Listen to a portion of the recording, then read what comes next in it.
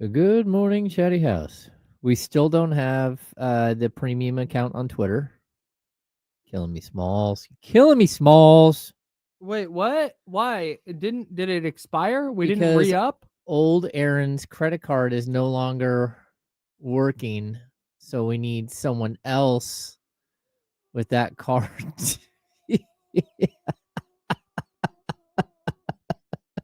I said, you want? I've Just been here take my less. card. I've been here less Card. than 2 hours, and I already need to leave again. Yeah. Good God, man. Hi, Rust Dog. Welcome to the program. You got the belt today. Warren, we are up in here. Yeah. What's good, everybody? Trying to get those streaming numbers up. Curtis, Mrs. Mac, West Sac, Wheezy, Chris Ochoa in the building. Vacation was good. Jason, Johnny G, what up? I worked a lot on vacation, which is suboptimal. What's up, Sean? Hey, TC. What's up, bro? What's up? Sorry, TC, if I called you out on the X. I thought it was funny.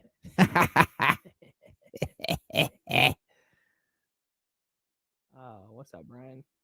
Hi, David. Zabo. Katrina, hello. Good morning. What up, John Poles? Hey, what's up, Hunter? Appreciate you tapping in from Colorado Springs. I was really proud of myself. I did not get a terrible sunburn.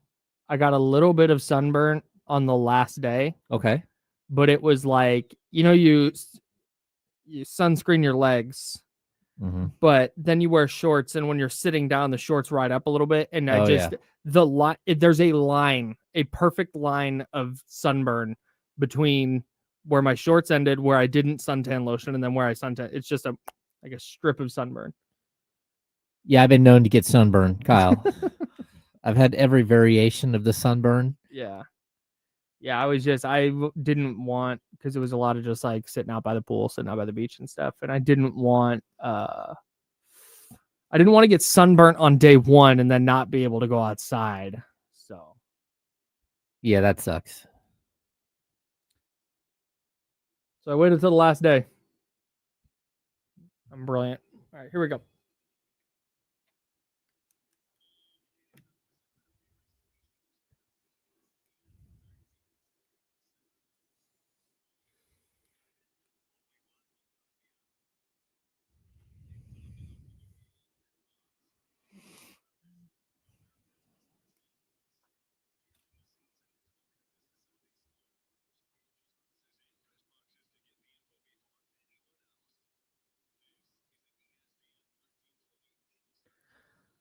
Hi, everyone. Hello. Good morning. That's James Ham. I'm Kyle Madsen. We are rocking with you until noon, and then we'll hand it off to D-Lo and Casey. Man, I love being on vacation, but I'm always so happy to be back. That's how I know I like my job. Until you come in and things go sideways. Okay, right? Well, that's okay. There are responsibilities that I have outside of these 2 hours that really just it's fine. Everything's fine.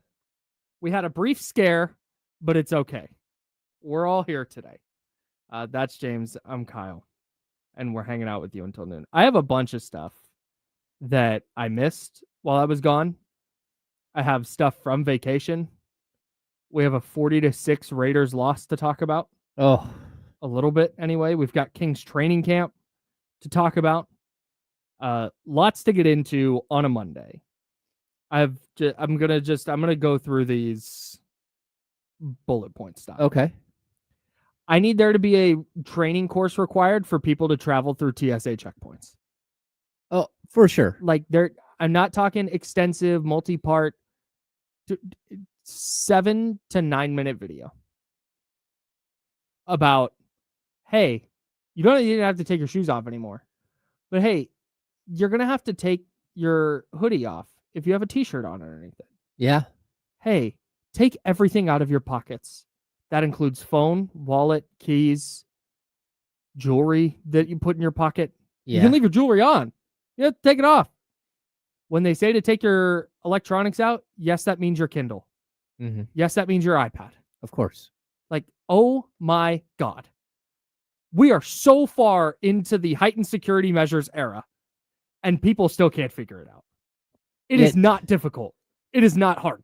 I look around when I'm walking into the line, and I look for people who look like they know how to travel. Yeah. And you get in that line. Yeah, like if I have to like help people load up their stuff, that's fine. Like if there's a family and they got little kids and you're helping them load that's fine. But like when I'm scouting around, I'm like, okay, what line am I going in? I'm going in the line. Yep. Where it looks like somebody is a professional. Like they already have their shoes off in one hand and their bag in the other, and they're ready. Yes. So sweatshirts off. Like I said, you don't have to take shoes off anymore, but sweatshirts off, bag is open, laptop in hand. Like, let's go. It's just not, it's not difficult. No, I'm a machine when I travel. Yes. Yeah. It's not, because it's not hard. It's not a tough process.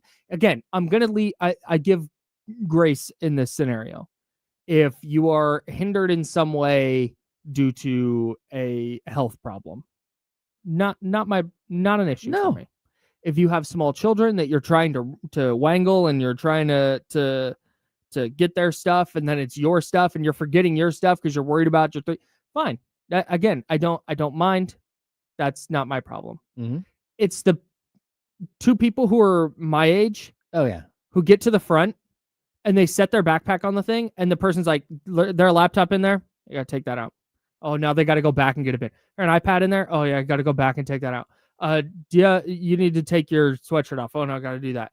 Everything out of your pockets. Oh no, got to go back and do it. It's like, brother, fix it. I said there needs to be a 3 strikes rule. I totally agree. Like, dude, hey, you know what? Back of the line. Until you can figure it out, back of the line for you. I clear all my pockets out while I'm in line, and I put them in the front of my backpack. That's why you have a backpack. So then that way, when I go through, I just like get my backpack on. When I go sit down, I unload the backpack back into my pockets, and away I go. Yes. You're going to have all the time in the world once you get through security to reorganize your life. Oh, yeah. You know, just get everything. People like, I got to go put my hat back. I can't believe I have to take my hat off. You can't believe you have to take your hat off. It's been the rule the whole time. It turns out I did that on my trip. I took my hat off because, again, that's what you do. That's the rule. The hat goes in the bin. And the dude goes, you can keep that on. Oh. And I went, what? And then sure enough, I walked into the thing. Guy goes, can I see your hat? He takes my hat, just make sure there's nothing crazy in it, and goes, all right, and gives it back to me so I can do my body scan. So there needs to be a required, like I said, you buy your plane ticket. Here's a 6-minute video on how to go through TSA. Yeah, don't be that guy. Yeah, that's fine. What it should be called. I'll produce it. I'll produce the video for him. Me and James. That's right. We'll show you how to be an efficient traveler. Yeah, like when I covered games, like I have a suitcase that's this big. Yep.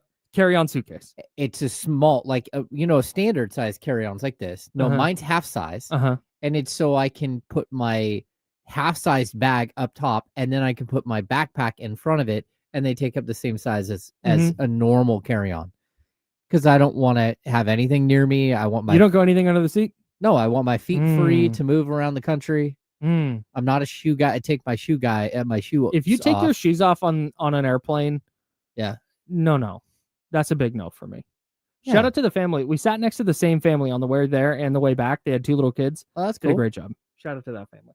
Also, shout out to, I don't think they're going to be listening because they're in Australia, but I met some very nice Australian folks in Hawaii. There's 2 Steves and Fiona.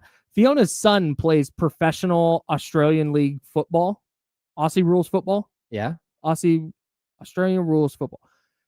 He plays professionally, and we're going to get him on the program sometime next summer. Sweet. Yeah. Fired up for that. And I'm fired up to have a favorite Aussie rules football team. Shout out to the Greater Sydney West Giants. Big fan. Been watching YouTube videos trying to get my head around that insane sport. I have Great British Baking Show tiers that I'm not going to divulge today. I need you to catch up on the show. Okay. And if you're listening to this show and you don't watch the Great British Baking Show, welcome to your new favorite program. Tap in. The most recent season, they call them collections. Yeah, I'm trying to think. It's such a great show. Where I should be super close to where. Do you remember who got last kicked off? And if you're not caught up on Bake Off, mute us for 60 seconds. I don't. Okay, that's fine. That's fine. Don't look it up. I don't want to get into any spoilers, but we will have Great British Baking Show tiers because I have so many thoughts on the program that I jotted down from my time away. The Jonathan Kuminga situation ended while we were gone, or excuse me, while I was gone, and man, Kuminga watch. We hardly knew you. But you know it's not over. But apparently it's back. They keep dragging me back in. Just saw the Jake Fisher report that King's still interested. All right, man. Mm-hmm. We'll keep that button on our soundboard. Actually, wait. It does make it easier to go back and trade for him now. Yes, because the base year compensation, all that's over. Correct. Yeah. So on January 15th or whatever it is, I think it's 15th. 15th. I think is the date. Then maybe that move happens mid-season and Kuminga watch. We'll be back. But for now, it's gone. The fact that all of that ended with him taking the 1+1 with a team option is infuriating. Oh yeah. Like, but he got more money. If you were gonna just hold the L like that, which is fine, just do it a long time ago. Yeah. Like, come on. I totally agree. Golly. And everyone's like, well, yeah, and the deal, like this is agent speak. Mm-hmm. Yeah, like wherever he goes, they're just gonna tear up that second year and renegotiate a new contract. It's like except for it's a team option. Right. Team option. Yeah. Like you don't get to decide that they tear it up. Well, and that was we talked about the entire time. And again, I know you guys have probably gone over all this, but forgive me, I have not gotten to. Being in Hawaii while all this was going on, it was really tough to separate from work. Yeah. And not like, I got to jump on the show today. I wasn't going to do it. The fact that we talked about, how does Jonathan Kuminga trust the Warriors? Like there's so much distrust. You can't trust. And then it's exactly what you said. It got reported that he signed the 1+1 with the understanding that the team option would be torn up and they would redo the deal. Like, all right, man. Sure. Guess. I was floored at how that all ended. Yeah. I was, with the way it was going, I was doing the percentages bit on trade, this contract, qualifying offer. The 1+1 with a team option was like 1%. Yeah. I thought that was so far off the table given the scene they were making about it. And it's just what they signed. The strange thing, it's like, you got it. It's not going to end. Like, because he's not in a spot where he wants to be. And so, like, I'm really intrigued to see how they treat him now that he's back, like, in the fold. But, yeah, kind of weird. Very odd. This whole situation's strange. Yeah, we'll be keeping half an eye on Jonathan Kuminga's performance in Golden State this year, for sure. Another thing from when I was away, I cannot believe the 49ers beat the Rams. I've been pretty sure the 49ers are going to lose a game before that they won. Yeah. But I was like, I'm going, what was the line? 7.5, whatever? 8, like, it got to 8.5. Got to 8.5. Like, yeah, I'll take it. Yeah. Give me that. I'll take it up to 2 touchdowns. I just didn't know how the 49ers are going to move the football against a really good Rams defense. And I didn't know how the 49ers were going to get stops without being able to rush the passer against the Rams. And they didn't really. They figured out a way to get the couple of turnovers that they did.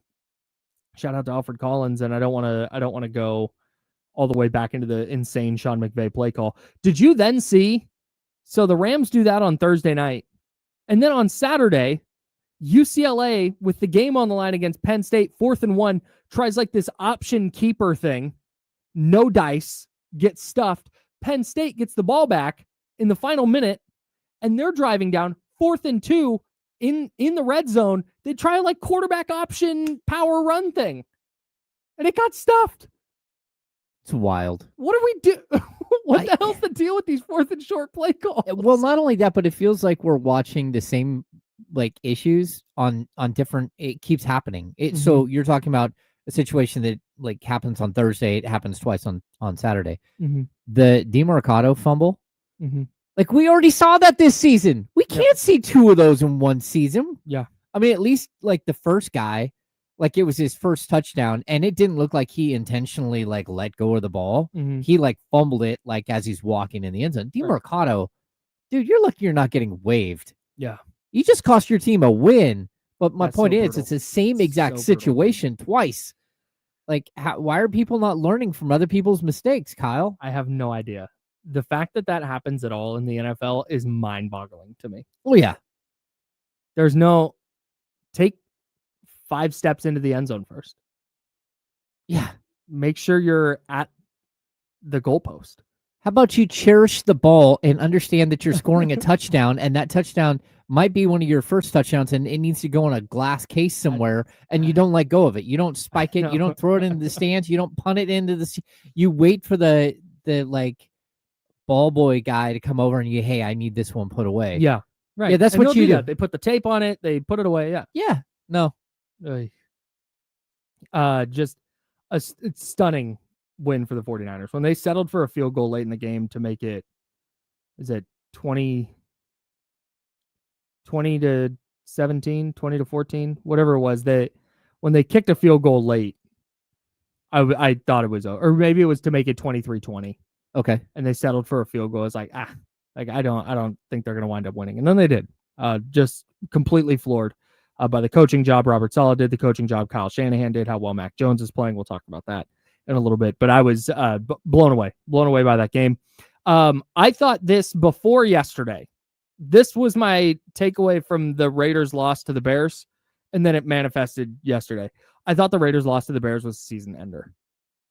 Like, that's the kind of defeat that you just don't bounce back from when you're a team that's hovering on the are we good? Are we pushing for the playoffs? Are we not? When you lose that game to Chicago at home, yeah, you don't bounce back from that, in my opinion. And then you saw them lose 40-6 yesterday to the Colts. We will discuss that coming up in a bit, but just a brutal couple of weeks for the Las Vegas Raiders. I'm enjoying the hell out of the Major League Baseball playoffs. One, I forgot how much I like rooting against the Yankees. Oh, yeah. And watching Aaron Judge strike out in every big spot he's ever in is just a delight. It is. Wow. I'm having so much fun hating the Yankees. I genuinely don't. I'm rooting for the Cubs because of my guy, Randy. He's one of my very best friends in the world. And he's a Cubs guy. So I pull for the Cubs, but it's not like if they lose that series, I'm going to be devastated. I don't hate the Dodgers in the same way everybody else does. So it's like, even if they win, I'm just like, whatever. I'm really enjoying hating the Yankees, and I'm really enjoying rooting for the Mariners. Rooting for the Mariners for the first time in my life, having a blast. What a series that is. I'm also like watching the Blue Jays just like, dude, thump the Yankees. They look. There's a joy to it. New York looks like they have no business being in the American League Division Series. I don't know that the Red Sox would have fared a lot better because probably not. Toronto might just be a buzzsaw right now. Was it 23 runs in 2 games? Oh yeah, they're like going for sure. Well, that, and I kind of blame Jake Aiden. He did call after the Yankees beat the Red Sox. He called in from. I was down at the practice facility with him. He called into D-Lo and KC to sing New York, New York. Oh my God. Which was not a great rendition for sure, but also Jake like doesn't have a great singing voice. It's a little. He's such a talented guy. It's okay. Yeah. I like Reggie Jackson's Mr. October, right? Can we call Aaron Judge Mr. Mid-October? Saying. It's a good joke. Because he is mid in October. I spent so much time trying to find this. This is Sean McVay after the Rams lost to the 49ers. And I can't wait to use this a million times per show. Bad call by me. Bad call by me, Kyle. Bad call by me. Yep. I love that. Last thing. Hawaii as a sports time zone is elite when you're on vacation. I woke up at 4:15 a.m. on Sunday and missed the first quarter of the Dublin game. Oh, no. I woke up at 4:15 in the morning. But when you're on vacation, and I didn't wake up earlier than later than like 5:20 a.m. Hawaii time. NFL games kick off at 7 a.m., 7, 10, and then 2:15 is when the primetime game starts. Oh, that's wild. It's amazing. And when you're on vacation, game's over. I have time to go out now. Football night in America is at 2:15. Yeah, it's like football afternoon in America. That's amazing. Football afternoon in Hawaii. Yeah, so the Niner game, I got done like working. I was done with everything. It was like 7:00, and they played Thursday night. Yeah. It was incredible. As a if you're a resident, I think it would be awful. I think it would be terrible if Sunday night, because right now here Sunday night football ends. Cool, I'm getting ready for bed. Yeah. I'm gonna start. Sunday night football ends there. It's 5:30. It's like, but you got tons to do. You can. Yeah, but do you? You've been up since 7 a.m. watching games. No, that's true. Like, and now it's 5:15. Like, it's too late to really go do anything. Get a good night's sleep. I guess. Get ready for your Monday at work. No, but knowing me, I'm that's just time that I'm still going to bed at 10. Yeah. But anyways, that was my takes from my time away. Shout out to Hawaii. Shout out to Maui. Love that island very much. Love the people there. That's James. I'm Kyle. We're the Insiders. Kings training camp has been rolling along, and I want to talk to you, James, about your takeaways from camp. You wrote about some of them at thekingsbeat.com. Everybody go subscribe today, kingsbeat.com. You wrote about some of them there, but I want to dive into them with you here on this program that's coming up next on ESPN 1320 Sacramento Sports Center.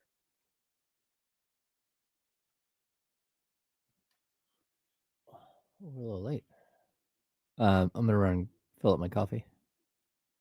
You said what? I said I'm gonna go fill up my coffee. Okay. Tell Charlie to put his credit card down.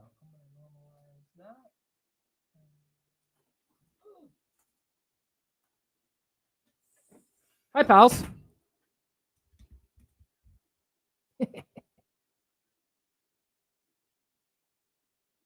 I think this is typically what happens when you're from the East Coast, though. You know?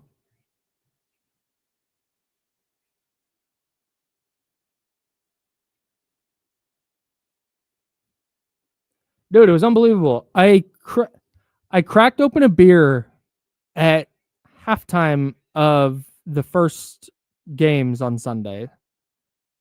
And it was 9 a.m. Yeah, kind of.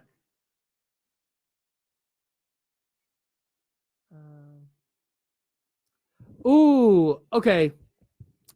TSA line person is worse because there are signs everywhere that tell you what to do in the line at TSA, and people still don't figure it out. People who stop in the middle of an aisle or in the middle of Main Street, I think, are like taking in the sights. That's the goal there, is to kind of look at everything. At TSA, the goal is to like, dude, you gotta rip through it. So that's why bad TSA person is worse. Yeah, that's a good point. That's a really good point.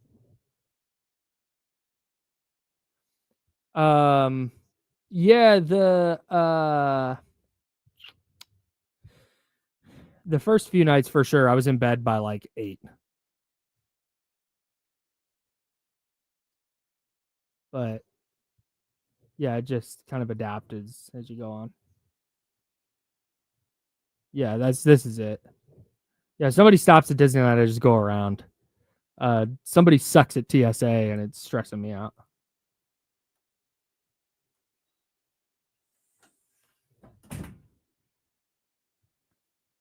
Yeah, this is I assume everybody is their first time at Disneyland. No, I did have I forget what the brewery was. It was the first time I'd ever had their beer. It's called Talk Story. It's a pale ale. Really good. Koholua Brewery.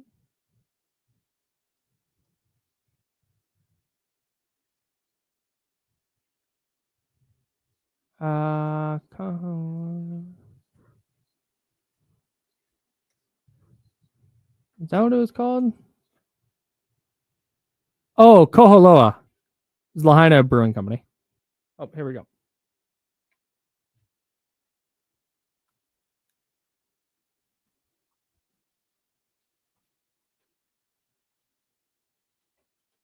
Welcome back to the Insiders with James Ham and Kyle Madsen on ESPN 1320. It's the first time I've ever heard that.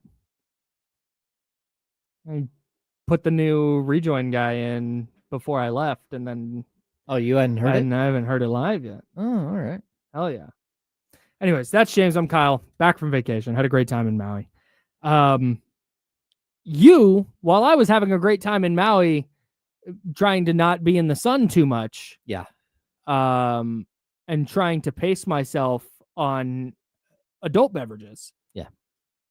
You were running around like a chicken with your head cut off doing this program and then getting down to training camp and covering training camp, et cetera, et cetera. So I would like to talk about training camp. Yeah. I actually haven't seen the sun. Like, I don't know what the sun looks like. If you would like to at the next break, take a step outside and to bask in the sun and absorb some of the sun rays, please feel free. But what I guess this is very, very broad, but I ask this on purpose because I want to see what direction you take it. What is your biggest training camp takeaway so far? Because I've seen all the vibes are up, it's like a first day of school, etc. Like I see all that from media day. Yeah. But now that there's practices going on, what's your top takeaway so far? Okay, so first and foremost, number one, shout out to the basketball communications group who have allowed us in to actually watch a little bit of practice a couple of days this week. Not very usual. That's something that's cool. Mandated by Doug Christie from what they've said, but letting the media in to see the last 5 minutes of 5v5, like, why not? Right? If there's an injury or whatever, that's not good. But like the other stuff, it's like, why not? For me, it's just like we talk about vibes all the time. The vibe is like super chill. Mm-hmm. Everyone keeps saying this is the most difficult camp that they've been through, that there's more running, that it's long days. Like Drew Eubank said, he's like, I get here like 8:15, and then I turn around. I've been here 8 or 9 hours, and I'm leaving. Mm-hmm. The practice starts at 11. It is a full-fledged, like, nonstop practice, one drill to the next. But then there's a ton of basketball being played, which is something that Doug has talked about forever. Like, iron sharpens iron is mm-hmm. one of those quotes that he loves, which is from Proverbs in the Bible. Sure. And he says it all the time, iron sharpens iron. When I played, we would get on the court and we'd make each other better by mm-hmm. actually competing.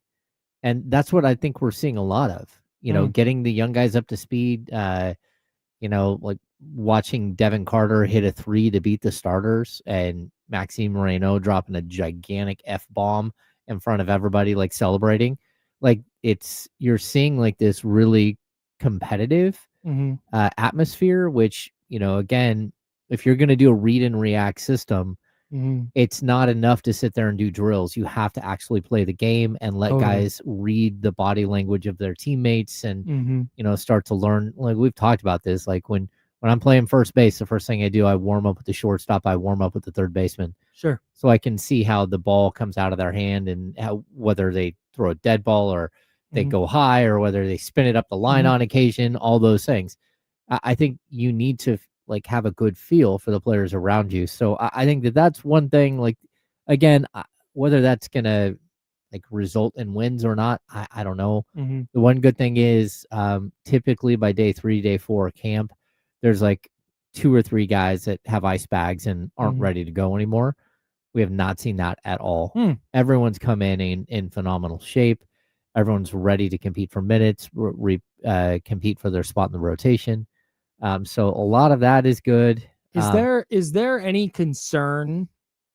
Because my understanding with some of the rift between some players and Mike Brown was how much they practice. Is there any concern with that with Doug, or is this a training camp, getting guys in shape, trying to get the rookies as many kind of reps as they can get? Or is this going to continue into the regular season as Doug establishes himself as a coach? I think we're going to have to figure that one out, because once you get into the regular season, again, I remember like talking to Luke Laux about this at one Mhm. point, and Luke said, yeah, I think he said throughout the entire season, there are something like, I wanted to say it was 9, you have to give them 9 mandatory days off, like where you don't have practice and you don't have games. He's like, we have the entire season booked out except for those 9 days. Wow. Like every single day was a practice. Every single day was either practice or a game, except for these 9 days that they had to mandatory carve out of the entire season. Goodness me. To me, that was like, okay, this is a lot. So I don't know what Doug's going to look like once we get into the regular season, but also say this, like, there's a big difference between doing a bunch of drills and like being, okay, we got it, this is boring. And then other people are like, oh no, keep doing the drill because I don't know what the hell I'm doing. Right. There's that whole give and take between the young guys and the veterans. The veterans have been there forever. There's a big difference between that and doing a bunch of drills early on and then playing the game and trying to improve. So everyone loves to actually play the scrimmages. So I think you might be able to get away with having long practices early on because a lot of it is scrimmage. A lot of it is guys getting up and down and like working themselves into shape. So I think some of that is okay. I'm hoping that Doug learned a little bit from the Mike Brown experience on the days of practice, the overall, the workload that he asked of the players. But I also think that, I think Mike had some guys that he talked to quite a bit on the team, like to make sure he had the pulse of the team. I don't know that those relationships were as close as Doug is to guys like Domantas Sabonis, where he's traveled all over. Like, I think Doug will be able to have a slightly different pulse on the team. And, it's one thing if, again, with Mike Brown, the guy you're talking to is De'Aaron Fox. Well, De'Aaron Fox realistically wasn't the problem last season until he was a problem, wanted to leave. Sure. Before that, he wasn't the problem. There were other people that were causing problems. So it's one thing if you're gauging the pulse, but if you're gauging the pulse, on your big toe, that's a long ways away from the heart. You know what I mean? That's why you check your pulse up here. That's why you check your pulse on your wrist. Like you shouldn't be. All right. Who's the big toe on the Kings? Well, you understand what I'm saying, though, right? Like, like if you're talking to an outlier and you're thinking you're getting the down low on what's happening, but he's the outlier. Okay, but okay, see, this is tough because now I'm gonna just super belabor this metaphor. The big toe is obviously far from the heart. I totally get what you're saying. Yeah. But the big toe also an extremely important appendage. Well, of course. So not going to have the pulse of the team, but necessary. Something you absolutely need. Yeah. So who are we thinking is the big toe of the Kings? Well, this year, that's a good question. I don't know. Hey, can I tell you who I think it is? Uh-oh. I think it's Keegan. Oh, okay. I don't think I would go to Keegan to be like, hey, how's the vibe? Because I don't. Well, he's not going to give you like a real answer. Right. Yeah. And he's going to be deadpan the whole time. Right. And so I think if you're Doug, you're not going to probably go to Keegan and go, hey, Keegan, what do you think? Because A, that's not his role on the team. And B, that's just not his personality. At least not outwardly, not from what I understand of Keegan Murray. But you definitely need Keegan Murray on your team. Well, that, and I would say, like, I think Keegan's the big toe. I feel good about this. You're probably right. He's the big toe. And like the pinky toe on this team, the other one that you don't want to ask, and the one that you stub all the time that causes all kinds of trouble, it's Malik Monk. You don't want to ask Malik Monk what the vibe is. Why not? Because Monk is a guy who is driving whatever vibe that he wants to drive. Like he is the guy who's chirping the whole time.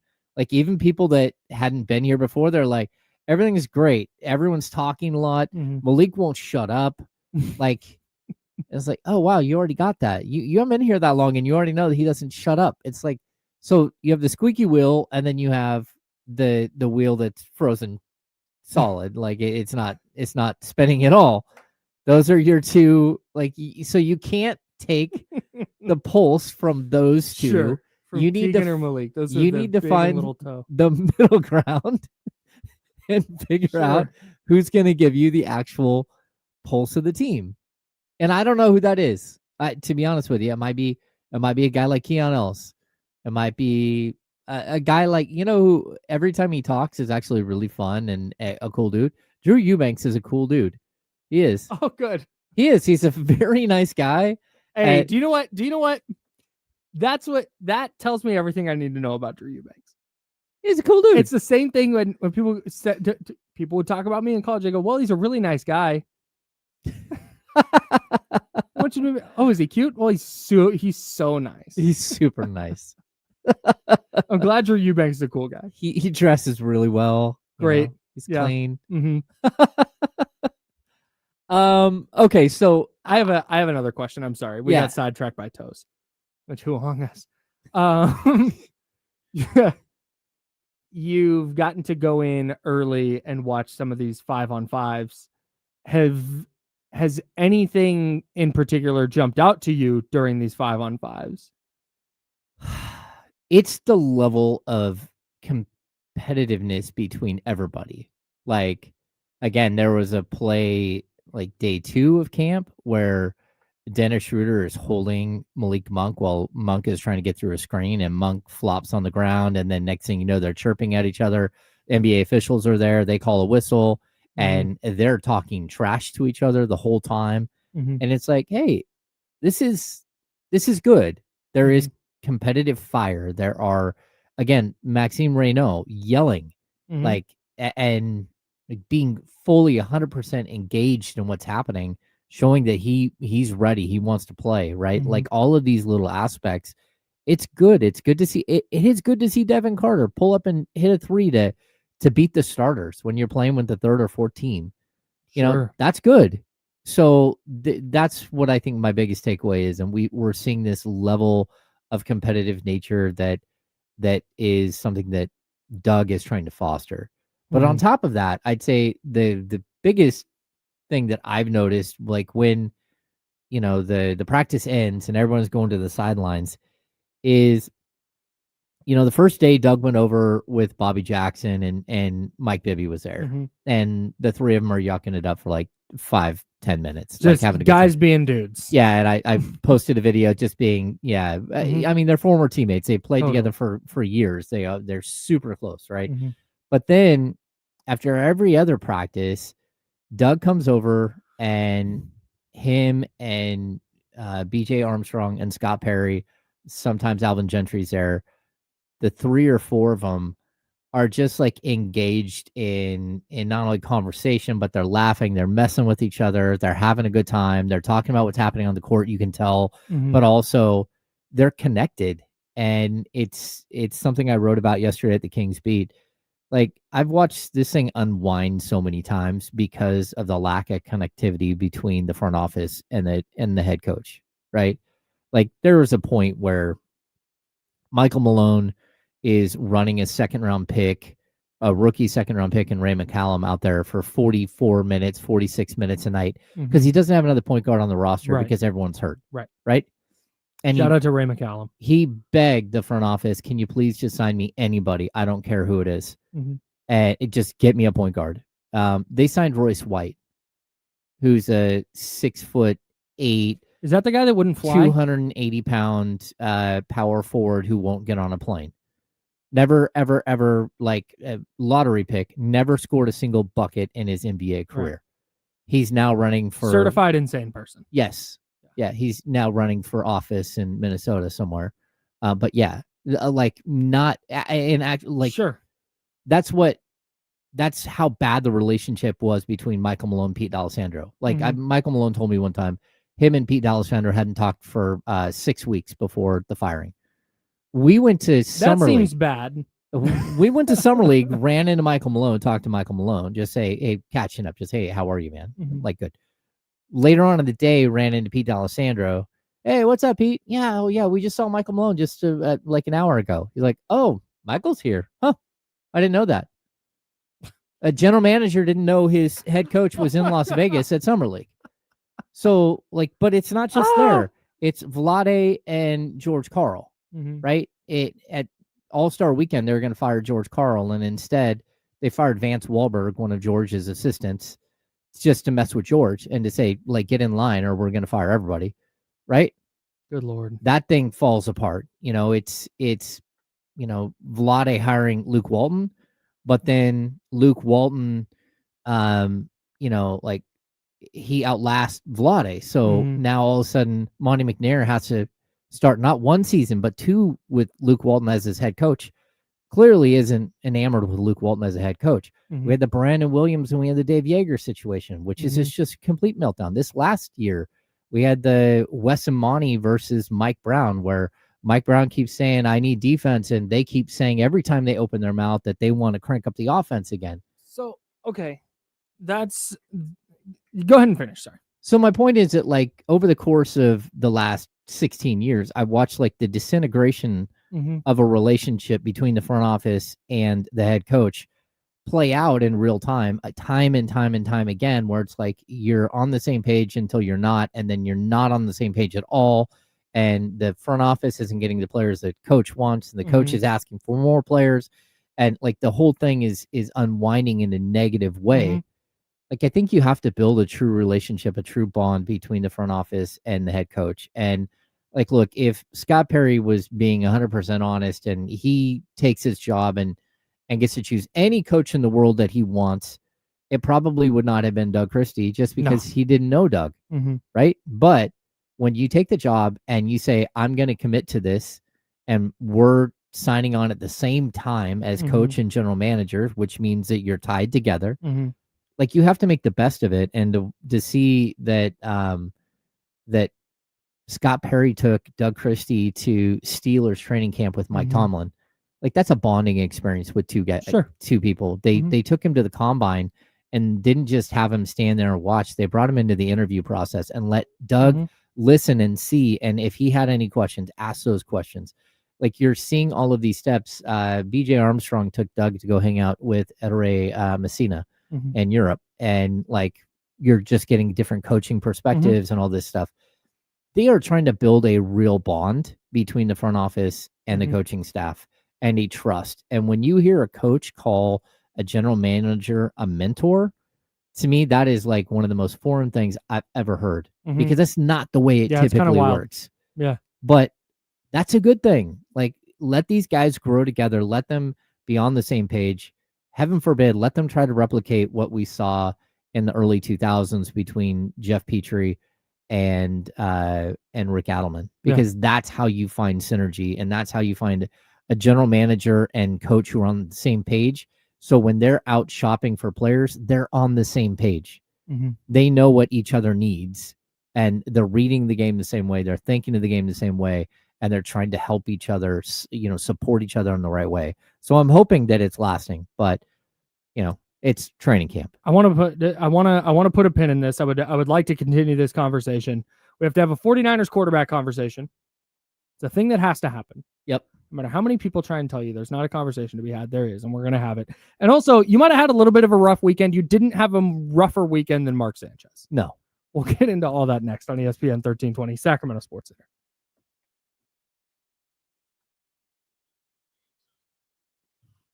Sorry, I went a little long there. Very good.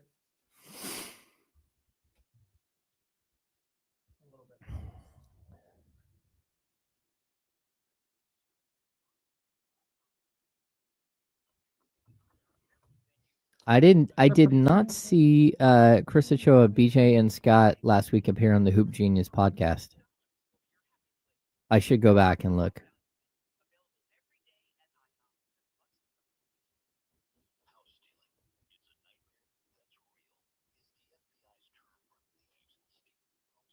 Thanks, Jim.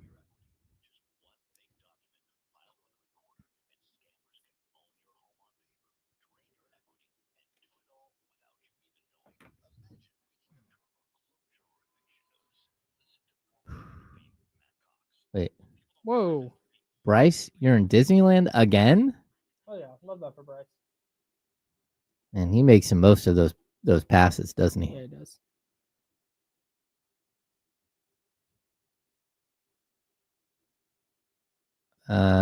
Lisa said, you didn't see me at Aftershock. Yeah, I'm not going to Aftershock. I had way too much work this week. It looked like a great time.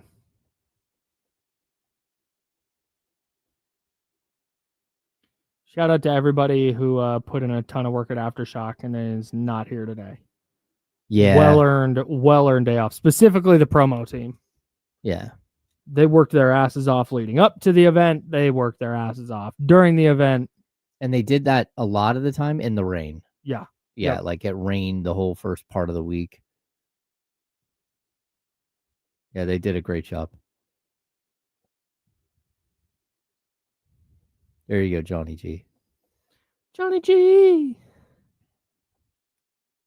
Yeah, like between going from here straight down to King's practice, then back here half the time, and then like trying to process everything throughout the week. Yeah, there was no time for Aftershock. Although we did get Sean Cunningham some tickets. Oh, that was a whole debacle. I would like you to know that had nothing to do with me. Okay. I got a text that just said, "Hey, these are here for you." And I went, "Well, I Who can't." sent you the text? Damien, Oh, because okay. the envelope had my name on it. I know. I saw it because I was sitting on that side. So I just figured they just gave them out to everybody. Yeah. And wrote Oh, no. I didn't blame you. I had no idea. Yeah. And like I said, that was just so I had a couple friends who wanted to go. So I'm like, yeah, here, I can't use them. And that happened between the time that I was here and then went to practice and came back. I'm like, hey, where the tickets go? And Damien's like, oh, well, They're out the door. Kyle gave them with some friends. I'm like, no. So then I had to hit Mark up. And he's like, well, I left tickets for you. And I'm like, yeah, you didn't put my name on the envelope. Like, you put Kyle's name on the envelope. And he's like, oh, I'm like, yeah, those went, like, Kyle didn't know, and he's in Hawaii, and they went to somebody else. He's like, oh, my bad. So luckily I was able to get some tickets for Sean for coming up here and helping out and doing all that stuff. Of course. Yeah. I felt so bad when Damien texted me. I was like, I can't hit that person up and be like, hey, actually, I'm just kidding. Can you bring him back? Yeah. I'm just joking. It all happened and I had come back in studio to do my afternoon hit. So that was the other issue, is that was Wednesday. Yeah. Show is the next day. We've got people leaving, and I'm just like, yeah, can we figure this out? Like, yeah. And so it was just all very I got urgent. here and Mark had put him on the glass for me. Stuck good. Yeah. Like, very good. Good. Sweet. So shout out to Mark who moved heaven and earth to make sure that Sean Cunningham got to Aftershock. Hell yeah. Shout out to Mark. And shout out to Sean for helping us out. Yeah. KCRA 3, Sean Cunningham. Now he's got to help us out more. Yeah, he does. He owes you big time. The traffic down there has been a nightmare. I heard it was insane. Nightmare.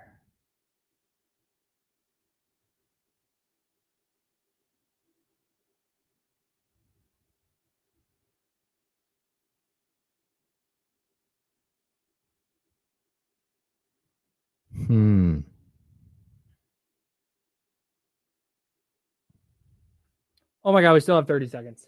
Oh my goodness, it's a long break.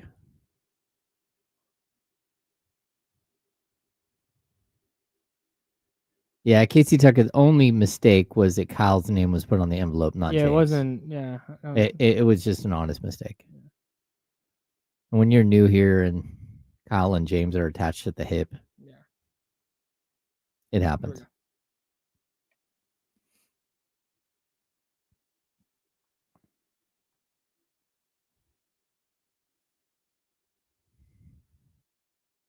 Welcome back to the Insiders with James Ham and Kyle Madsen on ESPN 1320. Yeah, James is over there. I'm Kyle. Hi, everybody. If you're listening on the radio, we appreciate you at 1320 AM and 98.5 FM HD2. If you're watching on YouTube and Twitch, hello, hi. YouTube.com/ESPN1320 and Twitch.tv/ESPN1320. If you're not subscribed to our channels, we would love it if you would do that for us. We're available on the apps, iHeart, Odyssey, TuneIn, all those apps we're available on. And of course, the James Ham and Kyle Madsen Show podcast available wherever you get your podcasts. We'll get back into Kings training camp, which we talked a little bit about in the last segment. Sports Talk on ESPN 1320 Sacramento Sports Leader is presented by Paramount Plus. You can't count on much, but you can always count on Sundays with the NFL on CBS and Paramount Plus. Watch your local NFL game live every Sunday all season long. Visit ParamountPlus.com/NFL to get started today. All right. Got a couple things I want to get to before we get back to the Kings. This Mark Sanchez thing from this weekend. Mm-hmm. The first news that comes out is that Mark Sanchez got stabbed in Indianapolis. It's like, oh my God. Oh, yeah. Oh, no. Like, holy crap. That's not good. Well, it's still not good. No. But then you find out, oh, Mark Sanchez was the aggressor in the altercation. Oh, he attacked and brutally beat a 69-year-old man. An Uber, I mean, a DoorDash delivery driver who parked in an alleyway to run in and pick up food for a DoorDash delivery. Mark Sanchez beat the hell out of this guy, did not stop when pepper sprayed, and so the guy turned to stabbing. Mark Sanchez, while in the hospital recovering from a stab wound, is arrested and is now being charged with a level 5 felony battery, which comes with a 1 to 6 year prison term. That's a good way to end a career right there, Kyle. That is a dude. You're not coming back from that. No. There are so many people who can take over the Mark Sanchez booth with Adam Amin. Oh, yeah. The fact that Fox had something ready to go for this weekend was pretty incredible, first of all. But it was, it's a mess. And Mark Sanchez, I would be shocked if Mark Sanchez ever calls another game. Oh, I would be too. And there's some like weird levels to this story. Mm-hmm. Like, first of all, it's like an altercation over like an Uber Eats driver or a DoorDash driver parking in a spot that Sanchez took offense to. Bro, that's not your city. Super not. That's not your city. You're like the LA guy. You're the USC guy. Yes. Like, maybe you're a New York guy. Also, brother, you are working. You're not the DoorDash driver police. You're on a work trip. Yeah, like what is happening here? For your cushy ass broadcasting job.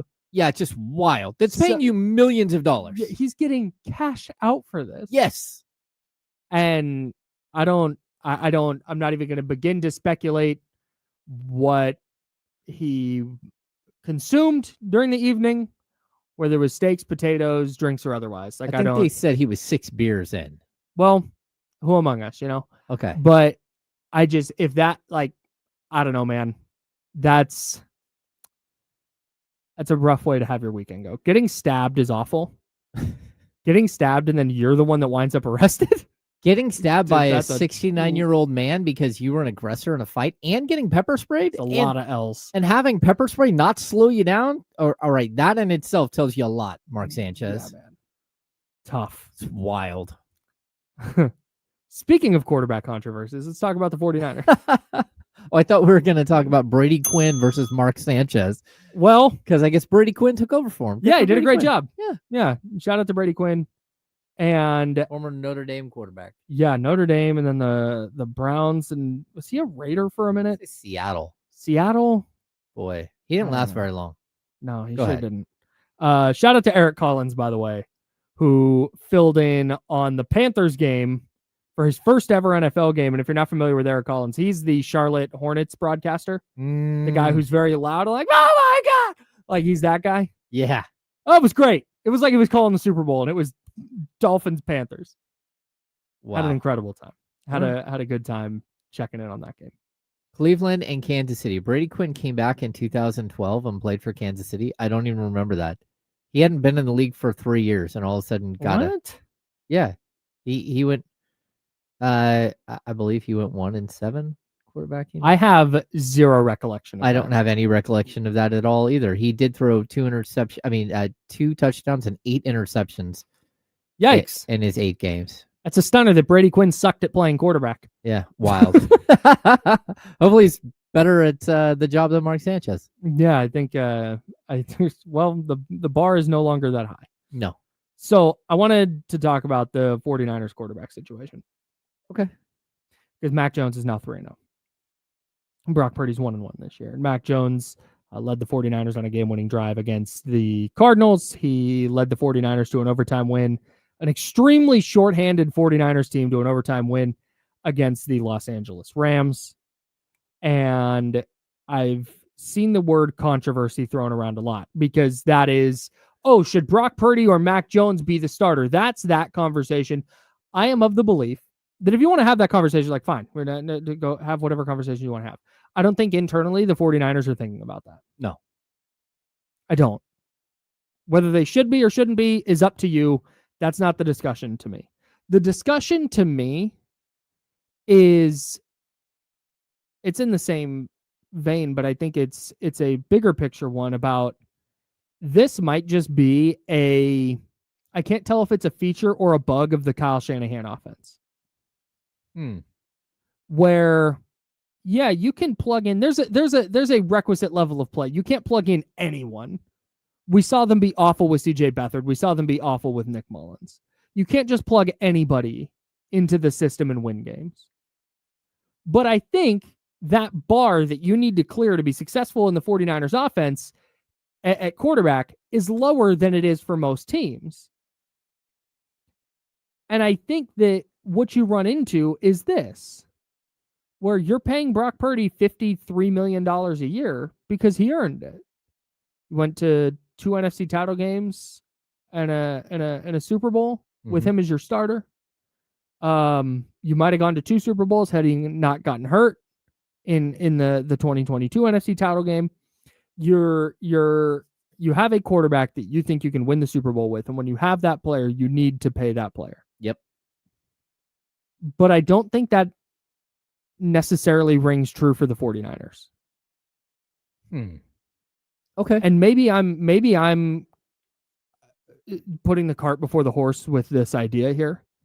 But the fact that Mac Jones, who was not good in his final couple years in New England and was not particularly effective as the quarterback of the Jacksonville Jaguars, the fact that he can step in with the 49ers and go and play as well as he did on the road with no Ricky Pearsall, no Juwan Jennings, no George Kittle, no Brandon Ayuk, and play as well as he did against a good Rams team, makes me wonder why you're paying a quarterback $53 million. No, it's a good question because I think it's not whether like Mac Jones should be the quarterback or Brock Purdy should be. No, Brock Purdy's the quarterback. It's very specific that do you need a $50 million quarterback for the 49ers or would a $30 million quarterback do just fine? And it's a good question, but I guess it's like the system, right? Right. Well, like Shanahan puts players in a situation to succeed. Right. And I think there's a lot of layers and some nuance to this that I think matter. But the issue is, one, if you don't pay Brock Purdy, there's no guarantee that you can go get a Mac Jones. You might wind up with Kenny Pickett. And now all of a sudden you have a problem, right? Like so when you have a player that you think you can win the Super Bowl with a quarterback, you have to make sure you keep that guy around. I just kind of wonder, is Brock Purdy $43 million better than Mac Jones? Or whatever, 46 million, whatever the number is. He's not, but there's not a world in which there isn't a high-paid quarterback on a team and that there isn't a backup who makes way, way less. Sure. And yes. The other problem you run into is Mac Jones looks fine right now. What does Mac Jones look like in a playoff game? Yeah, we're waiting for Mac Jones to turn into a pumpkin. Right. Can you win a playoff game with Mac Jones? Do you think you can win a Super Bowl with Mac Jones?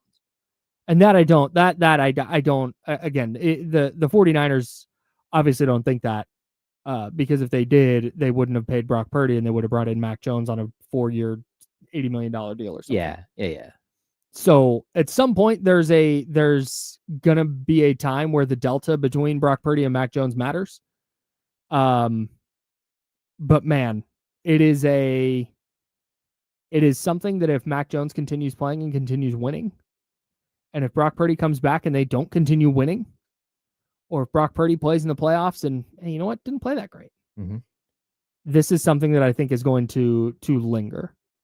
And I think it's might just be something that is going to be talked about with any team that Kyle Shanahan is the head coach or offensive coordinator for. I get it, and I think that there's going to be a way where Mac Jones goes and becomes a starter in the league again because of the performance he's putting up right now. Totally agree. And when that happens and the 49ers either trade him or he leaves after his 2 years, there will be another quarterback that was a top 5 or top 10 pick that is bombed out in 3 different locations that Kyle Shanahan will bring in and do the same exact thing. We've seen it Baker Mayfield, seen it with Sam Darnold. Like it is Bryce Young to a lesser extent, like these quarterbacks that you think are done. Yep. Finding something left in the tank and going on and being successful. So maybe you're right. And maybe that is how San Francisco will try and move forward. I do think there's a question now, though, about you comfortable trading Mac Jones in the offseason? Probably not. But I Unless also you're getting say, a one for him? I said this before. I completely miss the Kendrick Bourne Mac Jones connection from their time in New England, and I would say that on a short week with with no wide receivers because everyone else was hurt, that Mac Jones might have been uniquely qualified to step in. That's a good point. And use Kendrick Bourne as his primary and come out with a win in a game where I don't know that Brock Purdy would have had the same success because he has no chemistry, no connectivity with some of the receivers that he had to play with. I think I agree with you. All right, we got to go around the NFL. We've got some highlights and some takes, and then we'll get back into the Kings training camp discussion, why this year is different from other years for the Kings. We'll get into all that on the Insiders. It's ESPN 1320, Sacramento Sports.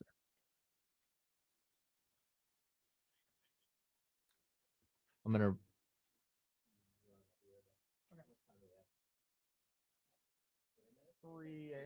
Yep.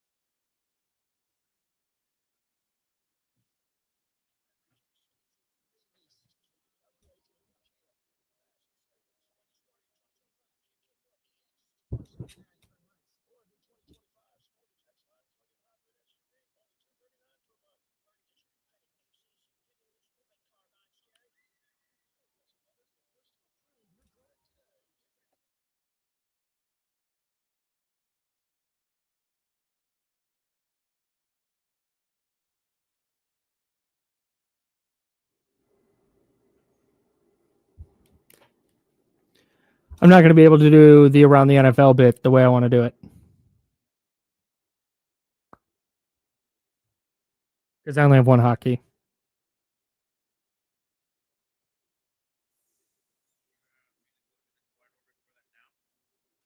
Yeah. Yeah. Can you run the bed? And I will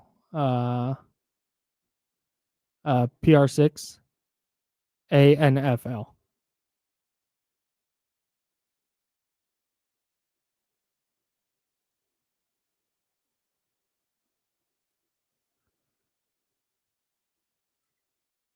Sick. So that'll come out of your wide orbit. And I'll still be able to play the highlights. Hell yeah. Love that for us. Vibes up today or what? Yeah, vibes are actually pretty up today. One day at work and then we're out of here. I was gonna say, it's your Friday on a Monday. That's wild. Thought I'd come hang out with you guys in the chat house one more time. That's so nice.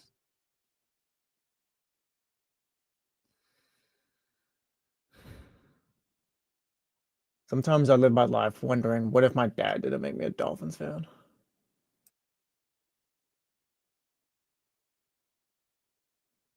That was tough yesterday. Yeah. You know, at least it happened now.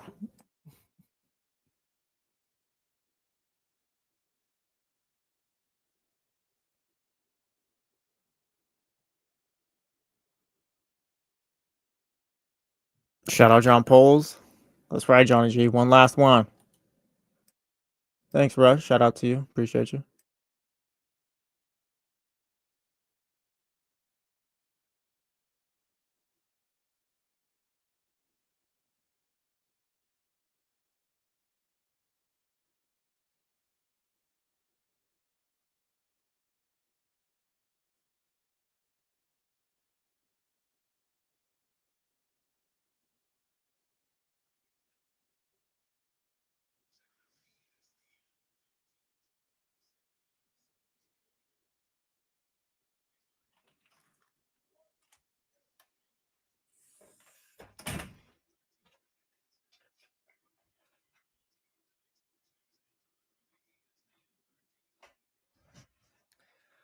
Hour number 2. That's James Ham. I'm Kyle Madsen. Jesse Tapia on the 1s and 2s. Friday on a Monday for Jesse. Yeah, it's feeling pretty good. Must be nice. Yeah, it is nice. Very nice. Pretty excited though. Pretty excited. Yeah, you got a Big day's finally here on Friday. on actual Friday. Yeah, actual Friday. What do you got going on the rest of the week? Brother, as soon as Well, you can't be here Tuesday, Wednesday, Thursday. No, because literally Can't as be here soon as Friday I before the leave big the day. building today and get to my house, it is, you got to do this, and that. Meanwhile, yeah, do dude. this, and that. And then tomorrow we're doing this, and that as well. Friday's going to be the best day of your life. These next 3 days are going to be the Oh, worst yeah. days. No, we're planning it out. No, I already know what my chores are going home, what I got to do, and all that stuff. All right. Well, we'll have a good time while you're here. Appreciate you jumping in. And if you could hit the around the NFL bed so we can take a look at some of the action from yesterday's games in the NFL. Oh, yeah, there it is. Come on. All right, we're going to start. It was a big day for the 49ers. Not as big of a day for the Raiders, but a big day for the 49ers. Can we bring that down just a little bit? Nice. There you go. Big day for the 49ers. The entire NFC West lost. That started Thursday with the Rams loss, and then the Buccaneers went up to Seattle, tied that game late, and then Sam Darnold happened. Nope, that's going to be the wrong one. Tied that game late, and then Sam Darnold happened. Down and 1. There's the pressure. Here's the pressure. Winfield had it. He throws an interception. It's picked off. It's picked off by Levante David. Yeah, it was Kevin Harlan on the call for CBS. Yeah, Levante David intercepting Sam Darnold with under a minute to go. The Buccaneers needed 2 plays to get in a much easier field goal range. And then 49ers legend Chase McLaughlin bangs through the game winner. The Buccaneers moved to 4-1. They dropped the Seahawks 38-35, the final score there. And would it shock you, James, if either of those teams wound up in the Super Bowl? Oof. I don't know. Maybe Tampa Bay? I don't know. Jesse? If Seattle got to the Super Bowl, I think something went really wrong for the rest of the NFC. Yeah, that would shock me. Okay. Tampa Bay, they might just be here finally. Tampa Bay might be about it. No, I thought Seattle acquitted themselves really well yesterday.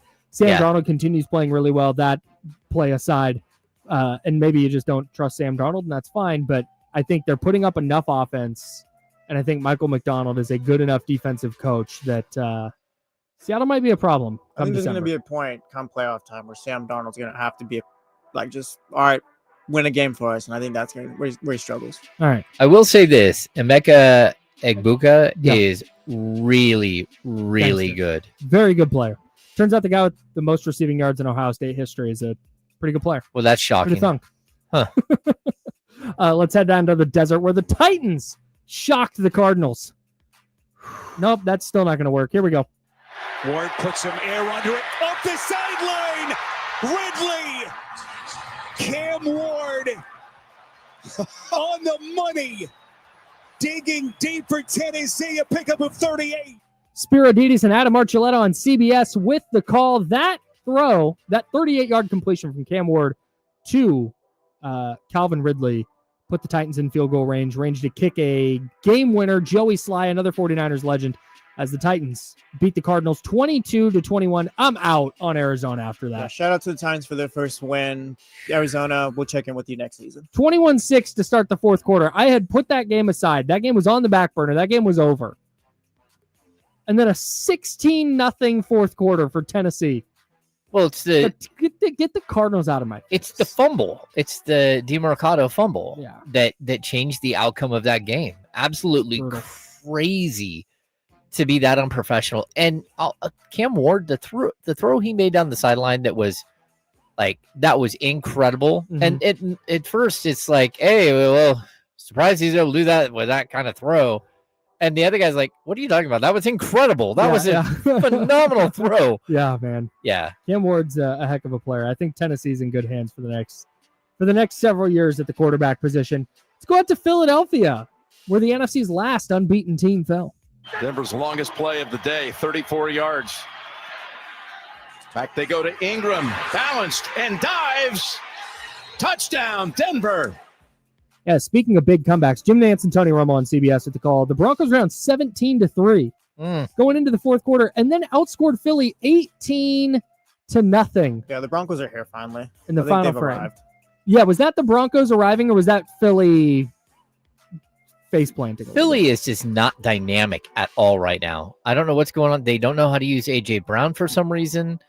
Saquon just doesn't look like himself. Like they are not dynamic on the offensive side of the ball. And that's what's going to happen. Denver's a good defense. Their entire offense is chuck and pray. Yeah, if they're not completing a deep ball to AJ Brown or Devontae Smith, they should just tush push the entire game. Just go like 70 offensive plays, all tush push. We'll get you 4 yards at a chunk. The Broncos playing much better of late. That's a very impressive win for them. It also knocks the Eagles down to 4-1 for the season. Speaking of unimpressive games, let's head down to SoFi Stadium. Your Commander's just going to go with 1:14 to go. It's Daniels, pressured, float one for the corner. Debo Samuel, he's got it. That's the exclamation point. Commanders 27, Chargers 10. Kevin Burkhardt and Tom Brady on Fox. That was a fun first 3 weeks, huh, for the Chargers? What the hell happened to the Chargers? Well, they lost, some key offensive linemen. Omarion Hampton's going to be out looking like maybe the next couple of weeks. They were saying he could miss some time.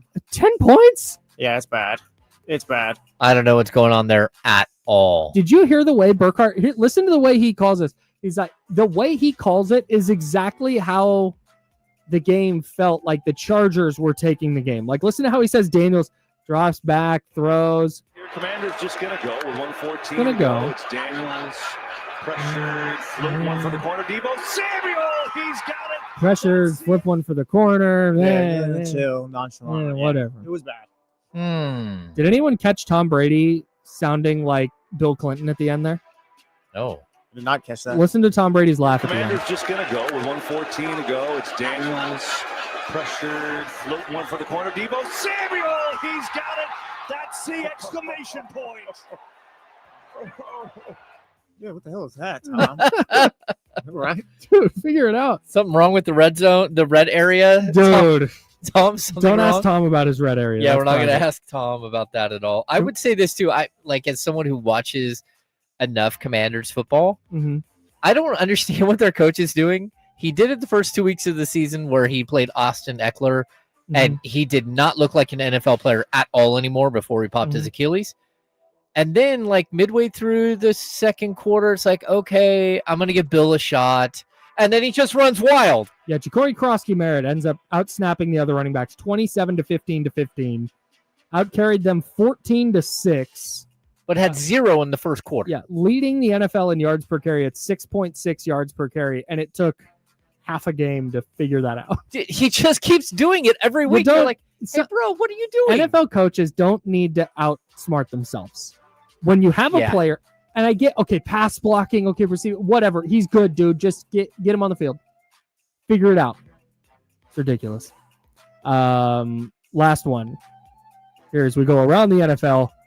I guess we'll go to Baltimore if we have to. Sure. Marks in the backfield, shotgun, fake the pitch, soft toss, it's handled. Noel is in for the touchdown. The Texans have got their groove back. Yeah, shout out to Jalen Noel, Ian Eagle, and J.J. Watt for CBS on the call there. That 4-yard touchdown catch, the first of his career. That gave the Texans 40. Yeah, the Ravens. Are the Ravens cooked? Yeah, if Lamar Jackson, he can come back. It's not. They're done. They're not winning a Super Bowl this year. That defense sucks. They might not be a playoff team. Yeah, James is right. They might not even make the playoffs at this point. Yeah, the Ravens are cooked right now. Lamar can do whatever he wants. That team is horrible.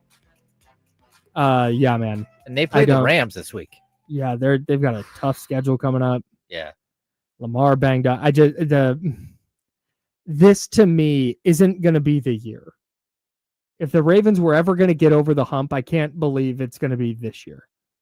You know the crazy thing is, did they miss stops? It's just. Did they miss their little window? Nah.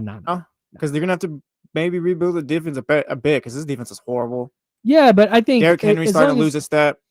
But as long as you have Lamar Jackson, I think you're in a window. Yeah. Okay, but here's the issue. It might be another year, but they play the Rams this week. Then they have a bye. Yep. Then it's Bears, Dolphins, Vikings, Browns, Jets, Bengals, Steelers, Bengals, Patriots.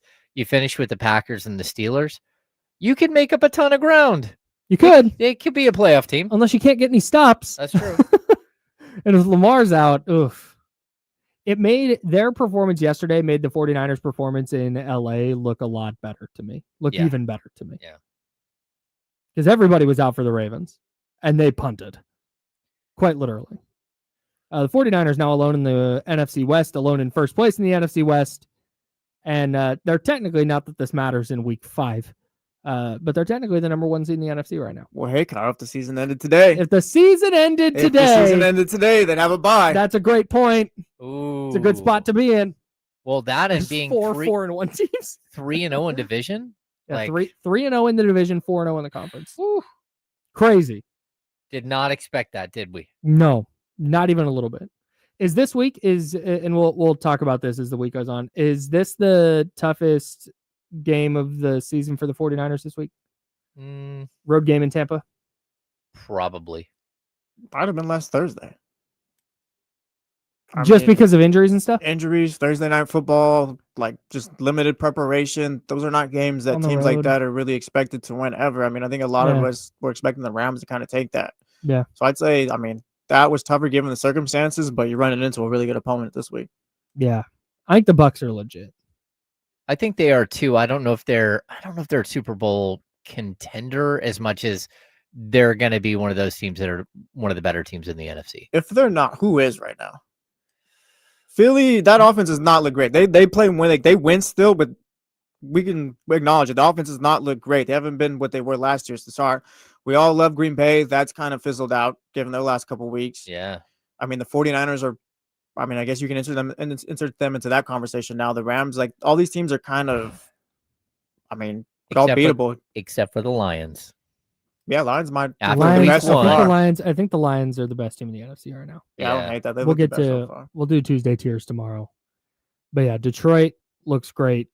Philly's still good. Like Philly isn't bad. They're good, but they got some things to figure out. I don't think they can just walk through teams anymore or anything like that. Yeah. Well, the Lions lost week 1, right? I would rather lose week 1 and then get on a roll. Mm-hmm. Lost week 1 in Green Bay, I think. Yeah, in Green Bay. But I would rather be that team, the team that all of a sudden is starting to roll. But then again, they played the Bears, the Ravens, the Browns, and the Bengals. That's not exactly fierce. Well, I think we'll know a lot more about the Lions this coming week when they take on the Kansas City Chiefs, followed by the Bucs. Point being, I think the NFC is like really wide open right now. Yeah. Yeah. No, there's no. That's why I asked about Seattle. Yeah, Seattle just don't. If you told me, Seattle's defense was awesome. By December, they had the best defense in the league, and they had a good enough running game, and Sam Darnold was making some big throws, and they wound up as the number 2 seed. And they get home games in the playoffs. That wouldn't stun me that much.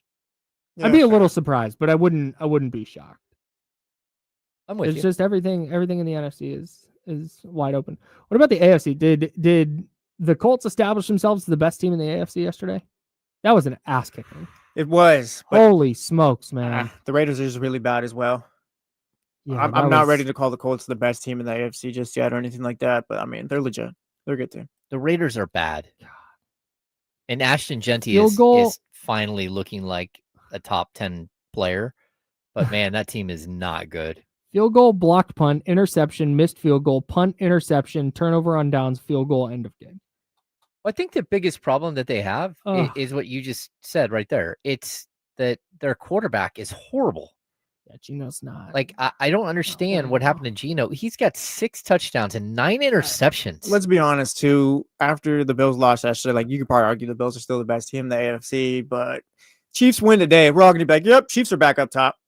If the Chiefs boat race the Jags, the Chiefs will be back. Yeah, it's like, the Chiefs might miss the playoffs. This, all this stuff. And it's like, no, here they are again. And they're getting so close to being at least somewhat healthy. And you get Rashee Rice in a couple weeks. Yeah, and Worthy is back, and that's a weird thing. The Xavier Worthy thing. Yeah, because it went from he's going to need surgery, he's going to miss time, to he's going to miss the whole year, but he's still going to try and play. To he's totally fine now, everything's good. Yeah, it's totally bizarre. what a strange thing. Yeah, man. I just with Geno, I always 2022 is 30 touchdowns, 11 interceptions, and 20-9, then 21-15 last year. I feel like, you know how teams play to the level of their competition? Yeah. I feel like Geno plays to the level of his offense. I also feel like he let his offense down almost every week so far this season. Like he's been the issue. I mean, they have issues, but like he's been one of the biggest. No, he's been a huge issue, and some of them are just some of the most blatant. Like, what were you looking at? Yeah. Did you not see that your receiver literally has a defensive back right in front of him and a defensive back right to his side? There is nowhere to go there. Yeah. Yeah, he's bad. It's tough because I think Geno is super talented, but he is just not it. It's been a tough watch. Aiden O'Connell, start warming up. That's it. I don't want to see it. I'll keep running Geno out there. Isn't that the worst? No, it's Kenny Pickett. Oh yeah, Kenny Pickett. Okay, Yeah. shout out. Oh, I'm still. My point stands. I'd rather see if Geno can figure it out you have to. than Kenny Pickett. Why are you throwing Kenny Pickett? It's just okay. We're gonna lose some ball games here and get a high draft pick. Geno, there's a chance. Well, you committed to Geno, like you paid Geno a little. Yeah, that's true. Yeah, Geno's gonna be the guy. But, pretty tough though. Yeah, it sure is. Let's get back into the Kings training camp stuff that we were talking about earlier. That's James and Kyle. We're the insiders. It's ESPN 1320, Sacramento Sports Center. I am going to be right back. KC Tucker, this is the worst QB situation in the league. What is the Dolphins? All right, dude, I'm going to go home now. I don't know. Like, you can say that, but I don't know that that's the case, man. Jake Browning. Yeah, he stinks, bro. Jake Browning stinks, but at the same time, like I've never seen someone do what Geno's doing, where it's just like, no, I'll take Geno. Like Jake Browning, they're not even playing football, damn near. Dude, we're talking 9 interceptions in 5 games. Yeah, Jake Browning's probably matched that in 2. Maybe. I don't know. Let me see. Jake Browning. Wow, he's got 8 picks. Yeah. But he started 4 games and he played a good portion of one of those of another game. Yeah, really, really crazy.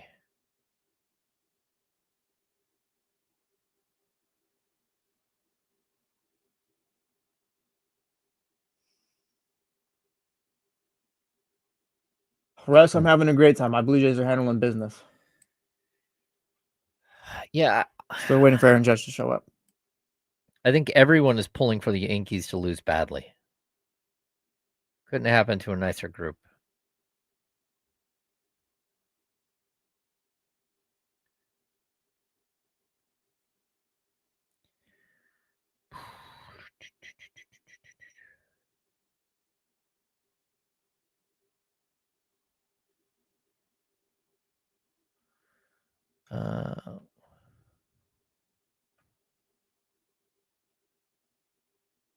Yeah, but man, like Geno's doing the same exact thing. And Geno has no excuse.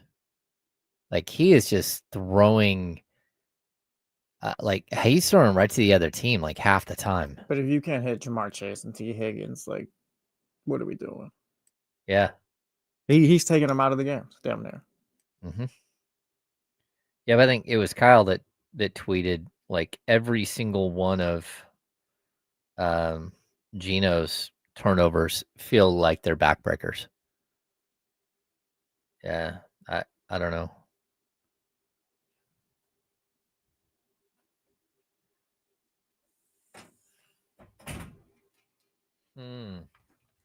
Fans caring about ratings is always going to be the weirdest thing. Who cares if viewership plummets?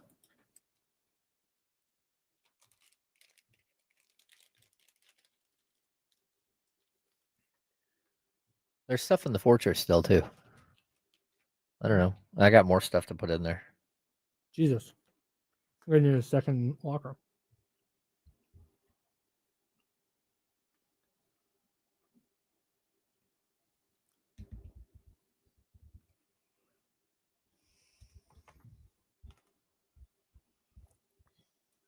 On ESPN 1320. That's James Ham. I'm Calm. That's over the insiders. There's one more button I got to push. All right. We were talking about Kings training camp stuff earlier. Mhm. And you kind of walked into it with you walked into it as opposed to stepping in it.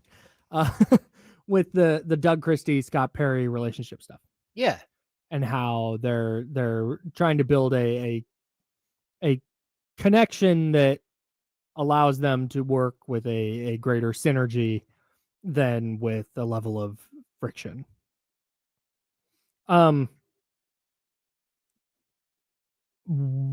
What makes you believe, or maybe you don't, I shouldn't say that. Why should I believe? Why should I have confidence that this time is different? Well, that's always going to be the problem. I just, yeah, I don't get, I mean, I get everybody like fan how you want to fan, the mantra of this show. I just don't get where people derive optimism from with the Kings. Well, I mean, I think the basic reason why you'd have some optimism with this team, Kenny brings it up all the time. Like, this team does have a ton of talent, right? They've got a probably, I don't know, top 8, top 10 shooting guard. Their center is top 3, top 4 in the league. They're, it's small forward. You're still top 10, top 12. You got Keegan Murray. He's power forward wise, top 10, top 12. I think the sum of the parts, you're always worried about, like the sum of the parts being greater than the whole, right? Not the whole being greater than some of the parts. So I think that's the problem that we have, is that the whole might not be as good as the individual parts. Mm-hmm. And that's where, like, you got to figure out a play style, right? You got to figure out a way in which to blend this group of players together and make them work. Go ahead. You have to do that on top of, I heard Doug Christie at training camp saying defense. Mm-hmm. We're going to be well conditioned. We're going to play our asses off on defense. And then you start going through the players that you just mentioned, and you're like,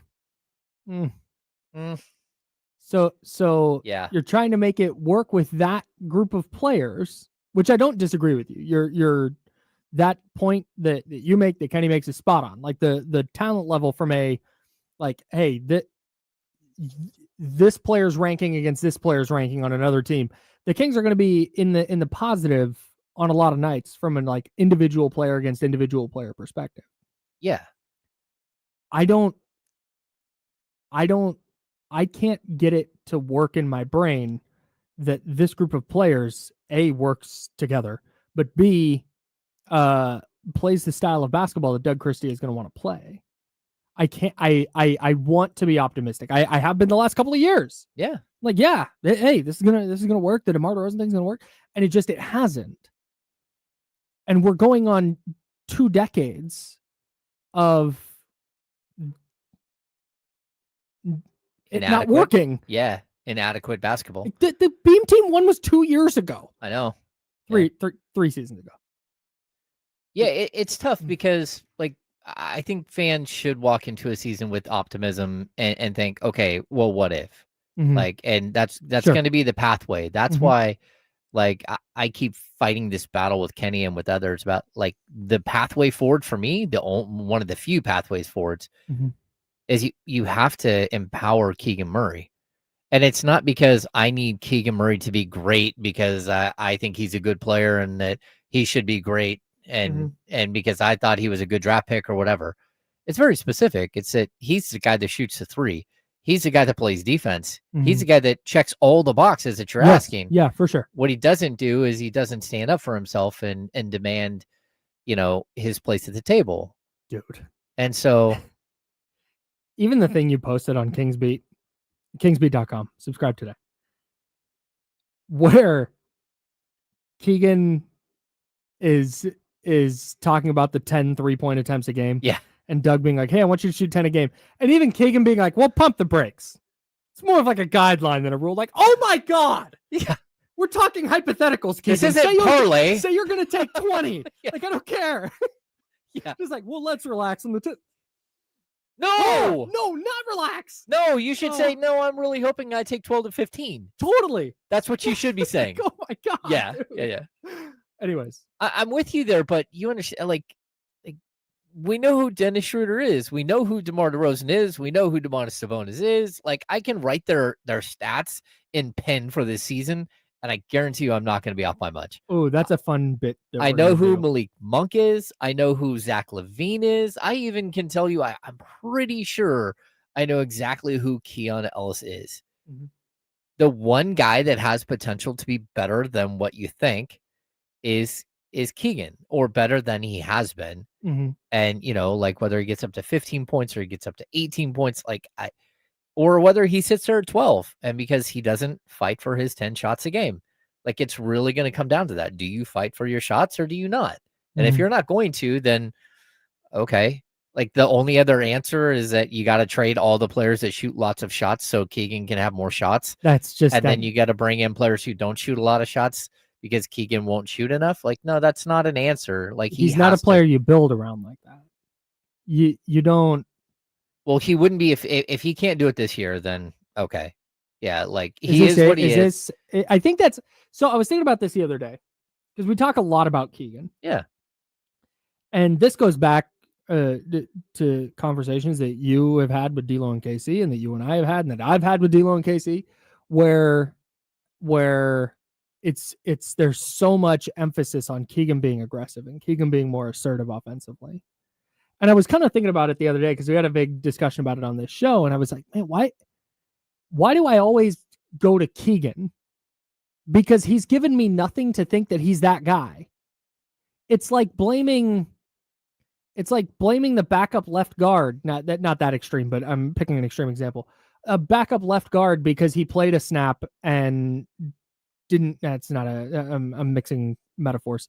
He's not the guy I'm going to blame. I'm going to go to Domas. I'm going to go to LaVine or DeRozan. Like, those are the guys that I'm concerned with.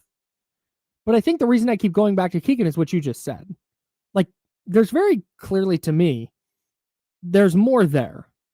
yes. Now, what it is, I tend to, in the discussions you and Kenny have had, I tend to lean towards Kenny's side of, I don't think there's like a lot of handle, create his own shot game there for Keegan. I think there's more than what he's done, but I don't think it's like a give him the ball, get out of the way. I don't think that's there for him. But there's something more, and there's got to be.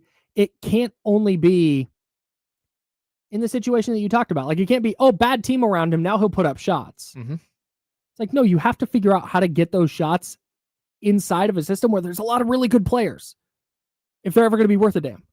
No, I get that. It's not easy, but like, again, if you go back and look at Cam Johnson's career path, Mm-hmm. he was buried, surrounded by very good players on multiple stops, right? Mhm.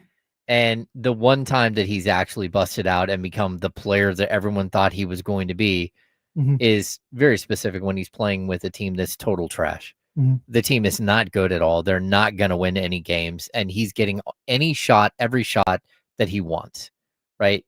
And so I think at some point you're hoping that Keegan doesn't have to get to that spot where he goes to a team that is just really bad. Yeah. And he's going to be the best player on a bad team, the Lamont Murray of the situation, right? Mhm. And I don't know that. I mean, it's very possible that that's what you have to wait for. He's going to have to go to a team, and that's when he'll put up stats. And I hope not. He's got to be on he's got to fight for a spot at the table. You know what I mean? Mhm. He has got to put his foot down. He has got to be assertive. He has got to push guys out of the way and say, no, I'm taking over now. Is this it this year? Because it is for me. I'll give him. To me, it was last year. Yeah. But I'll give him. Okay, you know what? I'm going to give some grace here. Weird year. De'Aaron had all his drama, and I know De'Aaron and Keegan were really close, so he had all that stuff going on. Yep. You're trying to. It's his first time playing with a player like DeMar DeRozan, and I say a player like DeMar DeRozan, like a player who. How old was Keegan when DeMar debuted? 10. Yeah. Something No. like that. No, younger. 8, 8, 9. maybe. So Keegan grew up watching DeMar DeRozan be awesome, and now he's playing with it. So, okay, Yeah. you get some time to adapt. I will give him a free year. But dude, if you cannot figure it out this year, I'm with you, but I would add that I kind of want to see what he looks like in the post DeMar DeRozan era, right? Because again, the year that he was supposed to ascend is the year that you brought in DeMar, right? The year he averaged 15 a game. You thought, okay, he can take the next logical step. Mm-hmm. And then again, I say this all the time, but you took a 17, you took a guy averaging 8.9 shots per game, Mm-hmm. and you replaced him with a guy averaging 17. Sure. And not only that, but an extra 3 or 4 the math game. is just not working out in his favor. It's not. I totally get it. Yeah. But again, this goes back to, we've definitely talked about this before because I know I've looked it up. But this goes back to things that it's outside the box score, right? It's those games where Keegan has 12 in the first quarter and finishes with 14. Yeah. That is not DeMar DeRozan's fault. I'm sorry. Yeah. It's not DeMar's fault. It's not Domas's fault. It's that at that point to me is like, oh, whatever you were doing in the first quarter, there's no way that shot attempts and the math not mathing makes up for those lulls where you go, hey, did Keegan play tonight? Well, yeah, but I can also go back to some of those games and say, look, he took 1 shot attempt in the third quarter and DeMar DeRozan took 9. Mm-hmm. Like, and that's where the math doesn't math. Like, there's nothing you can do about that. Like, if one guy is going to shoot that many shots, there aren't that many shots in a quarter. Yeah. And everybody else, Domas and De'Aaron Fox or Dennis Schroeder now or Zach LaVine or, Keon, like whoever it is, Malik Monk, they also get their shots as well. So like there are moments where it's just like the unbalanced nature of this team. And that's why I think when you build a team that is a me squad, then you're going to have these problems. What you need is, because I'm not worried about like whether Keegan Murray can make 6 spin moves and get to the basket. I don't need him to be Jonathan Kuminga. Right. And in fact, I don't want him to be Jonathan Kuminga at all. But if he's hitting getting back cuts, if he's getting an occasional post up, if he's getting an occasional transition bucket, if he's coming off the screen and doing the DHO thing, like there are guys who have made careers as just jump shooters, and you don't need a whole bunch of wiggle in your game in order to score a bunch of points. Like, and in fact, I don't want to see ISO ball. That's not what, like, that type of basketball is not appealing to me as someone who watches a lot of basketball. Yeah, I would rather see a motion, read and react system, which Doug is trying to put in. I would rather see that. And then I want to see how Keegan does in that. Like, again, people acting like Keegan can't put the ball on the floor and dribble 3 times. That's not the case at all. Yeah, no, he very obviously can. Yeah. I think for me, and this is, and this is about adjusting my own expectation. I was hopeful that he would become a player that, you know what, you can give him the ball and just clear out, and he's going to be able to back somebody down. And we know he can work out of the post. We saw him do that a lot in college, but he's not going to be a player that, oh, give him the ball and clear out. He's going to be a number 1 or number 2 option. Like, no, he's not. He's just not going to be that. But where I don't know what Keegan's ceiling is. And I brought it down from where I thought it was when they drafted him, because I was Team Keegan the entire time. Yeah. Check the tweets. And I think his floor is probably the same spot it's always been. His ceiling has come down. Yeah. Yeah. I'm with you. Yeah. He's not, and that's it. That's the other, okay. And that's when we say, why do we always bring up Keegan? I think another reason is just that. He's very obviously not bad at basketball. Like, this is not talking about Keegan. Is he a good player or not? That's a Jonathan Kuminga. That's the question about Jonathan Kuminga that they have on 95.7 The Game. Yeah. Out in San Francisco. It's like, hey, is Jonathan Kuminga an effective NBA player or not? Like, that's the question. Keegan, I have no doubt about it. If Keegan is who he is, and Keegan has hit his ceiling as a player, he's going to play 15 years in the league and play for some really good teams. Yep. At least he should. This is not about whether Keegan's good or bad. It's about, hey, is he is he fourth, fifth option guy who sometimes he's going to score 40 because he went 10 of 13 from 3? Mm-hmm. Or is he second or third option guy who is consistently putting up 10 threes a game and shooting 37, 38% from 3 and scoring 20 plus a night? Yeah, he's looking like, I don't know, bear with me here. He's Sure. looking a whole lot more like Trevor Ariza, Shane Battier than he is, I don't know, Chris Middleton. Yeah. I mean, I think and there's nothing wrong with being Trevor Ariza or Shane Battier. Yeah, but it changes what you're probably comfortable paying him. Of course.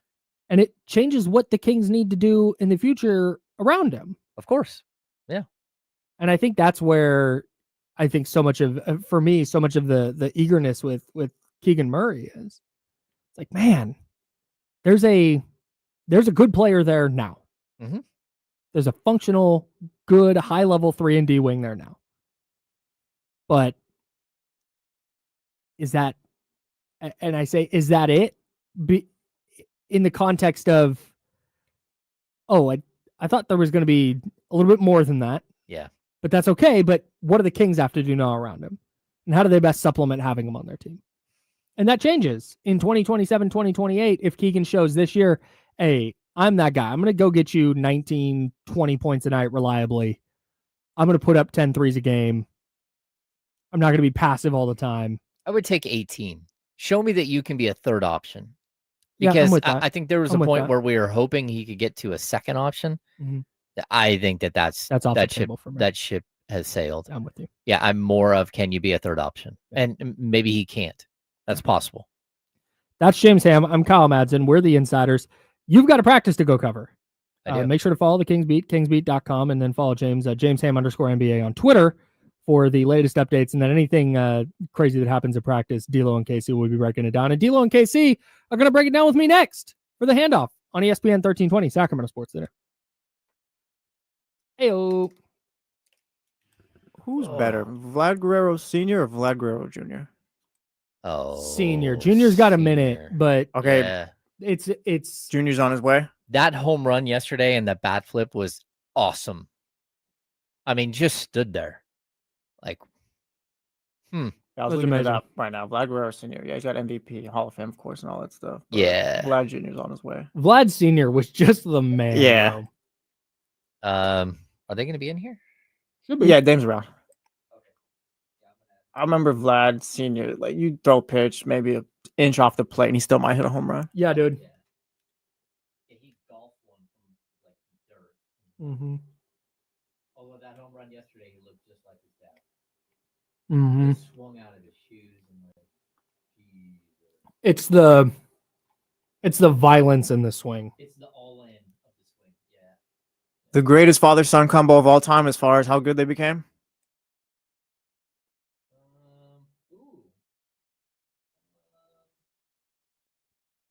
Maybe? I don't know.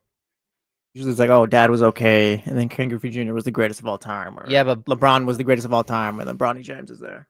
yeah, but Bobby Bonds was really good. Bobby Bonds was good. Ken Sr. was good. Griffey. Yeah, he was a winner. That's for sure. Ken Griffey Sr. is a winner. 3-time All-Star Game MVP. Yeah, but if Vlad makes the Hall, Yeah, man. yeah, Vlad Jr. They're way up there for sure. Shout out to Kevin Biggio.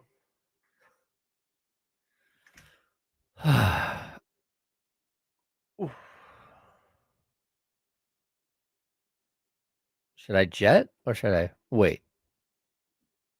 Hey, what's this LeBron second decision thing? Oh, okay. Yeah, I think everyone's thinking it's selling some or whatever. Whatever that is, I'm going to be annoyed by it. I'm so ready to be pissed off tomorrow. Lock in. Kyle's mad tomorrow.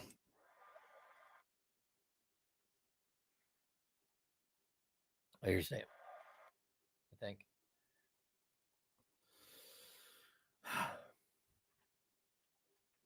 You're good. Me and Jesse got it. Even if those guys are in We can riff.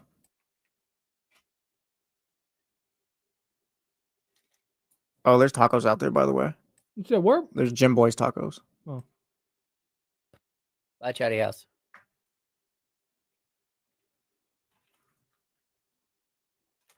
Hey, Damian Barling.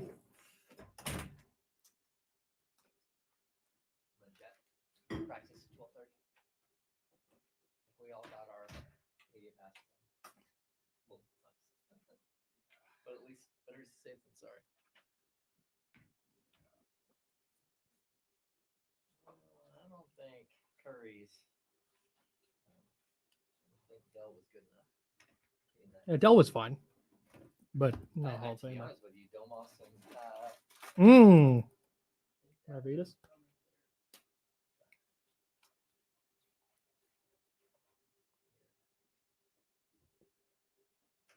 all right. So I'll see you at 3. Okay. I don't know if Bye, I'll bro. be here or I'll be home. Cool. Whatever you want. Thanks, Hammer. See you guys.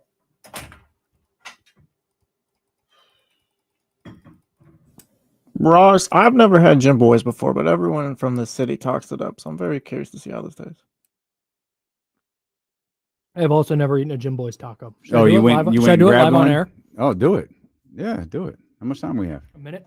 Okay, do it. Shout out Vanessa and Gio too.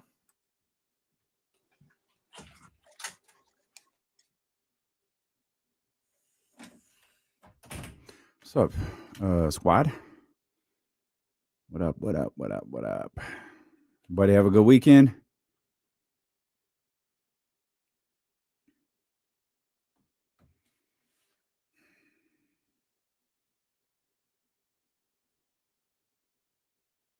Good kid, that's it. I wouldn't consider it failing us, but Here's the fail, good kid. I don't like it.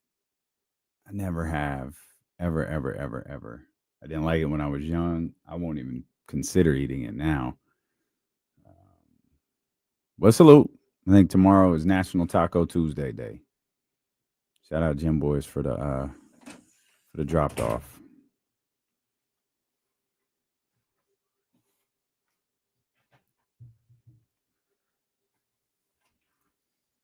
Welcome back to the Insiders on ESPN 1320. It's the Handoff. I'm Kyle. Damian Barling in the building. Kenny Caraway in the building. James Ham out of the building to go cover an early Kings practice today. I think they did that just to mess with our program. No, they did it all last week. No, they moved the practice up. It's 12:30, right? No, it's wait. He said it moved up from 12:45. Oh, okay. 12:45, 1, something like that. I don't know. It got moved up. Great. So shout out to you guys. No, we're here, baby. Always. We So, got you. I don't know if am I? Yeah, no. Jim Boy's dropped off tacos. Mm-hmm. I've never had never had one before. I've never had a Jim Boy's taco before. Yeah. I just had some the other night.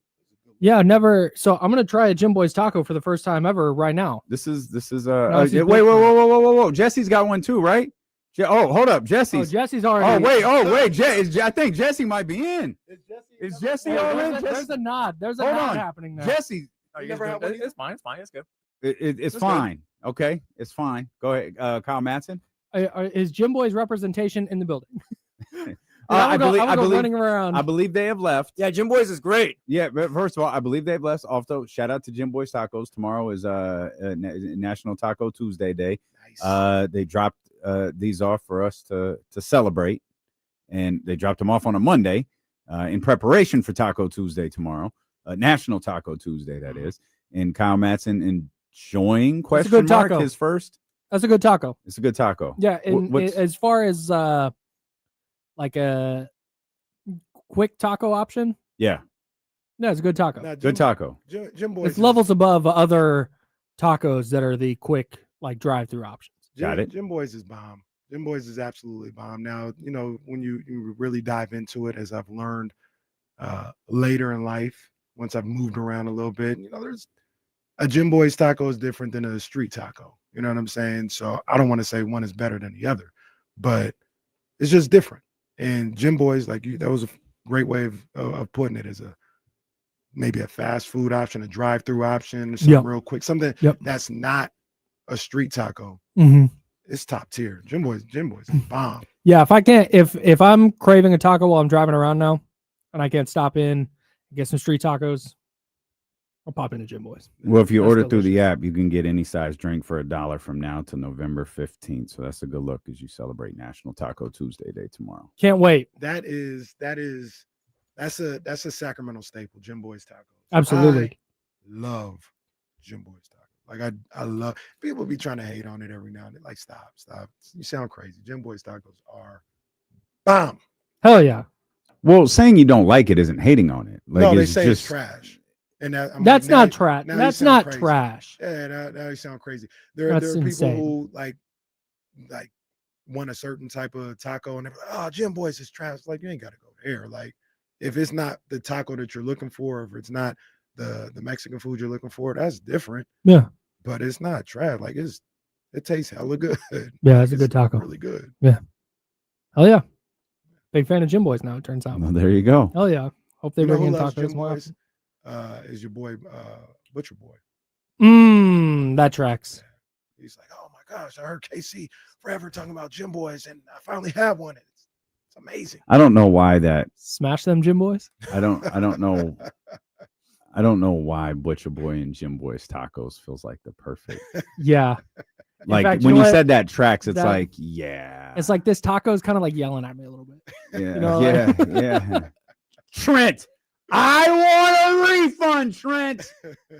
He was furious at Trent Williams 2 weeks ago. I don't know if everything's fine now, but he was furious 2 weeks ago. Man. It's a 4-1 I football can't- team, and Butcher Boy is demanding refunds after their first loss of the season. Well, they're 3-1 at the time. This game is so weird. This whole sports media thing is so weird.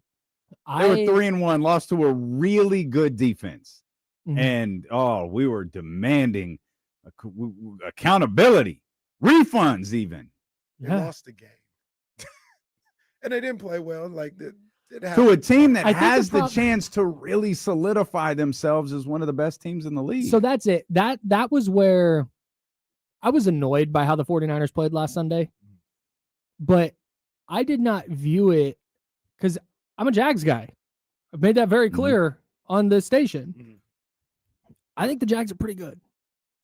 And so I didn't take that as like, oh my God, I can't believe they lost to Jacksonville. Mhm. Like, no, they lost to Jacksonville. Yeah. That's a game they probably should have won. But no, they didn't. I didn't. The Chargers losing to the Giants is way worse. Like, that's Sure. a way worse loss. Commanders Sure. might be just as bad too. So I can't. Nah, that's now Trent Williams hasn't been very good, but No. that's not why they lost. But They that's lost because all- they might have overpaid the quarterback. But Wow. So look, so Kyle, you know this. I'm not telling you. yeah, So I thought Brock Purdy on that game against the Jags, I thought he played all right. Like, you can't separate the interceptions.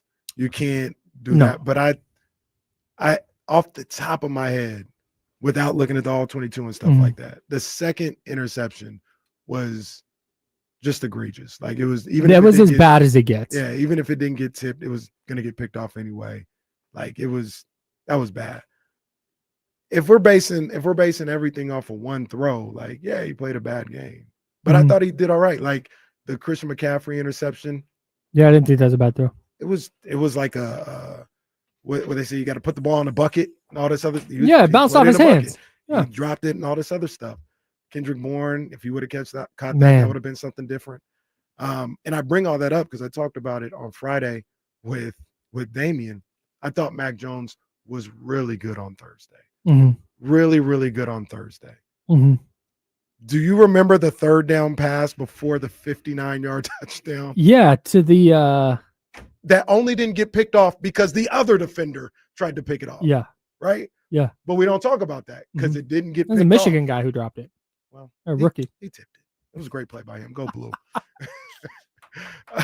But we don't talk about it because we don't talk about the decision making or the decision to make that pass because due to fortune it didn't get picked off. How often do we talk about outcome, not the decision? Yeah. Dude, football's the only sport that talks about where there's an entire section of fans who talk about process instead of results. Like, I saw this guy going off and like, I can't believe Kyle Shanahan said that Mac Jones played turnover-free football when clearly this play happened and it's an all 22 of the bad throw he made. But like, okay, now what do we do? Yeah, that guy probably should have had an interception. Right. Does that mean Mac Jones played horrible? Like, no.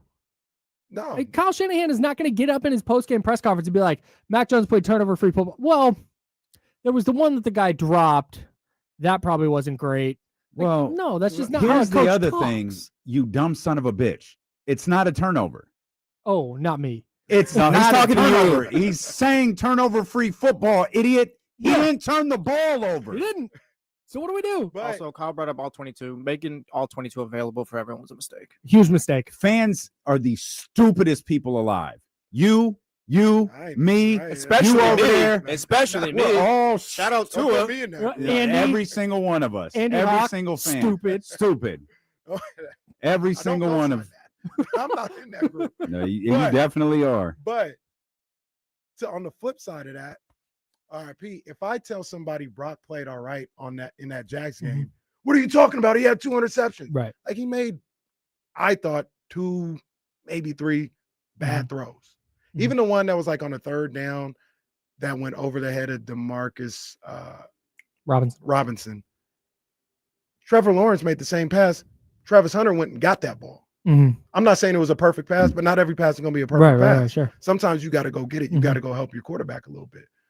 But just like I wouldn't say, oh, what are you talking about, Kyle Shanahan, Mac Jones, look at this all 22. That shows you he didn't play a good game or as good as you're talking. No, he played a good game. He made 1 pass out of 48 that I was like, I'd like to have back. Yeah. Brock Purdy, even though he had 2 turnovers and a fumble, I can't give him an A for his grade, but I'm not going to give him an F because I I thought he did okay. But he's it's the results that only matter sometimes to people. But the result, and that's it. That's the thing. Just zooming way out here. Even the people who are like, I watched the silent film. I watched the all 22. You go in with some bias. You have some agenda. And that's fine. I'm guilty of it. You're guilty of it. Damien, whoever watches, there's some bias you have going into a game. And so when you're talking about Brock Purdy, if you think Brock Purdy stinks, you're going to go, well, the 2 interceptions, the fumble, he didn't get it done in crunch time. Brock Purdy. Or you're going to go, well, it had the one bounce off McCaffrey's hands and receiver didn't make a play on another one. And, the fumble wasn't great, but, the protection, like you're going to try and get up to all the nuance. But if you're not a Brock Purdy person or a Brock Purdy fan, or you think Brock Purdy stinks, you're going to go, nah, look at the interceptions. Turned it over 3 times. That's unacceptable. Like there's just everything matters until it doesn't. And I recognize that. And I think that's the best thing you can do. It's the people who try and pretend like I have no agenda here. I'm just watching the film. No, but if you're watching all 22, you're almost certainly looking for something. That's it. That Otherwise, you're 100% just watching movement. Like like you'll remember a play from when it was like, okay, let's like that play that Casey was talking about. Let's see what happened here. And you watch how the play developed. Like you're looking for something. Rarely are you just blindly watching the all 22 and thinking, oh, we exit a game going, man, that offensive line was tough, or the defensive line was tough, or some element of the game was tough. Then you go to the all 22 and you watch, oh, okay, here's why. Oh, here's what happened here. Oh, they're getting beat here. Trent's not getting all of these different things. Like it can confirm it for you, but you already know what you're looking at. You already, or at least you already know what you're looking for. That's it. It's the difference between, so the Brock Purdy game-winning touchdown in week 1. That is a play that people who don't like Brock Purdy or Brock Purdy detractors are going like, that's so lucky. That was a turnover. That's a bad play. If Justin Herbert, who the tape guys love, makes that exact same play, they're like, wow, look at the way he extends plays. Look at the way he fit that ball in a tight window. Oh my God, there's nobody like Justin Herbert. And it's just, that's what they wanted to see. Like Damien said, they're looking for, okay, I'm a Justin Herbert guy. Everything Justin Herbert does is good. is a thumbs up, and everything he does is bad, is, well, it's the offensive line. Well, the receiving core is not good. Well, Greg Roman can't design a passing game. Like, now all of a sudden the nuance all matter. You know what? I got way off on a tangent. You know what's funny about That's that okay. play? I'm going to keep eating my taco. Enjoy. You know what's funny about that play is Talk amongst yourselves. I like Brock Purdy. I think he's good, right? And I've tried to watch that play a number of different times from a number of different angles to be like, no, in actuality, he threw it to the back shoulder and he actually saw the opening and that was pinpoint. And I watched it a bunch of different times and I couldn't. No, he just threw the My guy threw up a threw prayer. the ball in the He threw up a vicinity. prayer. That's all he did. That's all that happened. And Son just helped him out. But Because that ball should have been picked. but- It should have been picked But off. dude, throwing It was by Tunges. but throwing the ball up and letting your guy make a play is like part of it. Yeah. Yeah. That's not exclusive to Brock Purdy. It's not exclusive to Tom Brady or Patrick Mahomes or whoever. Mm-hmm. Like, no, hey, yeah, you know what? Sometimes you got to throw it up and see if your guy will make a play. Mm-hmm. Yeah. I don't know. I don't. We have jumped the shark on quarterback evaluation. There's no EPA per play matters. Oh, except when it's the guy I don't like, in which case it's a team stat. Like, oh my god, just it's exhausting. Well, we talked about this before. We didn't jump the shark on sports. We have completely lost. Yeah. What we're supposed Do to. we be need to doing pull here. up the Fonzie clip again? Yeah, you were here for that. We When I watched the found out Fonzie clip origin- last week. The origins of Jump the Shark. I never. Oh, you would not. Oh, No, okay. I had And we not. watched They it live literally together jumped the as a shark. class. I love Yeah. that. Yeah. That's so great. Yeah. No, it's the, Skis and leather jacket. We watched it together. that's just insane. The thing I could not get over is there's a particular person who covers the 49ers professionally who tried to build a case statistically that Mac Jones outplayed Matthew Stafford the other night. And I don't know how you watched that game and the takeaway was the 49ers had the better quarterback. Like, Mac Jones was good. I'm not trying to say he was not. Right. Matthew Stafford was unfreaking believable in that game. You could even make He the was argument. dynamite. They were both really good. No, they were. Oh. That's not the.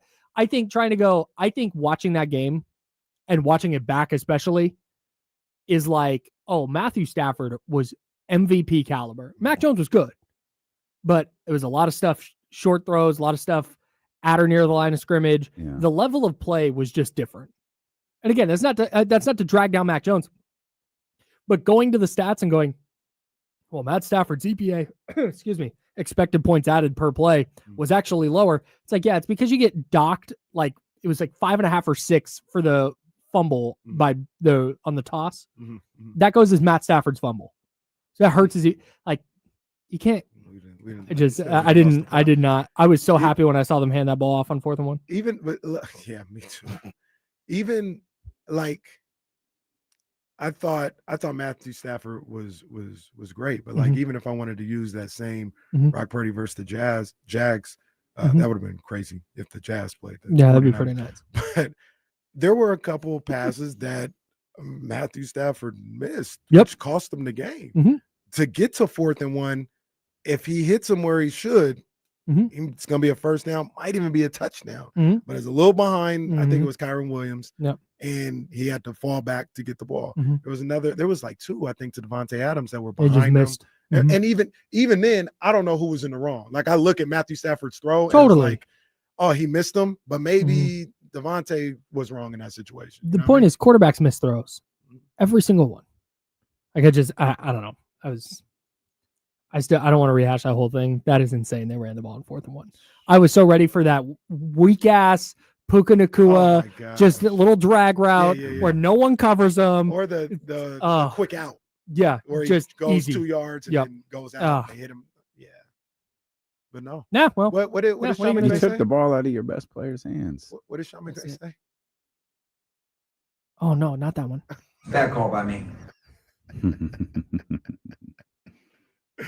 Bad call by me. Damn Sean McVay. I saw one play. They had what happened? Stafford threw the ball to Devontae. It was like in the 3rd quarter. Stafford threw the ball to Devontae Adams, and it was like a 30-yard gain, and there was a flag in the backfield, so we thought it might be holding, but it was like illegal hands to the face. This was before the fake one that Michael Williams had. and it's completed, right? And they're like, oh no, it's actually hands to the face. And McVay's just bopping around on the sideline. McVay, he just, all right, let me look at my play sheet. Now get the hell out of here and stop these guys so I don't have to see this mess. Just say he had a little bop to him. Just, well, let me look at my play like this for this visual, but yeah, shut the hell up. Shut the hell up. Somebody stop this guy. Man was just doing his job. Had a little stupid bop to him. You're listening. That's how I felt when Aaron Glenn was dancing down the end zone in that Bucs game. Oh my God. Oh, come on, Baker. Come back and beat his ass. I've never seen that I have. I saw Sean McVay week 18. Yeah. Week 18 against the Niners in 2021. Celebrating in the end zone. Oh, yeah. That was insane. And then losing the game? Yeah, that was tough. Oh, you know what that was? That call by me. Yeah, that was a tough call. And this is KIFM West Sacramento, KRXQ HD2 Sacramento, ESPN 1320, Sacramento Sports Leader. Always free on the Odyssey app. While we're talking football, I had this take last week, and it came to fruition this week. I thought the Raiders' loss to the Bears was a season ender. Like that is not the type of loss you bounce back from. At home, winnable game. You're coming off a rough performance on the road. Coming home, like, all right, this is going to be the one. Now they're going to bounce back, and then they lose in the fashion they did. And then they go on the road this week and lose in the fashion they did. It's just like, man, I don't. That was pathetic. It's toast. That was pathetic. I don't try not to say that too often, but that was about as bad as it could have been. Was awful. Awful. I'm all in on the Colts, but to get roughed up the way that you did, that's it. Like you weren't even competitive. Like Gino having 9 turnovers, having 9 interceptions, 3 multi-game interceptions, 5 games into the season. Like that is exactly what you weren't supposed to be. Like you needed Seattle Gino. You needed you've got Jets Gino. And this is terrible. This is terrible for the Raiders because it has Raiders fans, screaming like, what is the end game here? What are we supposed to be doing? Between Gino, Pete Carroll, now you've got the Max Crosby thing where it's the Kenny Caraway line of like, what do you even have him for? What's the purpose? Like, turn it into something else because there's no point in having a high-priced player like him on your roster right now. You're nowhere near rebuilding. Nope. And if you had hit a couple, I won't even say home runs, if you had hit a couple solid doubles or triples this offseason, yeah, maybe you could rationalize, no, here's what we have, and we feel like we can be exactly where we want to be in a year or two. I mean, look at the Colts. People thought the Colts were in the Arch Manning sweepstakes. Yeah. And there's a million reasons why that doesn't make sense anymore. One of them being the fact that Indianapolis is really good. Yeah. Daniel Jones in Indianapolis with Shane Steichen is really good. Yeah. The Raiders needed that. Instead, they went older and older in terms of their head coach and their quarterback. And now you're just like, if I was a Raider fan, I'm not a Raider fan. I'm like, I don't know what to tell you. Like, I don't. That's it. Dude. I don't know what to say other than you just hope what Pete Carroll said yesterday was true. We're better than this. We're capable of being significantly better than this.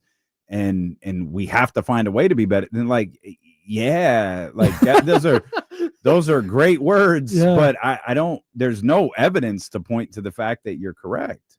That's what's so disappointing to me is I didn't think they would get here with Pete Carroll. I thought Pete Carroll would at least there would be a baseline level of functionality that, all right, even if they were 1-4, but man, they played Indy really tough on the road, and they played the Chargers really tough, and who'd they lose to after the trade? Washington. Oh, they went in and maybe they beat Washington and played Washington really tough. It's how uncompetitive they are with Pete Carroll as your head coach, and like that's Pete Carroll's whole thing. Is like compete. That's gonna be you're gonna be competitive every game. It's how the Seahawks were so annoying. Like just man, even when the Niners were better, the Seahawks just figured out a way to be in these games and win these games, and it's just not there. And when Pete Carroll says we're capable of being better, it's like, are you? Yeah, I haven't seen any Really disappointing. I haven't seen any evidence to suggest that you are capable of being better. Even the game that they won, Mhm. they didn't look like that good in that game. They look against New England. competent. Yeah, and Geno threw for a bunch of yards, but I think you said it. But that was the thing, though. That was the word everybody kept using. They look competent.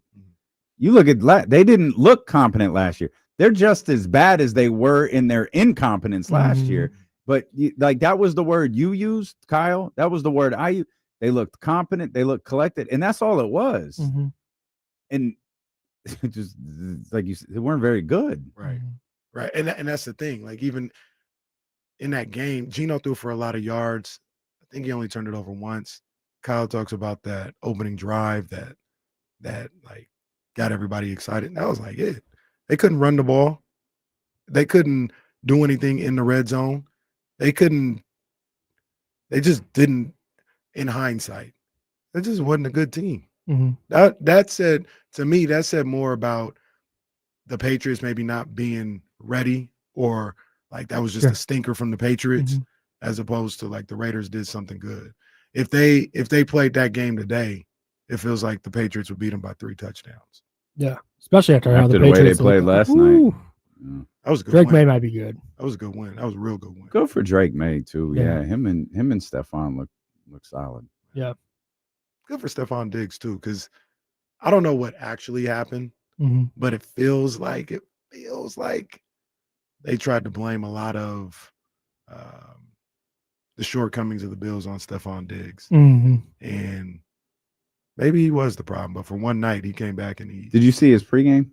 Yeah, that was good. Yeah. Like you could tell. Like I know he said it afterwards, but you could tell it meant something to him. Like he wanted that. He wanted that win, and he wanted that game for him and his quarterback. Yep, for sure. Yeah, really good. 10 for 146. Still didn't think the Patriots were going to beat the Bills, but I didn't either. Goodness gracious. No. He ain't no Kendrick Bourne though. Well, I mean, who is? Kendrick Bourne. What was Kendrick 10 for 142? Yeah. Yeah. And his one, he had 11 targets, 10 catches, and the one he didn't catch, he Could have dropped. put the game away early. Dropped it. Ugh. That was after the turnover. Yeah. The third down after the turnover. Yeah. Yeah, and he was wide open. Just dropped. Oh. It's okay, Kendrick. I like Kendrick more. Hey, when I turned into the oldest old person in the early part of that game because he was terrible against the Jags. Like to the point I said on the internet, I was like, every snap he plays moving forward, being dramatic, every snap 84 plays is fireable at this point. Like this is ridiculous. Right? It's really come on. It's being dramatic on purpose. I didn't actually think anybody should be fired because Kendrick Bourne is playing. But the first couple, he catches that the 35-yarder, where it's like the short catch, and he runs and he gets up and he's doing his dancing thing, and I'm like, nah, get back to the. You got to go back to the huddle. You don't get to dance. I was so mad at Kendrick Bourne. Jeez. And then he just shut me up the rest of the game. It was awesome. Outplayed Puka Nacua. Tell you that 3 catches, 29 yards in the last fourth quarter in OT. Well, you know why? They started covering him. They got top 5 corner in the game. Niners got top 5 corner in the game. Name me 5 better off the top of your head. And I'm talking about Diamond Lenore, obviously. Yeah. Off the top of my head, Surtain. Surtain for sure. Maybe Sauce. Yeah, I like Sauce. I don't know if at this point I'm not sure if he's better than Diamond, but I like Sauce a lot. I would have to. The Eagles got anybody? Oh Is yeah, Blake Quinyon and shit? Mitchell. Quinyon Mitchell is really good. Okay. Packers got anybody? No, they sure don't. Yeah, maybe. They don't get anyone in that consideration after that Cowboys game. Yeah, that was tough. Yeah, they don't get any brutal. consideration for anything. They're my survivor pool pick. Oh, came up with a tie. Yeah, what happened there? It's a loss. So they lost. They lost. that's what it is. I think we should get to do that. That's how the NFL should solve ties. Because, all right, you have sudden death overtime as an option, but you could still tie if nobody scores. you run it, if you say, hey, no clock, sudden death, overtime, you could wind up playing 40 minutes of extra football, which is not tenable. I think if there's a tie, do it like it is now. Keep the rules how they are now. Everybody gets the ball once. Keep the rules how they are. And then if there's a tie, we just kind of get to decide. It's like the Packers lost that game. Right, that's a loss. That's a loss for them. And I feel like with agree. every tie, Yeah. like when the year, was it the game that Alex Smith got hurt where the Niners tied the Rams? Mm-hmm. Mm-hmm. Like, hey, the Niners lost that one. Yeah.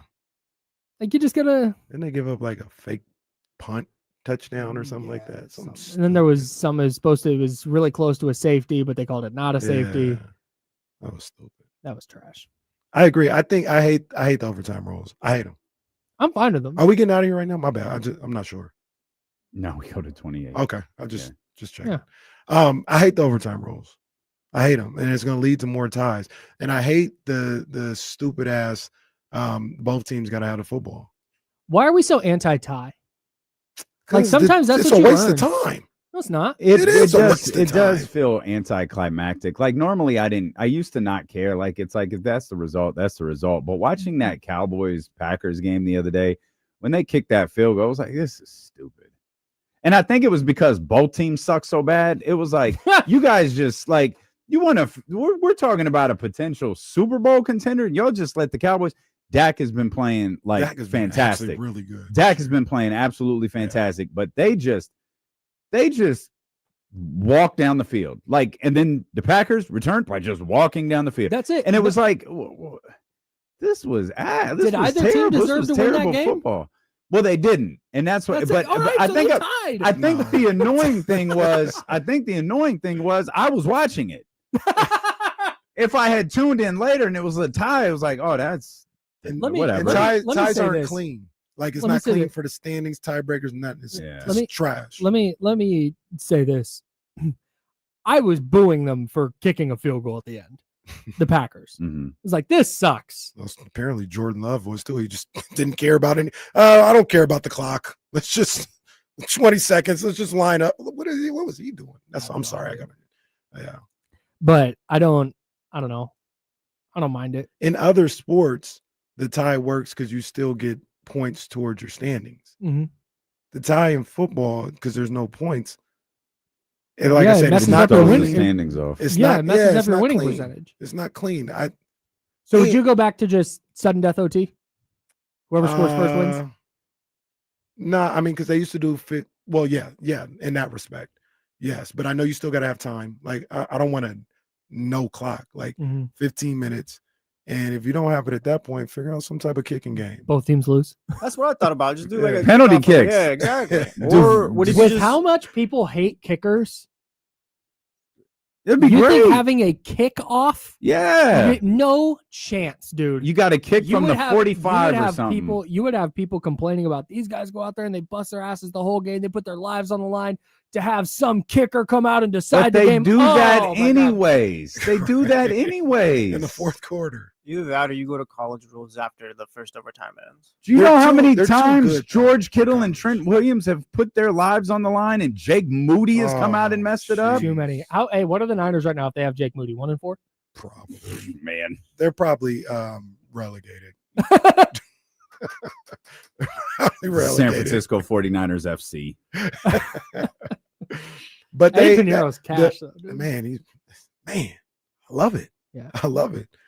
The thing that really messes it up is making sure, number one, making sure both teams have a possession. And then number two, I hate the adjustment they made this year where even if the team that gets a first scores a touchdown, the other team still gets to it. I thought I didn't like it, but I was okay with if that first team scores a touchdown, game over. If they score a field goal, you get an opportunity. Yeah. Now, no matter what, both teams get the ball. Like, and they took 5 minutes off. It's 10 minutes. There are going to be so many ties over the next 5 years. I agree with you. So maybe one of the solutions is 15 minutes. But I also think the overtime rules were an overreaction to the Chiefs-Bills playoff game. We're one, Josh Allen didn't get to have the ball. I didn't want to say it. Oh, like that's dumb. I think if they went back to you kick a field goal, other team gets the ball. Well, it happened the year before to Patrick Mahomes, didn't it? No, maybe it wasn't the year before. Maybe it was 2 years. Tom Brady. Tom Brady was with didn't the Patriots beat the Chiefs in overtime? Patrick Mahomes never touched the ball. Yeah. Also, didn't it happen like 7 times to Brett Favre? It happens all the time. And it was never a problem until it happened to Josh Allen. Yeah, those Peyton Manning against the Chargers. It's pretty crazy that Josh Allen was the catalyst of the rule and not Tom Brady and Patrick Mahomes. Hey, they love, man. It sounds like hate when I'm saying, because I like Josh Allen. I even like him a lot. I already liked him, but I like him a lot more after Hard Knocks. He seemed like a really good guy. Like a really good guy. He's unbelievably talented. So I'm aware, because I don't want it to sound like hating. But they love it's gonna sound like hate. Oh my just so you know, like it always sounds like hate when you say my guy, my boy, my man. They love Josh Allen. They think Josh Allen walks on water. If you listen to broadcasts, oh my God, dude, and he's amazing. It's like a lot of it is deserved, but they changed the overtime rules because we had this amazing playoff game and Josh Allen didn't even get to touch the ball. Like, what? Now that counts? Now that matters? Get a stop. Get a stop. You had to get a stop with 11 seconds left, and you couldn't. Get a 13 seconds, whatever it was. And then on top of that, I don't know when. You know what? You guys are right. Ties are ass. I don't know when or who this. They just out of nowhere said, both teams get it regardless. That's this year, right? Yeah. No. That was playoffs only.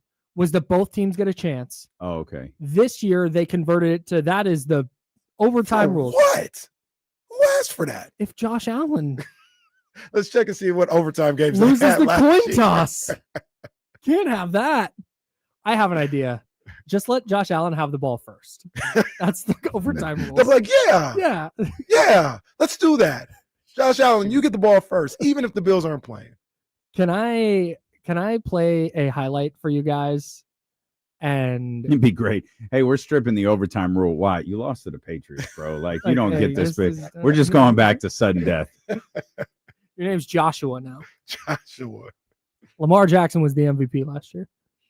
All right. So speaking of Tom Brady, it turns out he's the MVP this year. Man, well, that's their only hope of winning a football game is with him out on the field, throwing for about 270 and rushing for about 100. I had Red Zone on, and Scott Hansen is typically very. I think Scott Hansen does a. He was fired up yesterday. Dude, after the Texans second touchdown, he's like, and the Texans take a 14-3 lead. That game's probably over. Baltimore looks terrible. Moving on. It got worse. It got worse. The blowout was happening. Somebody did the Ray Lewis joint. Jalen Noel. And they came over there, and the Raven came over there and tried to strip the ball away from him. And Scott Hansen's like, yeah, if they had shown that type of fight during the game, maybe they wouldn't be losing by 40. And then hey, Scott Hansen had the Ravens plus the points for sure. Who DeMarco, the dude who dropped the ball in the Cardinals Titans game. Amari DeMarcado. He destroyed him. As he should. When he did that. Just like, you these are professional athletes who get paid a lot of money to play this game. There is just no excuse for that. Oh, he's upset. You're gonna have to look in the mirror after that one. I was like, who is this guy? People have parlays. I mean, people are putting their lives, laying their lives on the line. God, answer was you talk about waking up on the wrong side of the bed. That man was pissed for 8 hours yesterday. 8 hours of commercial-free football, I guess. But you all know we're gonna do these stupid little insert commercials anyways. Did you guys see the coach get at DeMarcado? Is that his name? Yeah. Look, man, he shouldn't have the player, Bill Parcells. He shouldn't have done that. You can't do that. Second time in 2 weeks. Gannon, I think his name is. Yeah, Jonathan Gannon. He goes up to him, might have put hands on him. He got it. He was on him. Yeah. I'm like, bro, your offense is trash, bro. What you talking about? I seen your third down play calls, bro. Is somebody coming up to you that way? I get it. You can't do that. Yeah. He needs to be held accountable, all this other stuff. Like I said, I've seen you on 3rd and 5, Gannon. Somebody needs to talk to you. That was a coach that knew he was going to lose to the Titans. That was a coach who had no confidence they were still going to win that game. Yeah. That's how that sounds to me. Yeah, might have lost it. Yeah, I thought he did a little much. I'm watching it right now. He definitely did way too much. Yeah. Well, he's a weirdo too. You remember the video when he's talking to, was it Rondale Moore? And he's like, hey, explosives, pew, pew, pew. No, I haven't seen You've never seen that? Jesse. Oh, no. Oh, man. That's a bad time for Jesse to be out. Come on, man. I'm going to get this. And everybody, once again, you can't do that. Everybody, he should be cut. Gannon should be fired. This guy's been terrible all year long. How do I? People talk about they could be 5-0 because they damn near lost to the Saints week 1, and they almost blew the Panthers game. They could be 0-5. Okay, so I'm gonna really hope that this video is what I hope it is. And I'm excited for Kenny. I'm excited for you to see this for the first time. Do I have to turn anything on over here? Nope. Okay, you're good. What's up? Hey, what's up, man? How you doing? Good. All right. Shots. Explosives. You can run. What's up? Oh, man. Hey. No. Cardinals are Good. The Cardinals are cooked. No, man, hell no. That dude is not winning a Super Bowl. No chance. No. I want to run this Tom Brady highlight real quick. Well, it's a Kevin Burkhardt highlight. I know you're a Tom Brady in the booth guy. I like Tom. I don't think he does a good job. Oh. Listen, can we acknowledge that he's not quite sure what to do yet when a big play is happening and the Brady noises in the background are a little rough? Listen. Okay, listen. Also, we're talking about play, but Eric Collins was fantastic. Dude, that's Charlotte, right? Absolutely. Yeah. He called the Dolphins game. Yeah. So good. He was fantastic. On one day's notice? Yeah, it was so good. Really good. Sorry, go ahead. There's a lot of broadcasting stuff to talk about. Wait, was that the one day's notice? He didn't feel it for him, right? No. Yeah, they had to. Yeah, because they had to move. Oh, they took somebody. Brady Quinn to Adam Amin, and then in Indy. Yeah, and then moved Eric Collins because that analyst was busy this weekend. He's busy now. Man, he's fantastic.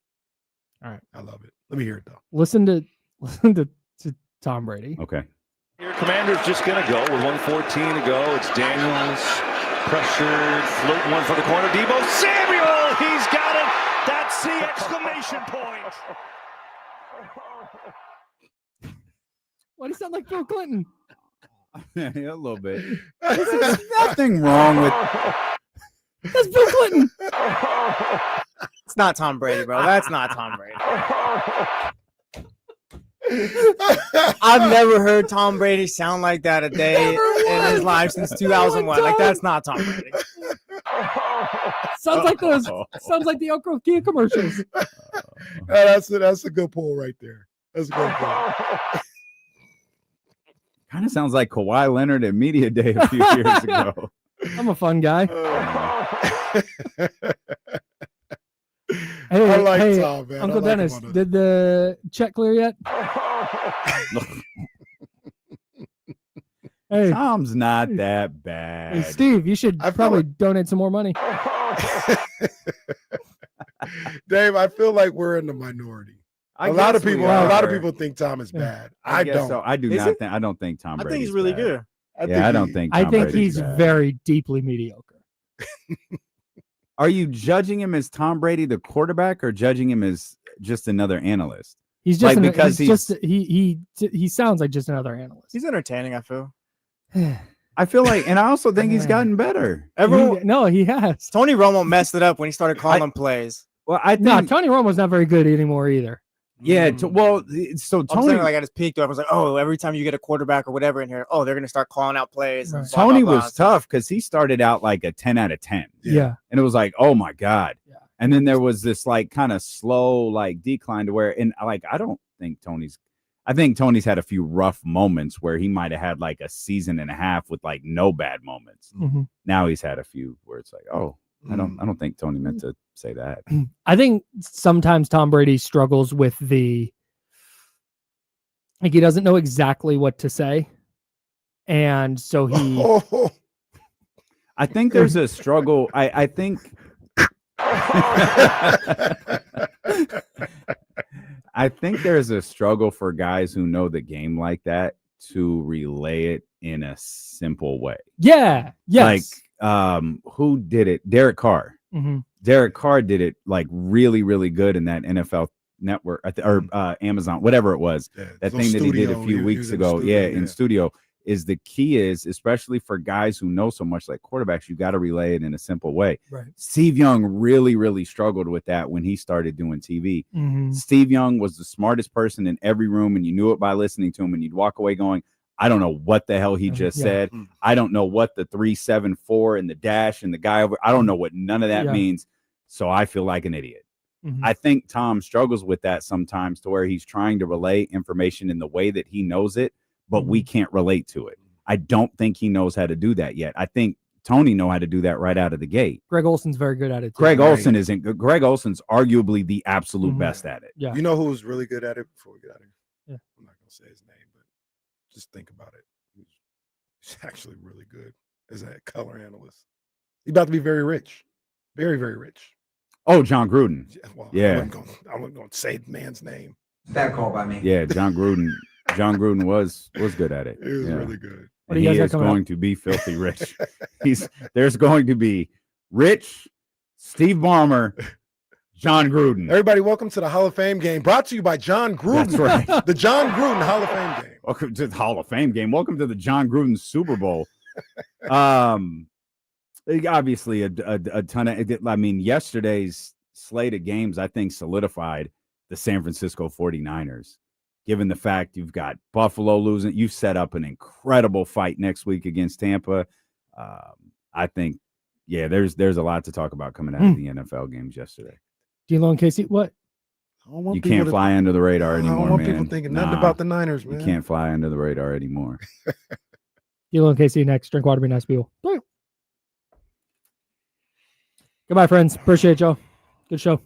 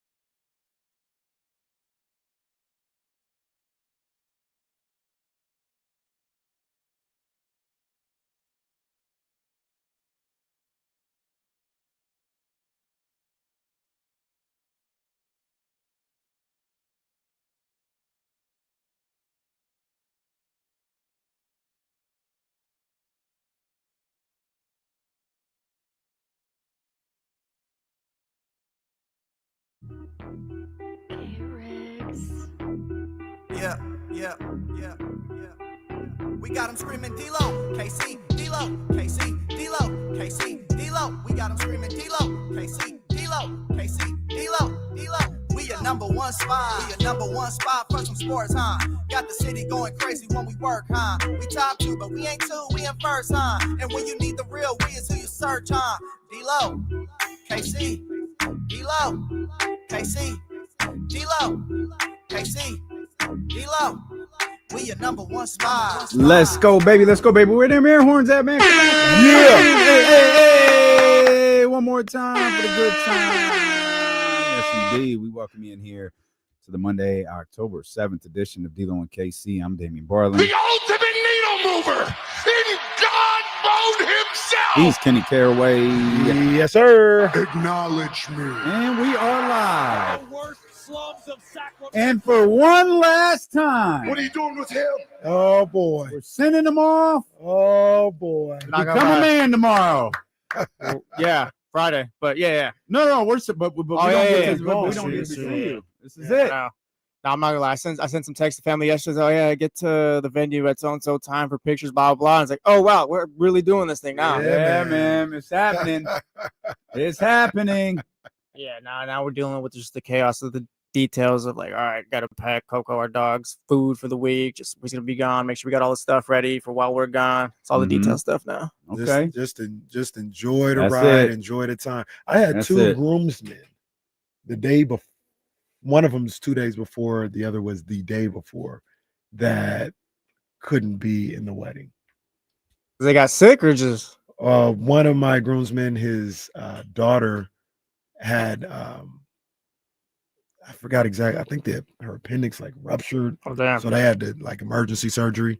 And then my other one, his mother-in-law passed away and had to go back. And I was, what you gonna do? Like, I ain't gonna be like, you know what I mean? Like, Yeah. Just what you gonna do? It's real life. But I say that to say is like, I don't think any of that's gonna happen for you. But I'm just saying, like, But if the anything that point does, is, you even just- if it does, it doesn't keep it matter. moving. Yeah, Like right. I remember we found out the day before, 2 days before, that Pat couldn't come. And that was a big deal. Bigger because it was her plane. Oh.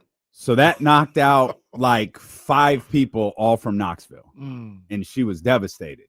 And in the end, it's like, there are a lot of other people here. Yeah. We gotta let's pull it together, get the, and then I figured out, like, I found a way to work Pat into the wedding, all these different things, and like you just roll with it. You just roll with it. So no matter what happens, Friday gonna be awesome. Oh yeah, it's all vibes. It's all vibes. I've been excited for a while. But we're gonna this is Jesse's last day. What are you doing with him? He's gonna be gone for the next couple of weeks between the wedding. And I think I'll be back in time just for the Kings regular season that week. Okay, there we go. Well, good stuff, man. Good stuff. We're very excited for you. This will be fun. Jesse's getting married. Of course, it doesn't really feel like that big of a deal because you and Crystal have been together for like 2 decades. 12 years, yeah. It's different though. No, yeah. It's different. It is different.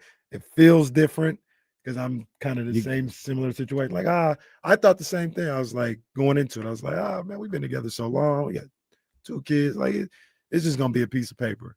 Nah, man, you say them words and you get up there and it's heavy in a great way. Like, it's different. It's different. So yeah, man. It'll be cool. You guys get to hang out maybe with my family and stuff like that. Oh, Not as serious. Yeah, no, I'm looking forward to that. I'm looking forward to seeing Jesse outside of here. Is there a difference? Yeah. Oh, I believe, and I believe it. There is. Like, I absolutely believe it. So I'm looking forward to that. I'm looking forward to watching Mr. Tapia inevitably shed like uncontrollable tears when he gives a speech about his son. He is so proud of Jesse. Is one of the best things about our live shows. Like, if Jesse has a birthday, the beardless pictures pop up on Mr. Tapia's IG story. Like, it's fantastic. I would never know what Jesse looked like without a beard if it wasn't for Mr. Tapia. Yeah, we're never going back to that, by the way. He makes sure those pictures get posted. Big shout out to Mr. Tapia, man. No doubt. Phone lines are open for you all day, man. 916-909-1320. It's the Elk Grove Kia Talk line. James Ham will be with us. He's at practice right now. He'll be with us in the final hour of the show. We got a pretty good Monday night football game tonight. We'll talk about that. We'll talk about some interesting things that were said over the weekend at King's practice. And, of course, we'll try to dive into everything that happened in the NFL. And I told you as we were wrapping things up with Kyle, man, to me, the 49ers win on Thursday got even bigger after yesterday. You had the Bucs in what was the game of, we keep getting these game of the year candidates. And I think the Bucs and Seahawks put themselves in that category yesterday. But the Bucs get the win, and that's a twofold situation now. You've got the 49ers in Tampa Bay next weekend. You also handed the Seahawks another loss. You're alone in first place now. Buffalo lost. There's the Eagles lost. There are no undefeated teams left. Jesse's 72 Dolphins are popping the champagne earlier than they normally do. I gotta say real quick too, I'm so tired of the 72 Dolphins. Stop acknowledging that damn team. Stop. Enough. I'm tired of the 72 Dolphins. I'm on the other side. Enough. No, that's all we have, bro. Enough. Cut that off, and start moving on. How do you feel about the 08 Celtics? Oh, I love them. They're great. I was telling my dad, I love the Red Sox and Celtics. I hate watching the Dolphins. I don't even like this at this point. That was, of course, coming off yesterday's game. I cannot blame you. I was watching that game on Red Zone, but I was watching it. I saw them up 17-0. I was thinking about my guy. I was like, man, Jesse, man, he broke it down. Like the schedule handing out that way, they can make a move. And I text my dad, what do I waste my gas for driving up for this? That's tough. That's tough.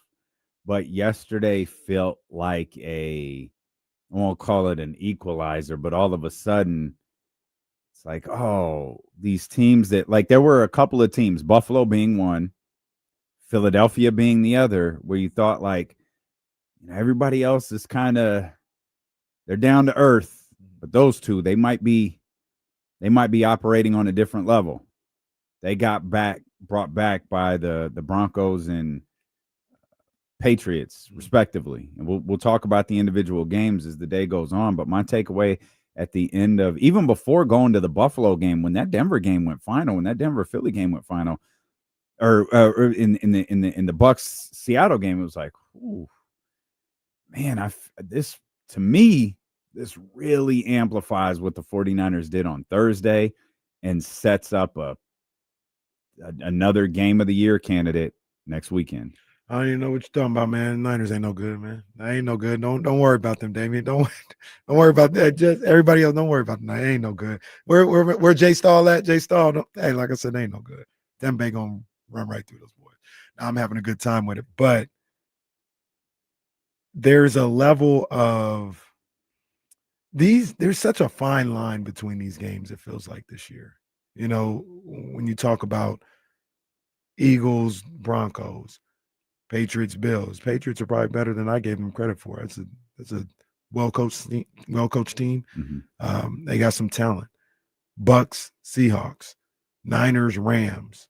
You saw these games just in this week alone, where there's such a fine line between winning and losing with some of these teams that it's hard to say who is the favorite or who's number one or who's unbeatable, because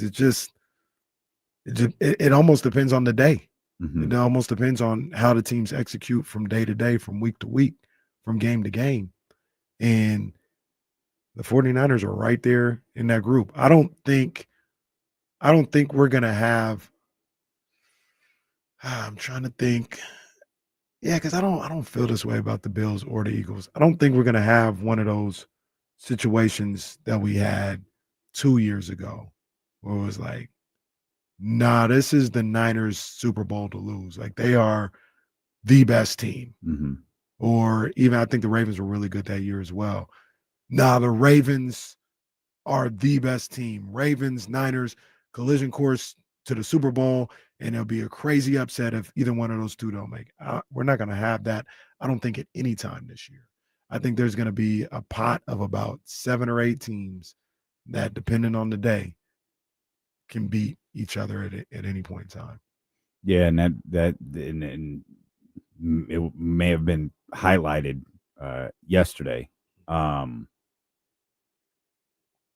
what a game between the Seahawks and Bucks. I don't know that I expected that.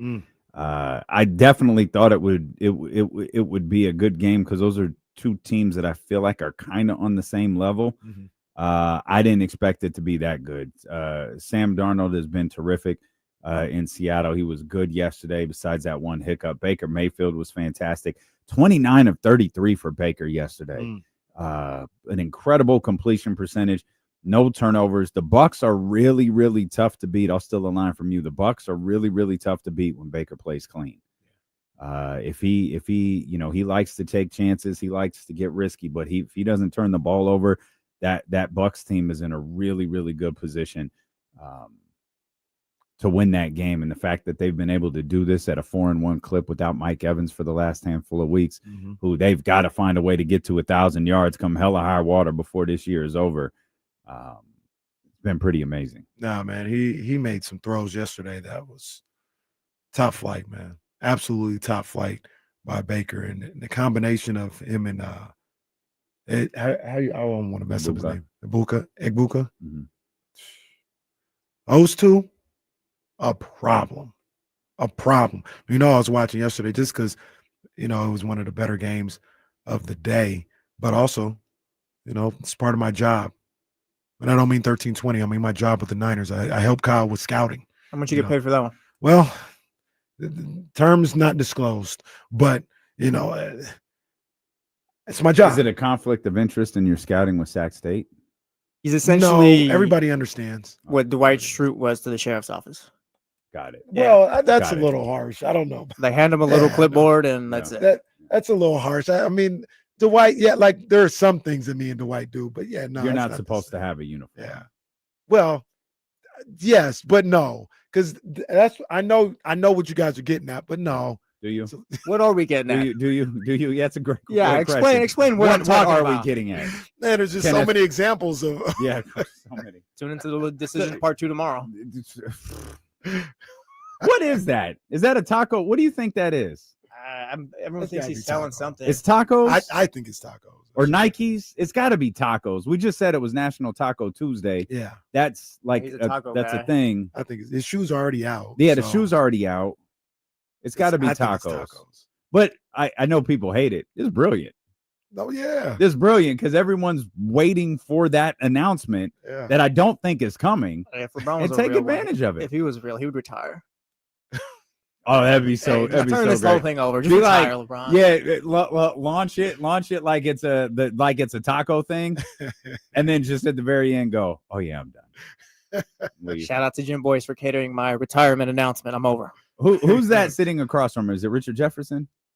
I just heard about it. I haven't seen it. Okay. I haven't seen it. There's a trailer. It's like there's a clip. It's like 6 seconds long. It says the decision part 2, and it shows LeBron going to sit in a chair. I think it's opposite Richard Jefferson. Yeah, Rich is no, that's not Richard Jefferson. No, that's a different ball guy. Oh, okay. Well, all right. LeBron decision. Let's see. Oh, okay. Wait, he's who is that? I don't know who. Oh, that isn't Richard. I don't know who that is.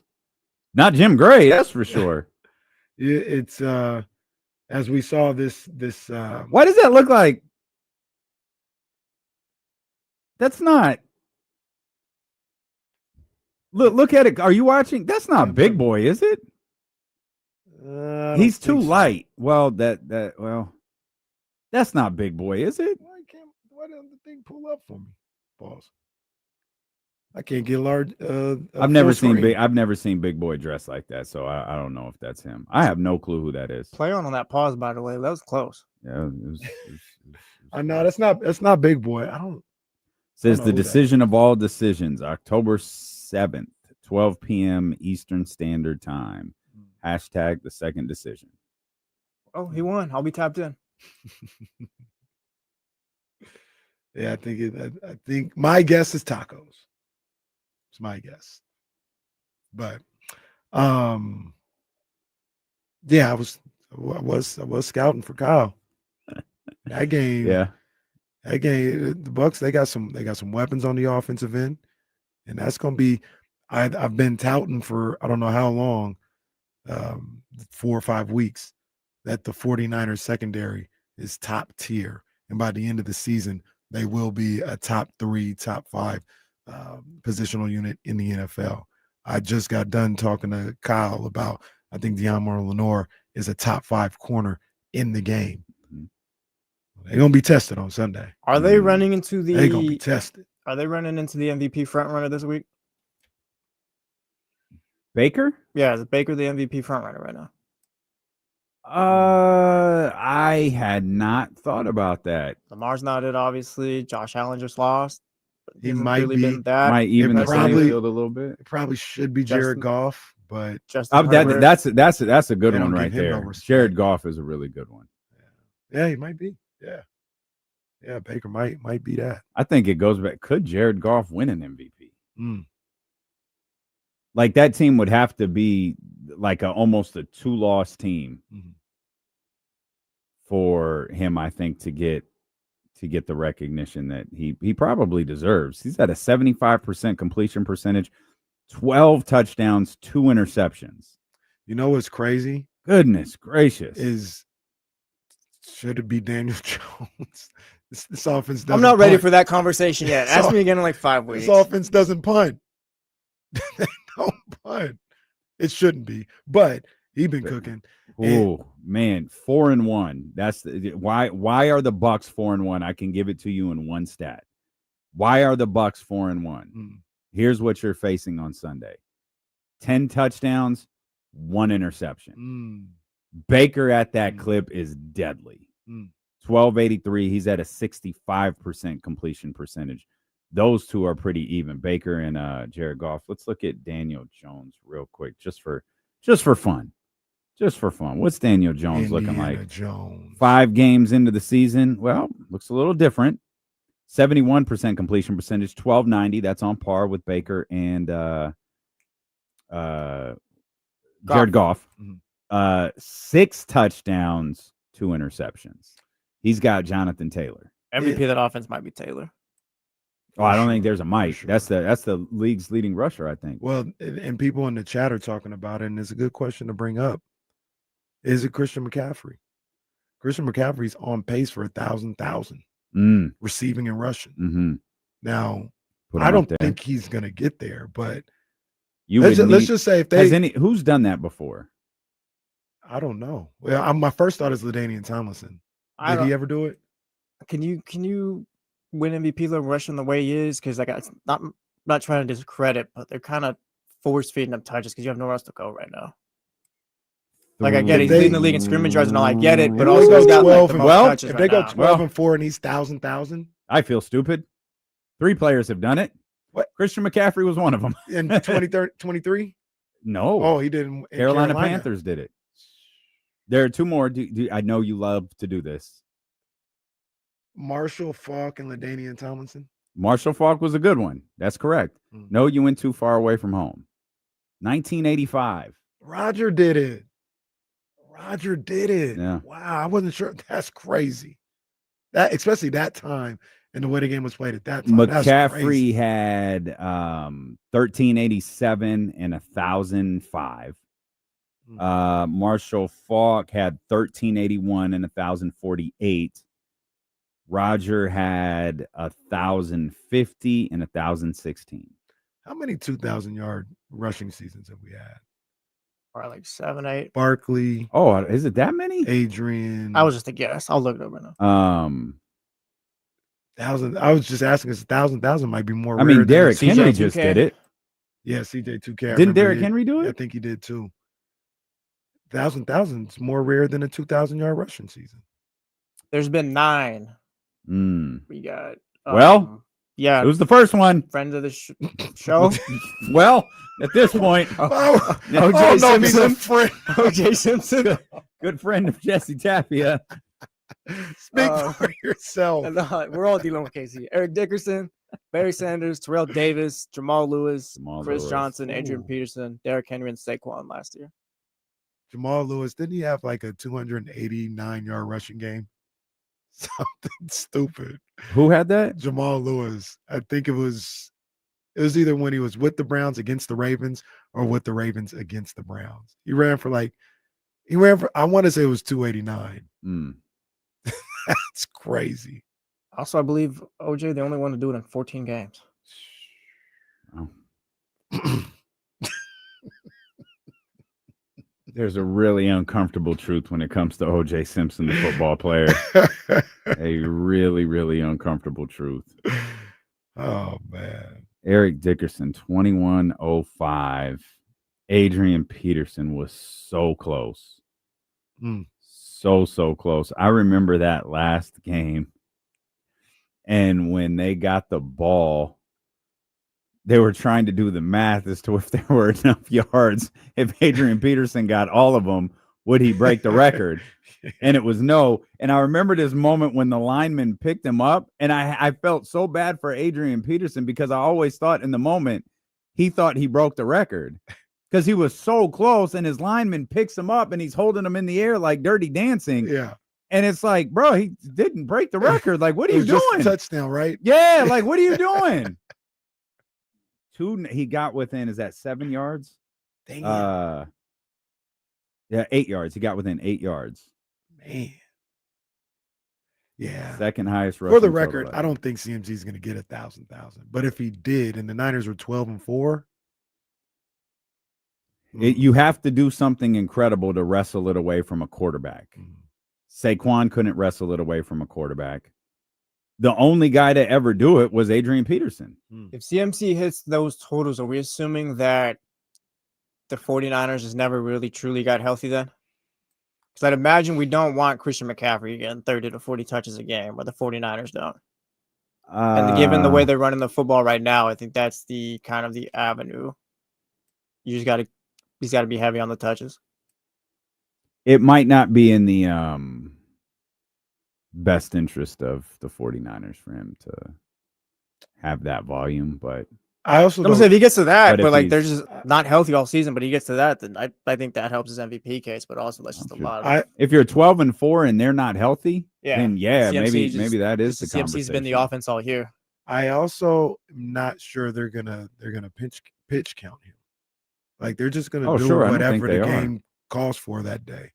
And if they have some windows where Brian Robinson can get 15 carries in a game, cool. But the way that we talk about it, I'm not sure if Kyle Shanahan and that team is looking at like, oh, he's got too many touches right now.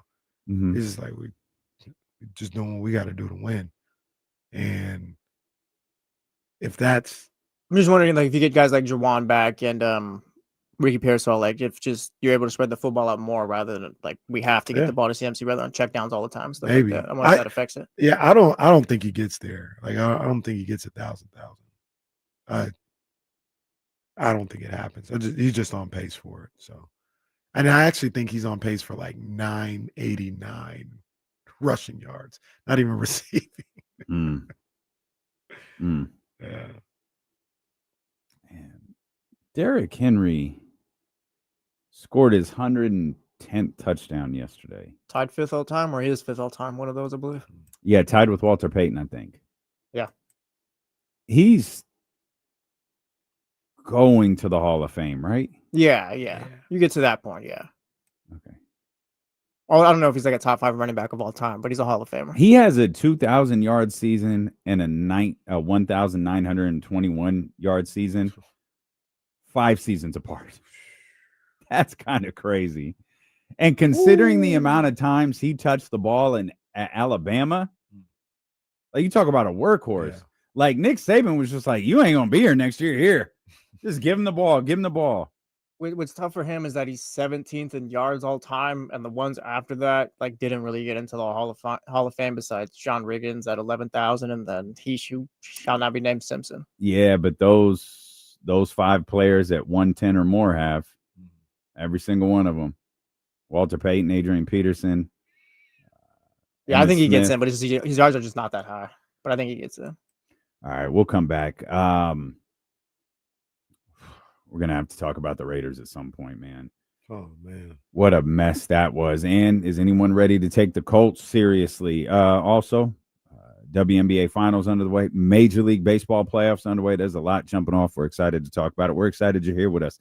Steelo and KC, brought to you by Sky River Casino and Sacramento Sports Leader, ESPN 1320.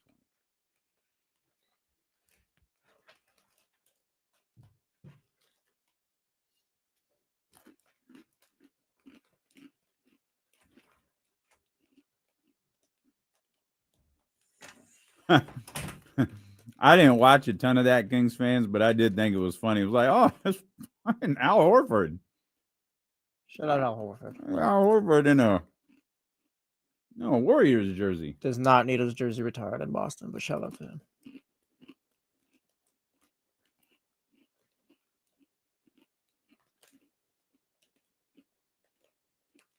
Lazy chip pails everywhere he goes except Oregon. Everywhere. Where he had some of the most dynamic players of all time. Chip? Yeah. Yeah.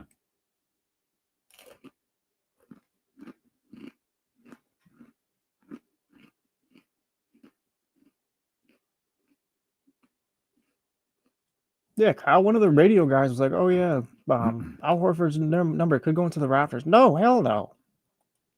Mm-hmm.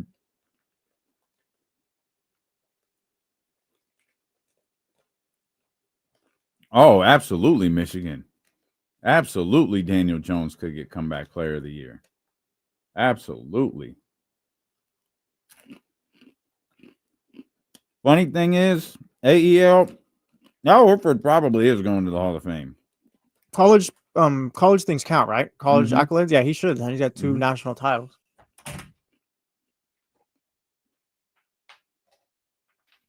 Yep, it's the Basketball Hall of Fame.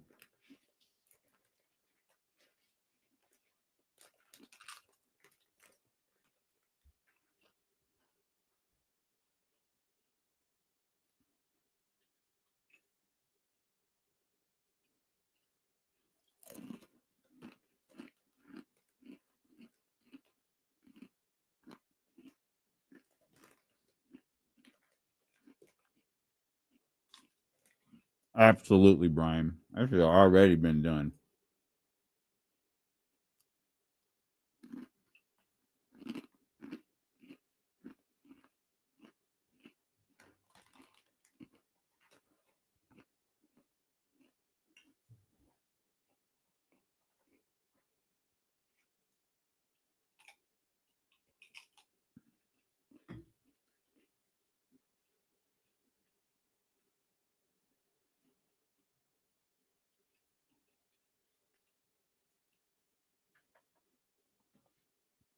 I was surprised Steph and all those guys played last night.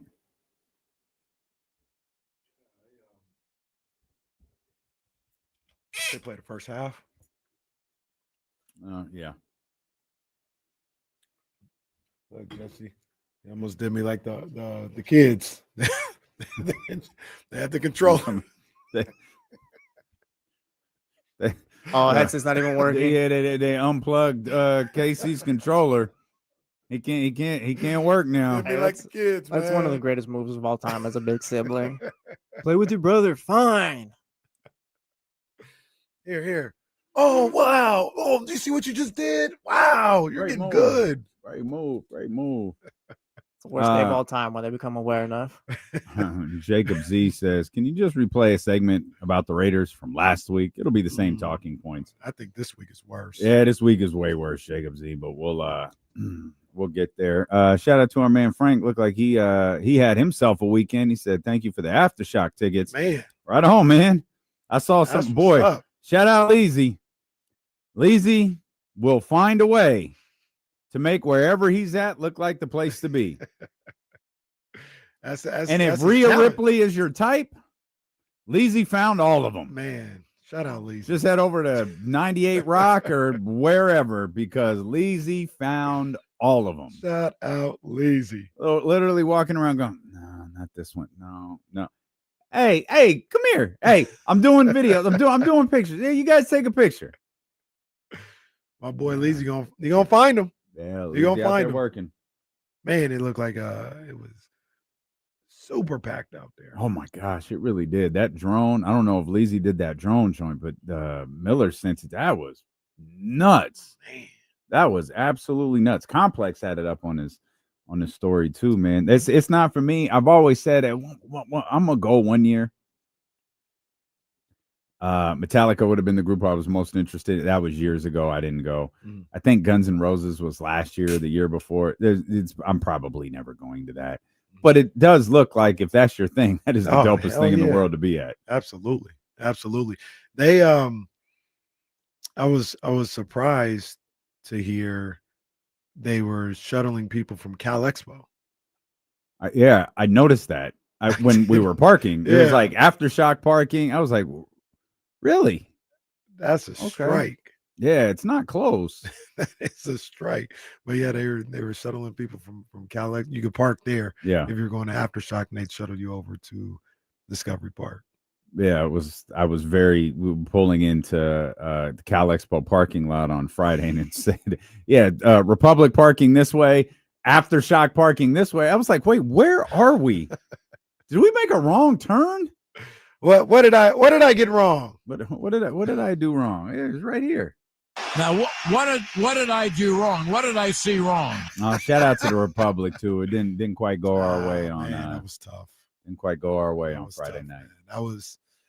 I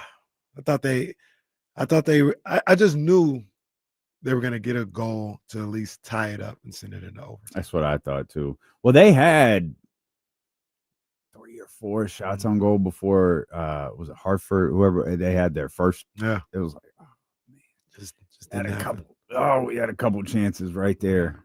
Me and the Republic. That's my team. Absolutely, that's the squad. Yeah, it definitely is. Hey, look, they were treating Damian right, boy. They had that. Woo. I couldn't even keep up. They were treating that boy Damian right, boy. Shout out to the Republic. I saw you post a picture. I didn't see him post a picture though. Yeah, what happened? No. Yeah, what happened? What I want you to do. I'm just telling you what happened. The truth. I want you. I don't take sides here. Tell everyone what happened. I saw where Damian was sitting, and it was crazy. It was. Thank you, Connor, and thank you to the Sac Republic. That was crazy. Yeah. What did the placard on the table say? I don't remember. No, tell me. Tell I don't everybody. remember. The table said Damian and Kenny. You chose to sit away from us. Well, that's not true. Well, I mean, I did, but I was just trying to get closer to the game. That's all. Man, you tweet a lot. I'm trying to find it. Oh, I got it. Hold on. Just trying to get closer. Well, first I couldn't find. I thought I had them mixed up. I was in a different place. So you was on table 1 west. Yeah. We were on table 1 east. Yeah, I just saw table 1. I was like, okay, this is where I'm supposed to. Nobody saw me post anything, but Kenny's here's your Twitter. experience. Yeah, Kenny's Twitter. This is Who told you to bring this up? Look at right there. Like, were you on the field? Where's Damian? No. Look, nowhere to be found. He was in a different premium spot. Can't see me. More of a premium. Hey, Damian, spot. for the radio listeners, what do these 3 words say, or these 3 letters say behind the VIP? scenes? Okay, yeah. Yeah. What does that usually stand for? There's literally a ball right there. The ball just came at the camera. Oh, they got TV? Everything, just in case you can't see someone on the other end. Yeah. You project so much of your bouginess onto me. Look, I wasn't. No one even knows if I was there. No one even knows if I was there. To be honest, I didn't know you were there until he brought it up. Earlier. I thought Kenny was just there. It almost popped off. So you know what it was? We're sitting. So Kenny's embarrassed by me, so he doesn't sit with me when we go out. True. So me and Katie are sitting watching this game, and I kind of look over, and it's his brother with like a hood pulled over his head and tied down, and I'm like, oh, that's Devin Carter. Like right there, like where I am from to Damian right now. It's probably it was probably closer. And so I was like, oh, there's Devin Carter. And Katie goes, who's that? I was like, well, he was the Kings. My biggest enemy. He was the Kings' number 1 draft pick last year. But he sucks. Like, he's not very good. Like, he just hasn't been good. And, hopefully this season he's better. And she's like, oh, well, like, have you been like hard on him? I was like, yeah, I've pretty much acknowledged he sucks and you could trade him. She goes, oh, have you pissed off all of the Kings players or just? I was like, no, it was just, I think the only one I actually pissed off was De'Aaron. I don't think Devin has a clue that I'm not He was in a he was in a weird place. That day. Or days. Well, months apart, but fine, whatever. But it was like, all right, well, he's there with his boy. Like, I'm not gonna introduce myself, or I'm just gonna sit here and watch the game. And if an interaction occurs, like, we'll talk and whatever. But I wasn't gonna bother them, so I don't know. I don't think he was with another player. I didn't recognize the dude he was with. I think it was just his boy. Nah, he's just with the homies. And I'll shout out Devin for this. Devin is Sacramento, bro. Devin be something going on in Sacramento. Devin be out there, sports wise. I was kind of hoping a couple of guys would step out for the Republic last night. But I get it. Like, it is what it is. It's our man Jesus out there. Shout out Jesus. Shout out Chris. Saw Chris out there, man. Yeah, man. Yeah, but Devin, because Devin, I don't want to say a couple, but I know for sure he's been to one Sac State football game. Mm-hmm. I think he went to the home opener. Yeah, Devin Sacramento, man. That's cool, man. Sacramento. Good. Shout out. Good. I just hope his game gets better. I hope it does too. We talked about it last week. Hope he kind of gets the opportunity to show that his game gets better with Doug Christie. Well, I don't know. Yeah, but like, where? Like, that's where we like. You keep saying, or you said, I hope he gets the. I don't know where that opportunity is going to come from, because I don't think it's coming at the expense of Keon or DeMar. So if it does, it's coming at the expense of your boy. Yeah, and I don't want that, just selfishly, because that's that does not feel realistic to me at all, unless he is significantly better. And much like, he deserves the benefit of the doubt. As frustrated as I got with him at different points, he does deserve the benefit of the doubt because he hasn't had a preseason yet. Yeah. This is his first training camp. This is his first opportunity to train for the NBA. He didn't even get to train for the NBA after he was drafted. Like, he was injured, and kind of just, hey, guy, we fired the coach. Like, we're in a bad spot. Really going to need you to get out there and play. Oh, you stink. We're going to send you to the G League where you're going to be a lot better. And then we're going to bring you back up here and just expect you to mix in with this group that hasn't mixed in with each other yet at all. So we don't reference Devin a lot, but Devin was part of the turmoil of last year, the injury and the circumstances that he went through. So he deserves the benefit of the doubt. I haven't always given it to him, but he absolutely deserves it. And I hope he's better this year. And also shout out to Devin because he gave us the only good moment of that playing game. Yeah. Only one. For those that can remember it. Because it got real bad after that. They called a timeout and it was over. Yep. You said it the only good moment. It was literally the last moment. That's a good moment we've seen from the Kings in last moment on the court. I don't know how much time we'll have for all of this today. Blue Jays take a 2-0 lead against the Yankees. Tigers and Mariners are split right now. Dodgers get a hell of a game 1 win. Phillies bums, complete bums. Aaron, don't call me James Harden Judge. Oh, that was tough. I don't talk that even trash. Got a tweet from me after that one. I said, bro, Aaron, I don't talk trash. All I do is just tell you what might happen. And hey, he hit another single. Great. That cannot happen. You really hate Shohei Ohtani. You won't admit it. I don't hate Shohei. No one admit that you hate him. Won't admit that he's the GOAT right now, the best player in baseball right now. I don't think he is, but I'm not going to argue with somebody who does think he is. I get it. I just hate the Dodgers. So if he's struggling, I'm gonna make fun of it. But Shohei's unbelievable. I wouldn't say I love Shohei because he's a Dodger, but I like Shohei. You hate Josh Allen and you hate Shohei Ohtani. And I hate the way the Raiders are playing. We'll talk about that when D'Lo and Casey return here on Sacramento Sports Leader, ESPN 1320. Did you guys see how that Brewers Cubs game 1 played out? I saw the Brewers score hella runs So- and just go round and round the bases. Well, the Cubs scored. They up in the first inning. The Cubs score 1. Oh, the Cubs, they're here to play. They're here to play. 1-0 after their half of the top of the first. The Brewers put up a 9 spot in the bottom of the first. 9-1 after. Yeah, the that game first was inning. over. I was walking the dog, had it on the radio. I was like, all right, this is over. Oh, look, Crown Jewel is on Saturday. Who knew that? Not me. Yeah. Shohei's not the GOAT. I tried fighting it. He's not the GOAT. That's Barry. Shohei's second.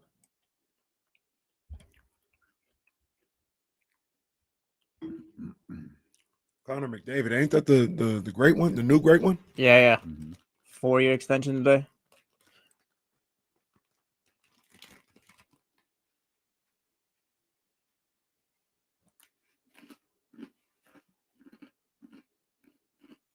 Wow, 100 points in each of the last 5 seasons. Damn.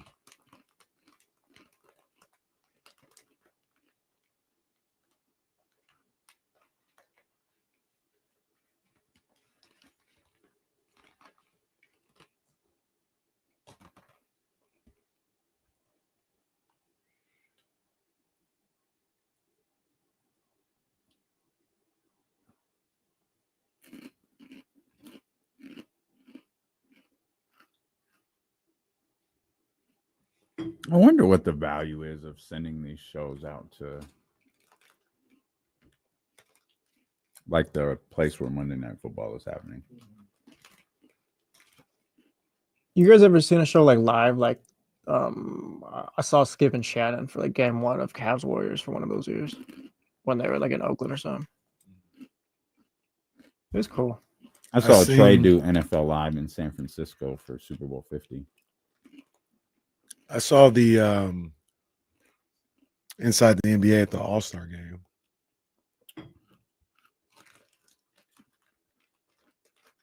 That's it, though.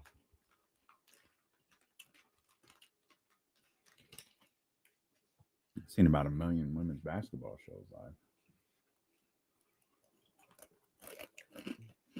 No, we also saw the Kings post game, pre and post. The what? Kings pre and post. No, yeah. See that? Well, you don't see post game. That's true.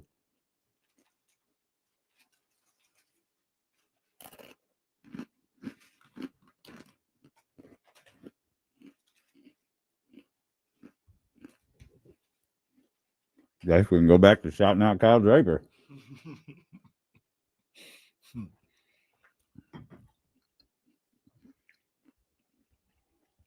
Drape said, I'm out. No, right now. Oh. All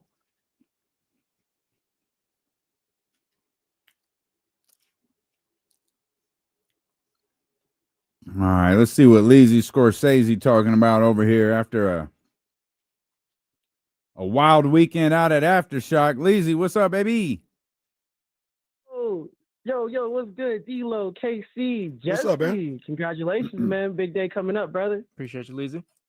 Hey, no problem. You know, I have to represent for my 3 brothers.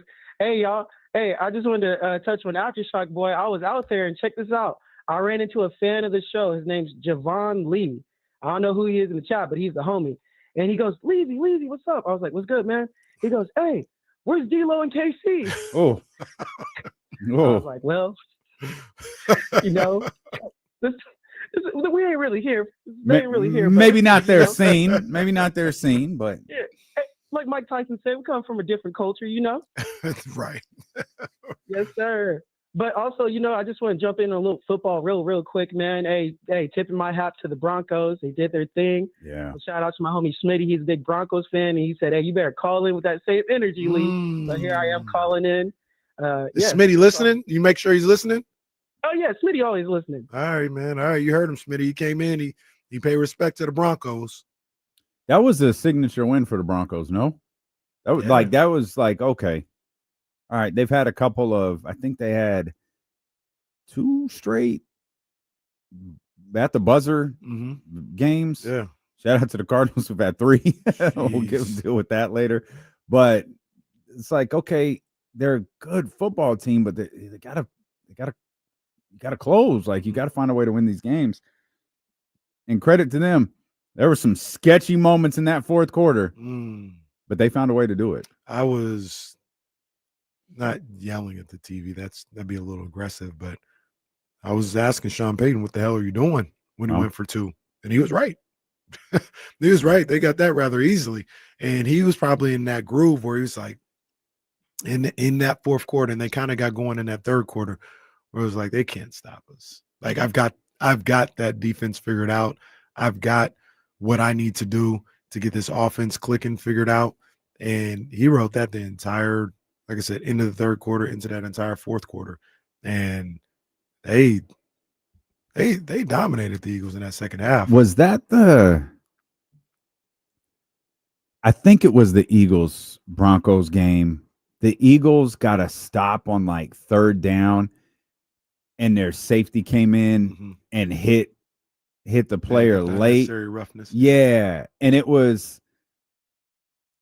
I mean, it was a late hit, but it was also like, maybe you got to use discretion on this one. But it was a letter of the law late hit, and it extended the drive.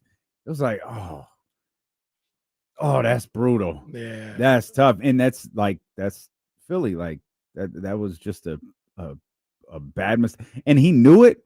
That's why he got up, because he was like, "Yeah, I made it." Like, you could tell he was like overcompensating. Right. He wasn't going Jason Garrett, Kenny Caraway, but he was like, "All right, we got to stop." And it was like, "Nah, you knew what you did. Like, you knew it immediately." I almost felt bad for him, because like, oh, that's tough. Yeah, they're gonna it feels like you see that at least once or twice a game in every game, where it's something that's like, hey, that looked unnecessary. Like, why'd you do that? Yeah. And they just keep on going. I was actually surprised they called it. I feel like there is discretion used at the end of games, and it's just sometimes it is, sometimes it is, sometimes it isn't. Yeah. And it happened later on when the Eagles were driving.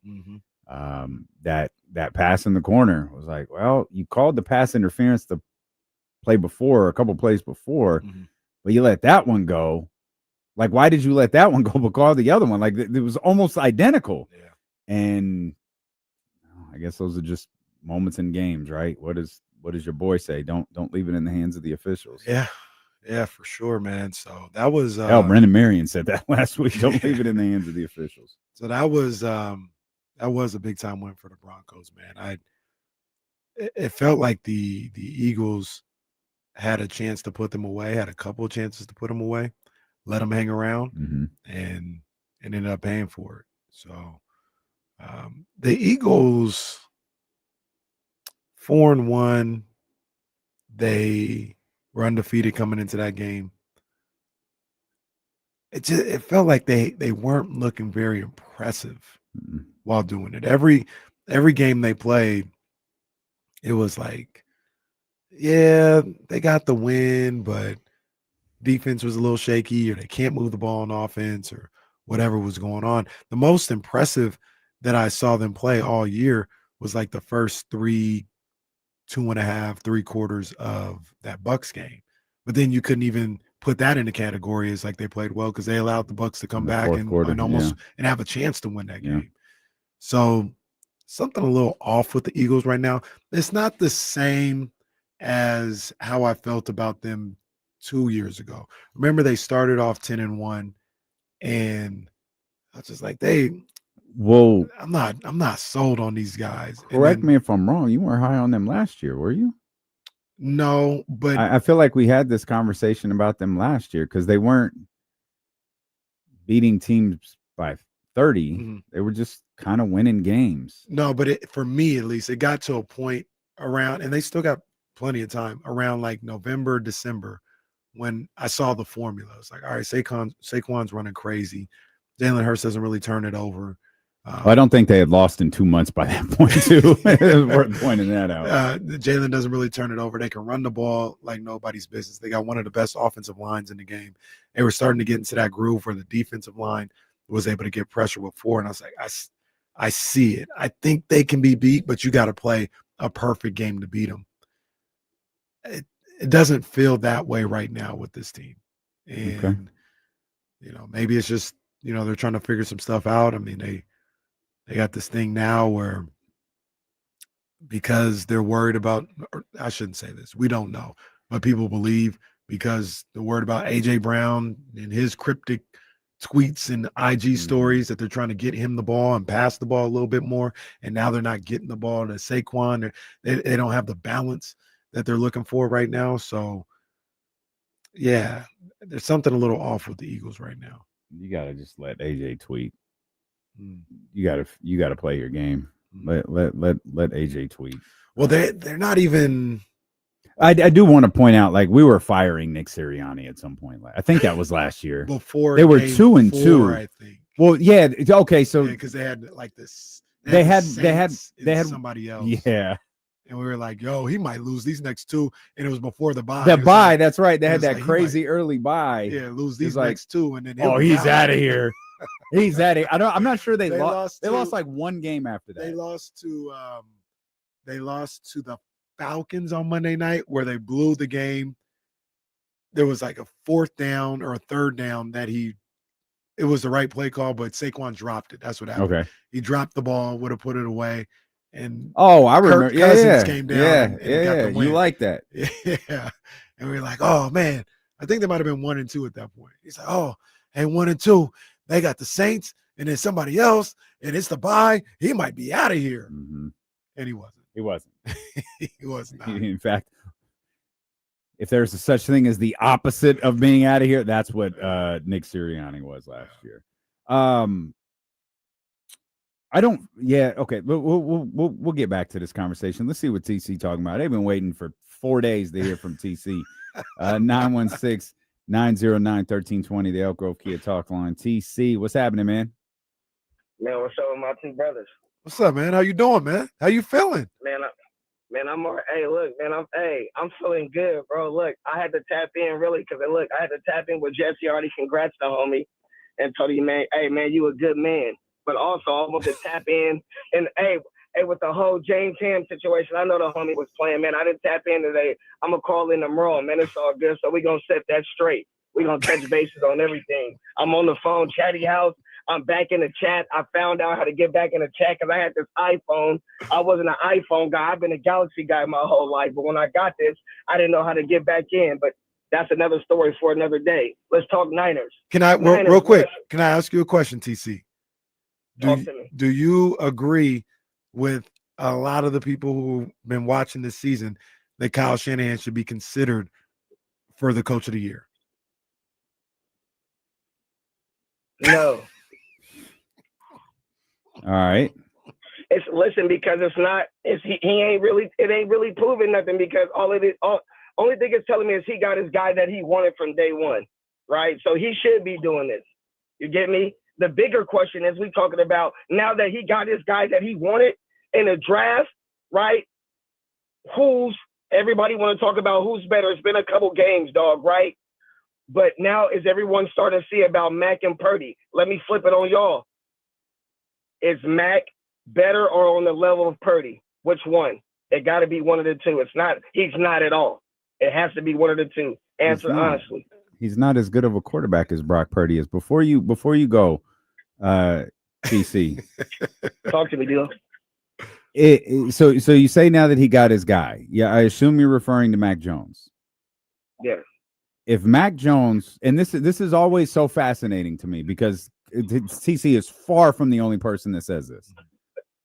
TC, if Mac Jones was in fact Kyle Shanahan's guy, and Kyle Shanahan has the final say on personnel, why wasn't Mac Jones drafted? Listen, that's a question. That's the answer that everybody's trying to find out, D-Lo. Me, you, Kenny, people around. No, I'm not. No. I'm not trying to find that out because I don't believe that it's true. If that was his guy, he would have drafted him. I get it, D-Lo. That was his guy, bro. They say he was talked out. He was talked out. Hey, I guess it was. I don't know if it was the feedback. I was one of the biggest guys calling into y'all show every day talking about, what? You trading us to get him? That ain't the pick. Don't do it. And for some reason, he took Lance. Lance, we don't even know if he'll ever be a good quarterback, right? But that was, if that, and I would have respected it more, right, if you would have just took that dude, Kyle.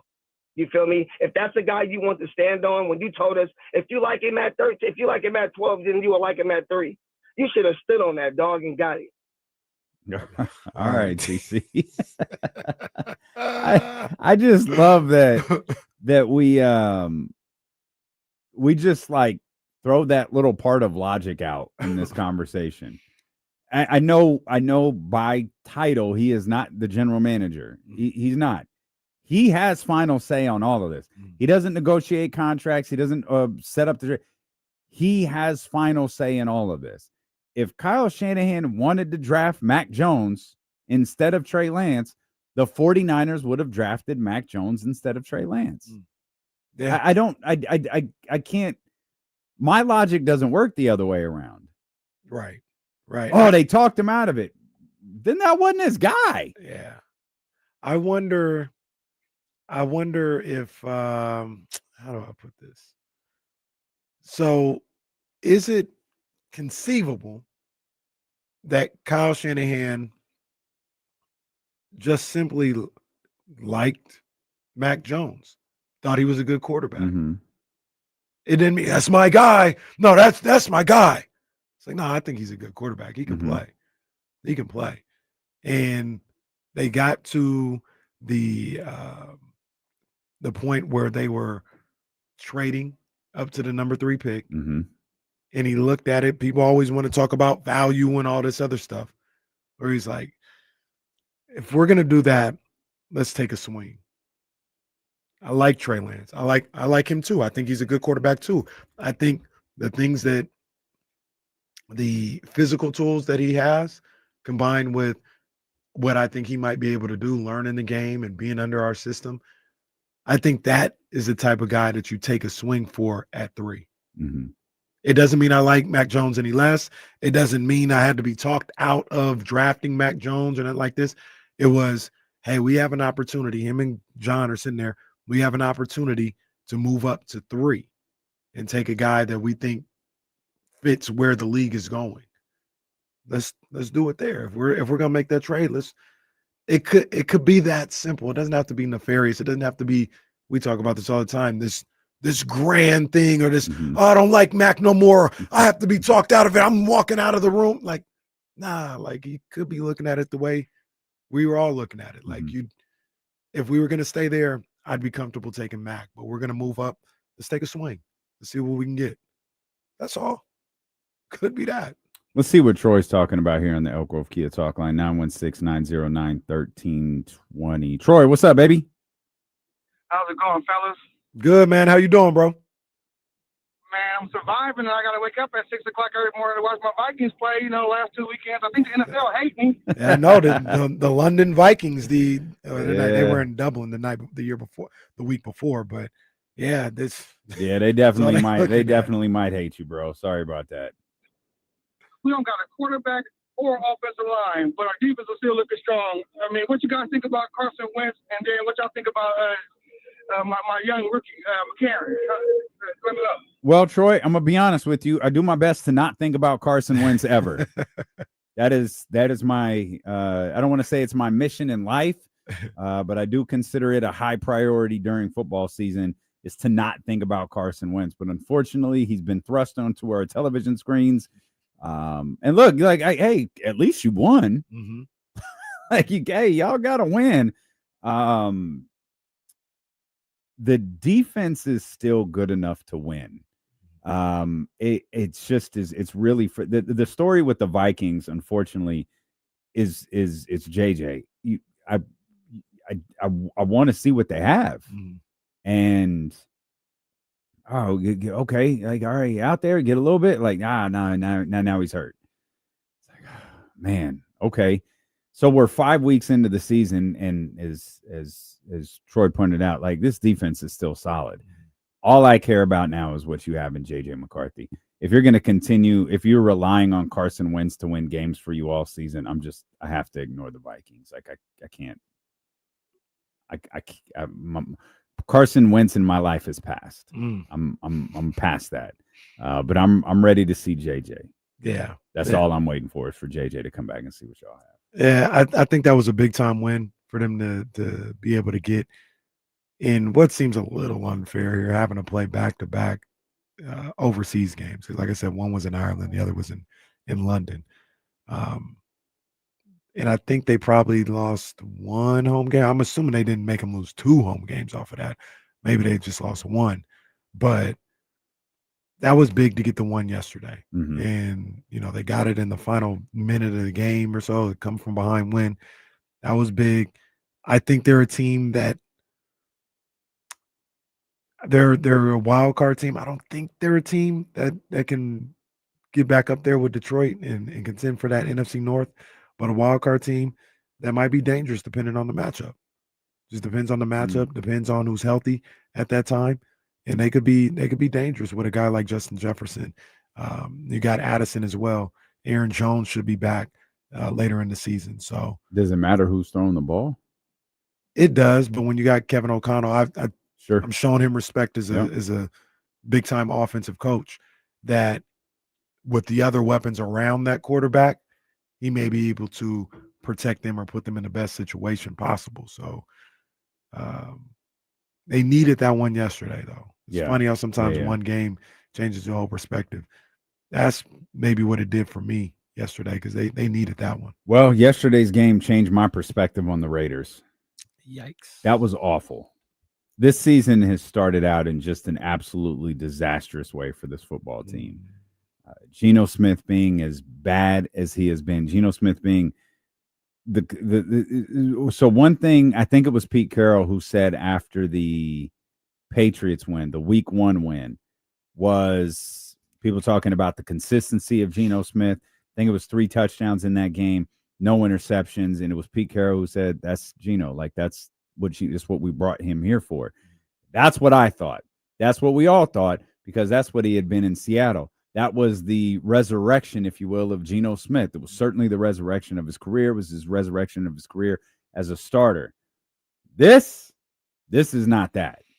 This is a very, very bad version of Geno Smith, one you absolutely couldn't afford to have. And the fact that he is now, the Raiders just got their ass kicked yesterday. There's no other, that's the exclamation point. That's kind of the end. Geno's turnovers didn't help, but when you're trying to evaluate this football team as a whole so far this season, Geno's turnovers are a huge, huge problem. And the fact that he's turned the ball over 9 times, the fact that he's had 3 multi-game interceptions in the first 5 weeks of the season, the fact that they haven't won since that 3 touchdown, 0 interception game is brutal. Just absolutely brutal. Yeah, it's looking tough for the Raiders. They look so far away from being a team that can even think about 500. They look so far away from it. They have so many holes on that roster. And some of their best players, when you talk about Max Crosby, talk about Bowers, and I'll put Ashton Genty in there as well.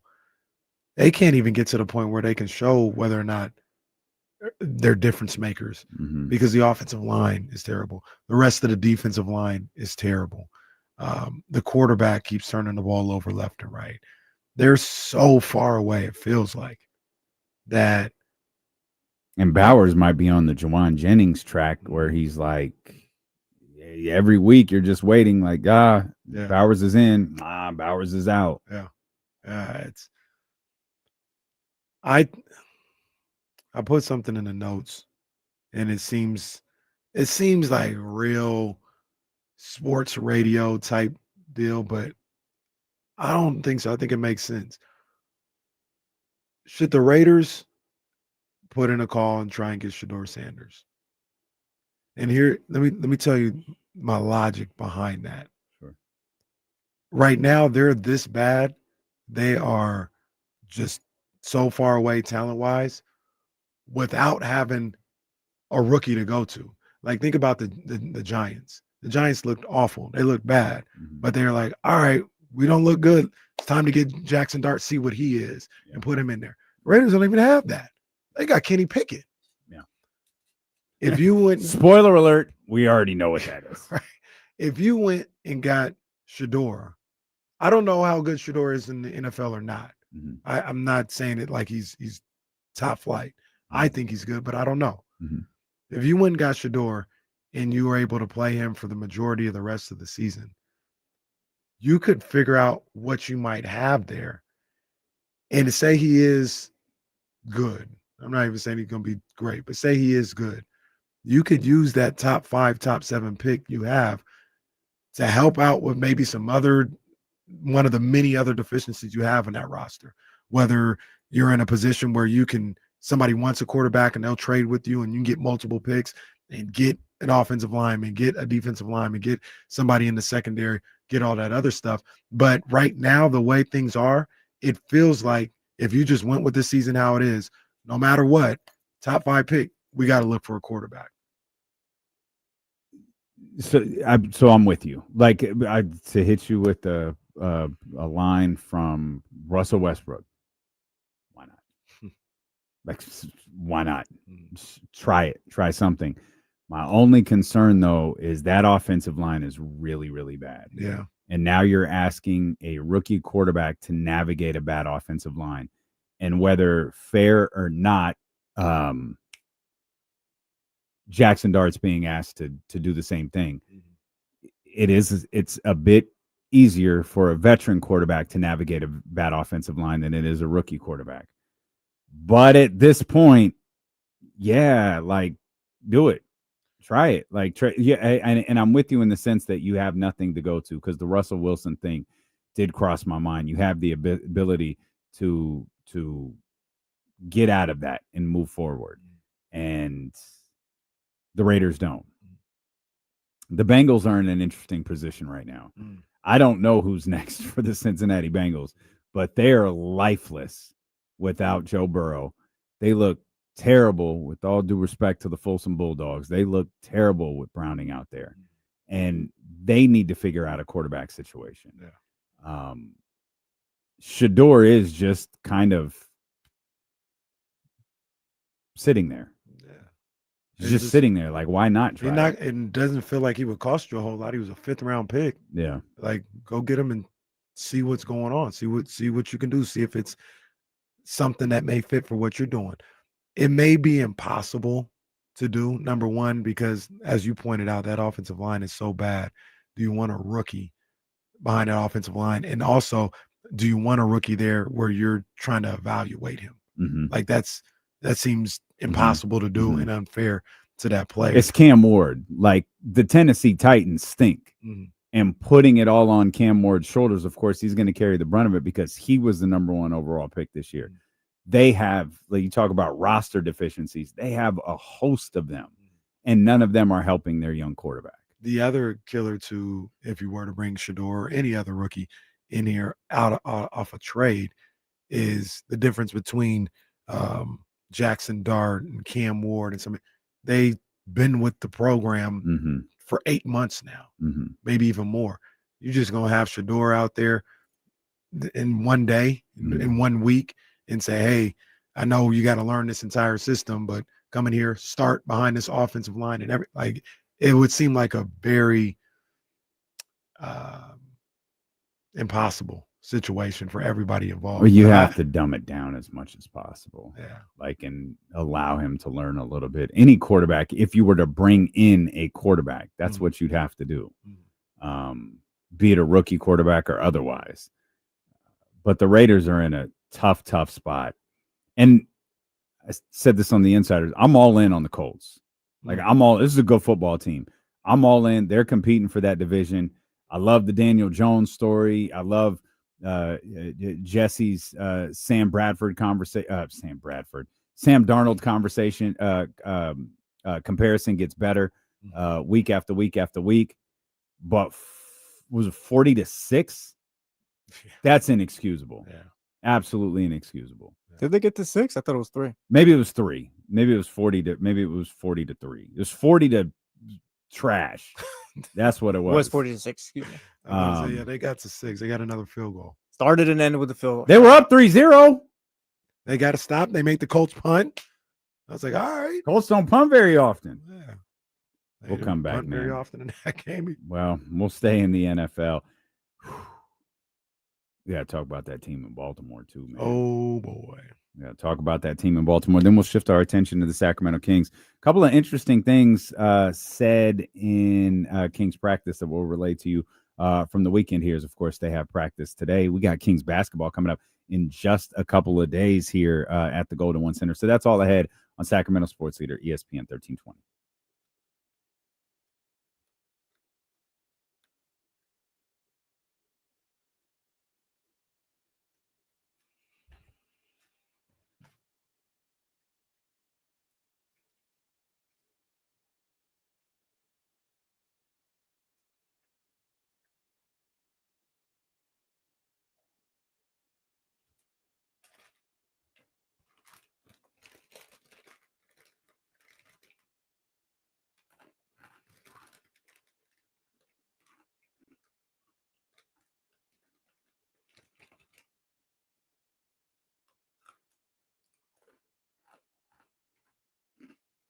All right.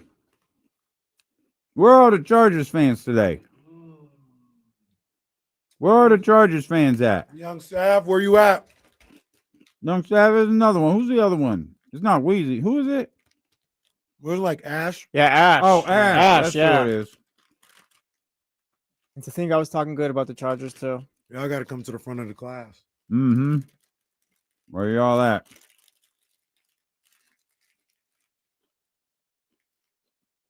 There's Ash. All right, Ash. We see you.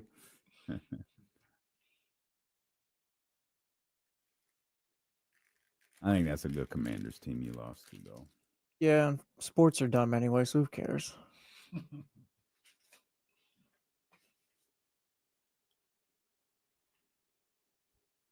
So Drew Downs' boy was getting MVP chance. Yeah.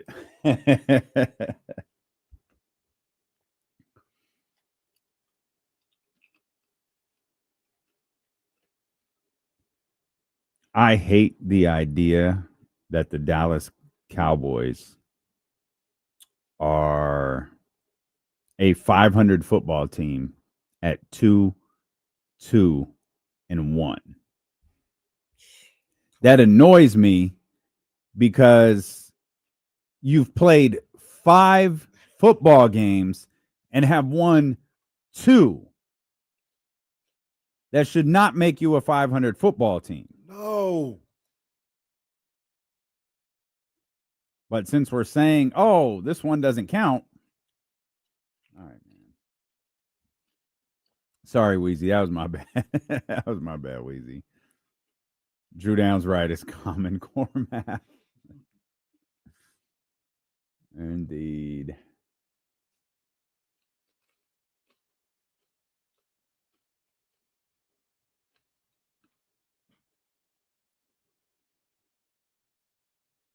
ESPN is so happy Mark Sanchez doesn't work for them.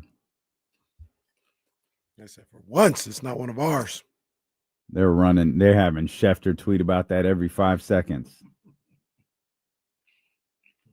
Now, and Michael, did you message on Friday that you got well, it's too late. That you got your Pelotons? I was just trying to talk to the chatty house, and Jesse said, no. Nope, don't do it. I figured out a setting. Good?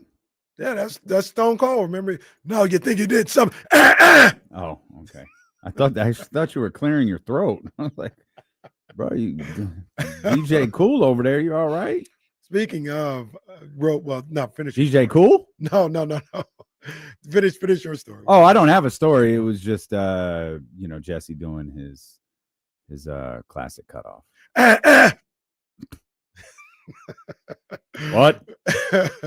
But I was thinking of Stone Cold and wrestling and said, let's ban AI together. Let's ban AI. I'm all together. for it. I sent Casey and Jason Jones an AI video of a wrestling Tupac and a wrestling Biggie, and I don't know, man. Pac cut a pretty mean promo. The little AI version didn't give Biggie no lines. Then I saw this other AI video where I think it was Elvis, Pac, and Kobe. Yeah, I seen a Kobe one too. It's like, come on. Oh, you ever see them? You ever see them videos? Like I think they're on their TikToks, but I'm sure they wind up living somewhere else.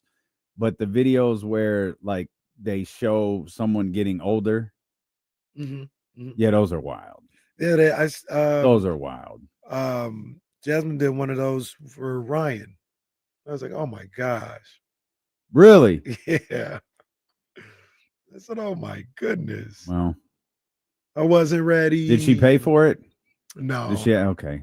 No, it was like a preview, whatever. Well, Gunner's an AI. That's baby. how we met Gunner.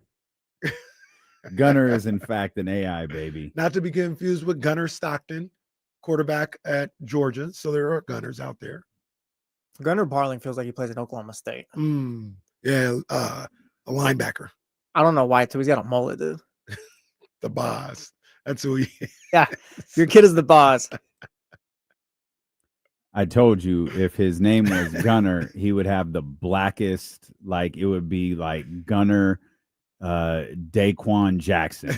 Like I'd change my last just so like, look, you can have Gunner, but we're getting an X. It'd be Gunner Daquan Jackson X. Gunner the coldest. Gunner the coldest. Yes, indeed. But that AI baby cost $12. So I'm glad that see, kids ain't even real cost money. AI is a horrible, horrible thing, but it can be super helpful at times and very, very funny. Yeah, like Michael Cole calling, well, that's Tupac Shakur coming down the aisle right there. When they stick to words, I can deal with that. But when they try to actually have videos and stuff, they've gone too far. I don't need the visuals. Just give me the words, AI. And then the other trend on Twitter is it says, why do black people like AI so much? And black people are responding with the reasons why they love Allen Iverson. That's great. That's awesome. That's terrific. We should ask AI why the Ravens stink so bad this year. Jeez, that's my Super Bowl pick. Can't wait to see if they're going to be in your power rankings tomorrow. No, Wednesday. They'll be in some rankings. Oh, no, not the Russell Wilson rankings. This is the worst defense on the planet. It is. I haven't been able to verify that. I haven't checked the other spots on Earth. It just sure feels like it. They were. So I was just kind of shocked by how things went yesterday against the Titans. And I remember I saw something on like Thursday or Friday talking about the Texans are like last in the league in points per game. I was like, well, if they can't get it done on Sunday, then they're in some real trouble. Well, they got it done. They did that. And that was just in general against the Ravens defense that hasn't been good. Did you see all the people that were out yesterday? I didn't know this until like during the game. All the people that were out for the Ravens defense. Yeah, I didn't see it until the game either. I wasn't Roquan tapped Smith into was ravenswire.com. Marlon Humphrey was out. I think they had another defensive starter, like somewhere on the line, was out. Kyle Hamilton was out. They were already bad with those guys in the game. If I would have known that, I would have went to Reno or something. Tahoe. Give me the Texans. They are getting destroyed by injuries right now. And it may be a situation where they can't recover. We thought they had more time to like kind of bounce back. Maybe not. They can't recover from the injury. That's the problem. They can't recover. They can't win football games without Lamar Jackson. They've got the Rams next week. Then they have their bye week, which they obviously desperately need. And, I don't really know what to make of. You've got Chicago, Miami, Minnesota, Cleveland, New York, Jets. You've got the Bengals. You've got the team that has essentially been handed the AFC North and the Pittsburgh Steelers. Mm-hmm. Like, these dummies sat around for months waiting for Aaron Rodgers to sign, and they are going to walk away with this division before Thanksgiving's over. They're going to have the division. This division is awful. They're going to have the division. They're going to have a home game, too. At least one. Man, absolutely. Jeez. Absolutely. Yeah, this Baltimore situation is tough, man. And this is this could be one of those franchise-like altering moments where it's like, all right, man, we've got to fix some things. We've got to fix some things on the defensive end. We've got to get some more guys around Lamar. And, John Harbaugh said today, or he might have said it yesterday. I think I read it this morning. Yeah, we're not firing anyone. We're not moving on from our defensive coordinator. We've just got to be better. They've given up 44, 37, 38, 17, and 41. The 17 was to Cleveland, by the way. That even feels like too much. Giving up 17 to Flacco's Joe Browns. Flacco. Yeah. Yeah. 40. But, man, is there any context to their record? 41 points was Buffalo. 38 was Detroit. 37 was Kansas City. 44 was Houston.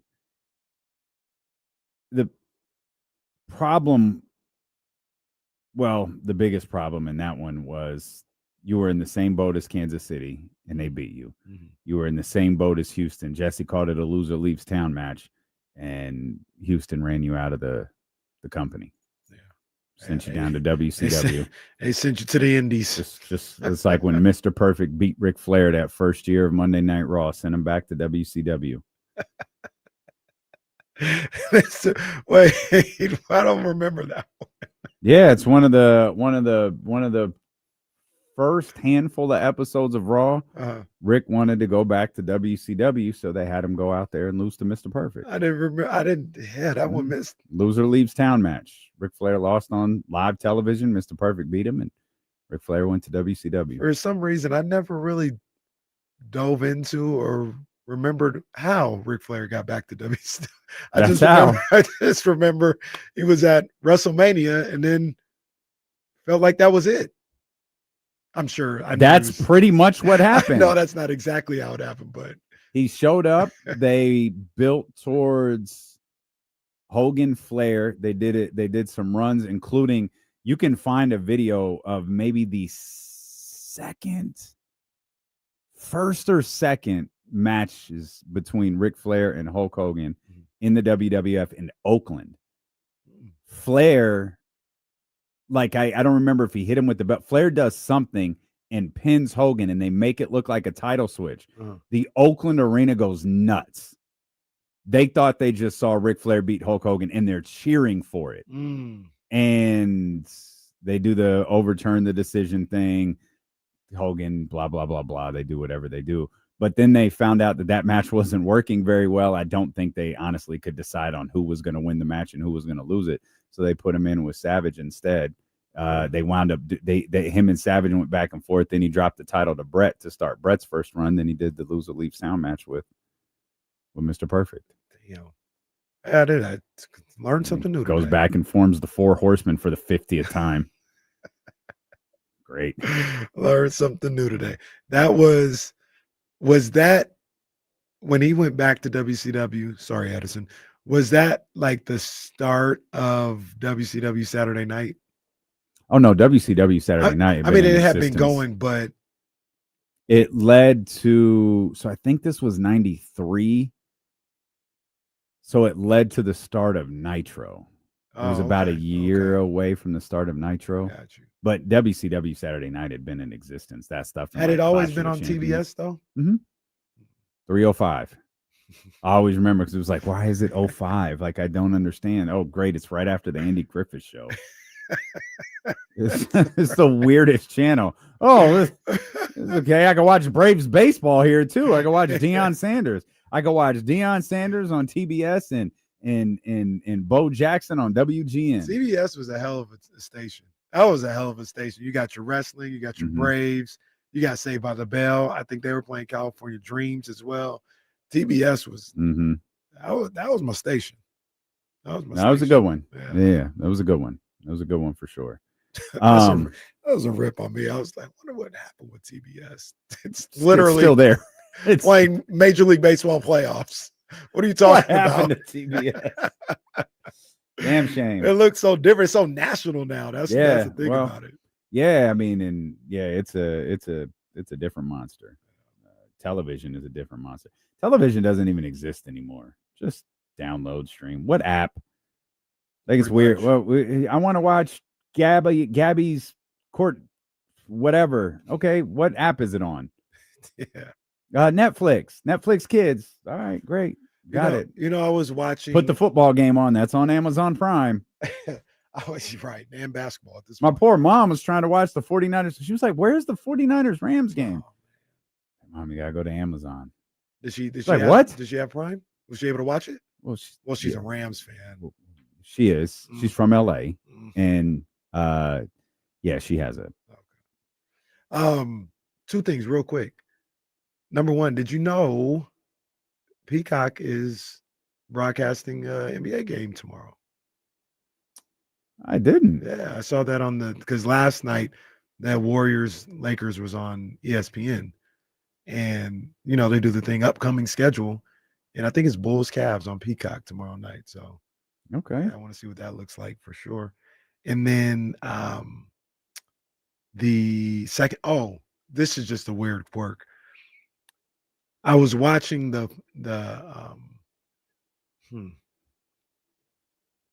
somebody was telling me they were watching the football games yesterday, and they were just watching the games how they watch it, seeing all the games, however they watch it. And when the telecast for the game goes right into the local broadcasting how it would here. So like, for instance, next week, 49ers Bucks is on CBS. After that game is CBS Extra, or excuse me, CBS 13 Extra, Jake Gate, and all this other stuff. That happened with the Cardinals game. So I'm watching the Cardinals game, and it goes into Arizona's Sports Extra type. I was like, oh, this is pretty dope. I get that they were pissed too on. God, I bet. The guy on Arizona, like the Brandon Benitez for them. Yeah. He was like, yeah, it was just a tough loss because the Titans are putrid. They are putrid. Oh, my God. The Cardinals are the first team in history to lose 3 straight games on game-winning field goals. The amount of improbable plays that had to happen the way that they did for the Cardinals to lose that game is pretty amazing. Wow. We mentioned the DeMarco's drop going in. I can't believe that's still a thing. It is. Come on, guys. Then you have the interception that became the fumble that turned into a touchdown. All of that led to, what did Kyler called it how to lose a game 101. Man. Kyler's fed up too. And poor Kyler. Did he get concussed on that snap? Oh, that's when he left. That's when he left. Yeah, and then came right back. Well, we know concussion protocol is not real. So, No. He just got his bell rung. That one, the Chiefs, or excuse me, the Cardinals in the 49ers game, that's a tough loss. That's a heartbreaking way to lose. The Seahawks game, oh man, that's a heartbreaking way to lose. This one, they got nobody to look at but themselves. Yeah. They were up 21-6, maybe 21-3 in the third quarter or so, and just choked that one away. That was an awful way to lose a game, whether it's miscues by the players, just carelessly not carrying the ball through the end zone, or the play calling. I was watching some of that game while I was watching the Bucs Seahawks game, and the play calling in that third and fourth quarter was just atrocious. It was terrible. And then you can't get a stop. You can't stop the Titans. I know it's an NFL team; they're all pros, but come on, man, you got to be able to stop the Titans at home and keep them from getting in the end zone or getting a game-winning field goal. It was just bad. They got nobody to blame but themselves. I love it though. NFC West. Cowboys beat the Jets. I don't know. It really means much. Drew Down mentioned. Well, they're back to 500. I guess they are 500-ish. 2-1. Yeah, that's the correct way of referring. 500-ish. But jokes aside, Dak Prescott's having a really good season. He is. But now because we pulled up these Dak, I know they were chanting like MVP for him yesterday, and it's like, yeah, Dak has had a good season. How good is it? 71% completion percentage, 1356 in the air, 10 touchdowns, 3 interceptions. Those numbers aren't that different than the ones we went over earlier with Baker and Jared Goff. Yeah, Dak's been really. I was watching that game, thinking that, like, man, I've been a critic of Dak. He's been really good this year. He's been really, really good. I love the leadership I've seen from him, and then his play, just like the actual gameplay that he's had. He's been really good this year. They have the Panthers next week. And then Tough ball club right there. It's a tough team. 2 champions. Yeah, 2 came back champions. down from 17-0. It's a tough team. There was this yesterday. You all right in there? No. I want to hear your point on the Cowboys, but yesterday was a microcosm of how I just think about Bryce Young in general. There were 4 times when I was like, this guy's cooked. Like they lost on this pick, and then he'll come back and make a play and lead a drive. That's what I've done his entire career. So I don't know. But yes, Cowboys play. I'd like to get him out of there. I'd like to get him out of Carolina and then make an assessment on what type of quarterback he is. Some of it's on him. Maybe, but like I understand when people say that, but what do you think Carolina's doing to hold him back? I don't know, but Baker played in Carolina, no? Yep. Did Sam Bradford play in Carolina? Did he go from New York to Carolina? Sam Darnold. I keep saying Sam Bradford. Did Sam Darnold play in Carolina? Yeah. How are those 2 quarterbacks? They're good right now. Cam Newton playing Carolina too. Cam Newton is like a top 5 freakish athlete in the history of professional sports. Going way, way back, but Jake Delhomme played in Carolina too. Well, okay, I'm not saying it's the city of Carolina. No. I think it's this current regime of clearly there's something where they're struggling with quarterbacks. But to be fair, this is a different regime, right? Than Baker and Sam Darnold. Is it? They definitely got a different. They definitely got a new head coach. Yeah, and I think a new GM. I have no idea. I think they got a new GM. But I get it. I'm not going to argue that Carolina's churned out a bunch of. They're not that different than the Jets to me. Different regimes though too. Their GM was appointed January 2024, but he was promoted from within. So take that with what you want. I won't take it for nothing. I want him out. Well, I feel like that benefits you. Yeah, he's in the building. Just get him out of there. So the Cowboys have Carolina next week, and then it gets interesting as they head into their Week 10 bye. They've got the divisional matchup against the Commanders. They're at Denver. And then they'll take on, in prime time, whatever this Cardinals team looks like in Week 9. And then they'll head into their Week 10 bye. It gets a lot tougher. Well, gets a lot tougher after Week 11. They'll come back from the bye week, ease into things with the Las Vegas Raiders, and then, which we might be doing something for that game, by the way. We might be doing something for that Cowboys-Raiders game. That wasn't on my list. We might need. That's some people on list. I said that I saw the game when I was going through. I said, "Hey, ain't on my list." The funny thing about that list that you sent is someone just completely ignored it. Philly is after that. Kansas City, Detroit, Minnesota, your Chargers, the Commanders again, and they end with the New York Giants. So, what you think? This might be a playoff team. I'm saying that second stretch of the schedule is tough. I think Kansas City is going to be in a better place by then. You've got that Philadelphia game. You got the Detroit game. I don't know what to do with Minnesota. I know their defense is good. That's a Week 15 game. The Commanders is Christmas Day. Your Chargers, like, I'm not high on your Chargers, but they're not bad. They might not be what people desperately want them to be, but they're not bad. You keep saying your Chargers, talking about my Chargers. I think so. And I'm not going to argue, because the argument will be like, no, I didn't say my Chargers. I said my Ravens. So no, I'm not going to argue. Go ahead. Fine. My Chargers. Didn't you love that is your Chargers? What you mean? Yeah, but it's your boy. It was my Ravens. Ravens. Your boy. It was my It's Ravens. it is definitely your Ravens. Yeah. These are your Chargers by marriage. And that marriage is to Jim Harbaugh.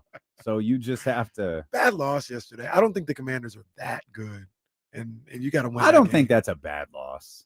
I'm not. I mean, I have my fun with the Chargers. That's not a bad loss. That's a good Commanders team. I think we look at the Commanders a little different. I think the Chargers, if you are who I think you're supposed to be, you win that game at home against that Commanders team. Not that the Commanders are bums or anything like that, but I think the Chargers are better than them, or I thought going into the game they're better than them. And you got them at the crib, man. You got to win that game. That's a bad loss by them. Yeah, losing at home is tough. Losing at home is definitely tough. Very rarely do you see a game-changing play. But did you see the punt return situation? That changed everything. Absolutely. Changed everything right before the half. Absolutely. We're going to check in on King's practice here in just a few minutes. So I'm strolling Matt George's Twitter account to steal some audio from him. Looks like Devin Carter spoke. Doug Christie spoke. So we'll hear from those guys coming up. And we'll talk to James Ham in the final hour of the shows. We got Kings basketball coming up just a couple of days from today. Not only that, we got Kings basketball coming up at the Golden One Center. Yeah, man. In just a couple of days. So that'll be really exciting. Sorry. Have you seen Devin's video? Nah. You might not like it. Go to James Ham. I mean, I don't have a problem with it, but it's the way it starts. It's like, all right, man. What did he say? Yeah, I saw that D-Lo guy. Not even the audio. Just I saw the visual, and it starts with like, all right, man, take the towel.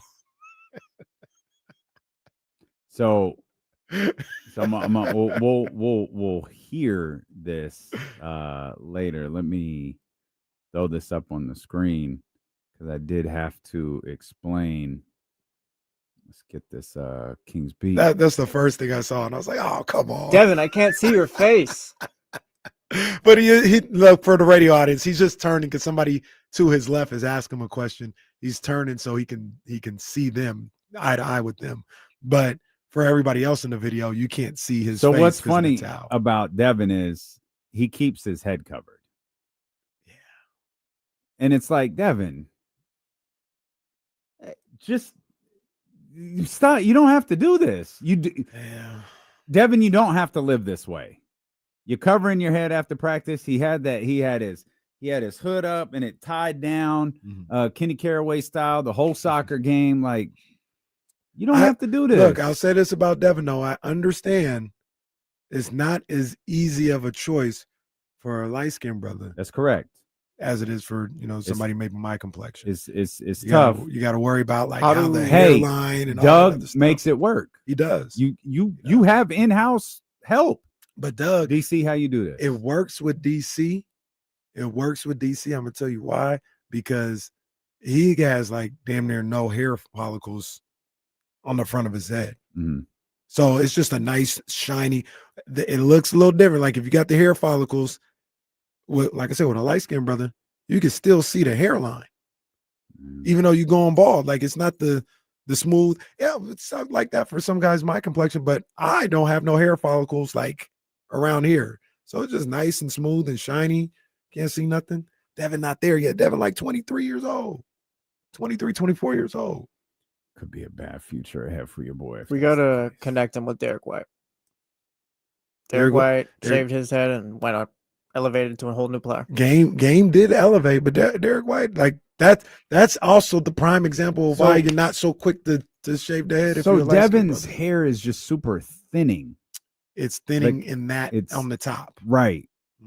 It So flows great. So that means if he did the shave, he'd have like the George Jefferson, because there's probably fewer follicles at the top, but all just he'd have a full head of hair around the sides and back. Yeah. Oh, that's tough. Yeah. Maybe petition to wear a hat during games. Well, at least during practice, do the Dennis Schroeder. Yeah, hey Dennis, can I borrow your beanie for the game? That works. We'll come back. We'll hear from Devin Carter, Doug Christie as well. We'll do all of that when D'Lo and Casey return on Sacramento Sports Leader ESPN 1320. Devin Carter's covering a tear or whatever, so we don't see it, and we're spending 5 minutes on it.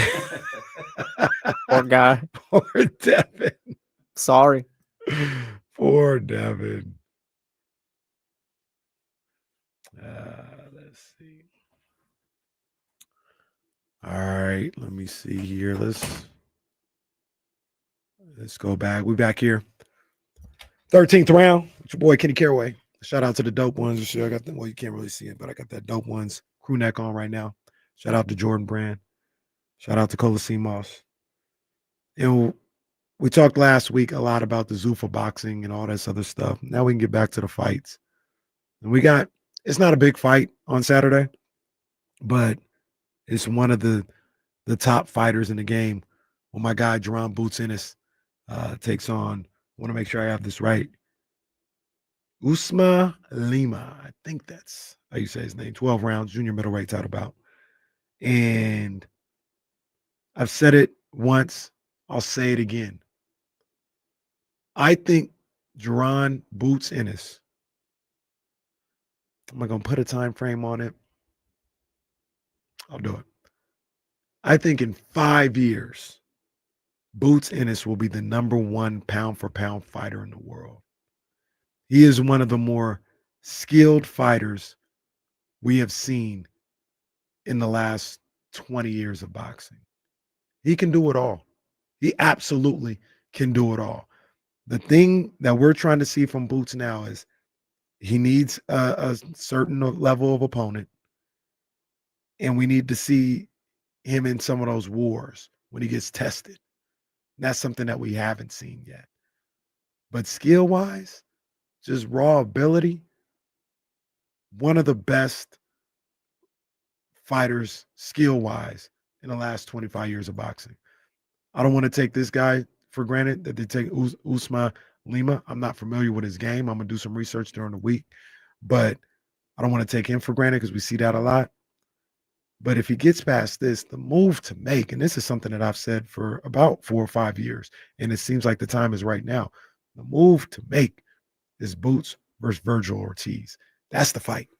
That's the fight we want to see, because those are two special young guys who have been on a collision course for I don't know how long.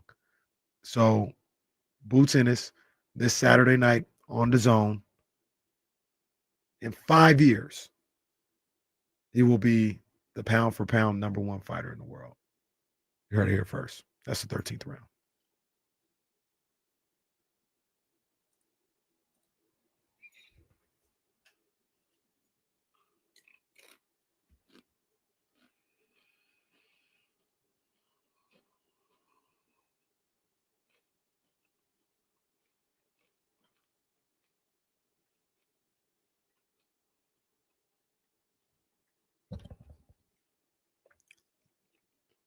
Drew, all the people you name, I've never heard of. Like, I've never heard of them. Ever. Matter of fact, all of the people that you name seem like the same guy. They just seem like the same generic UFC fighter who's the title holder.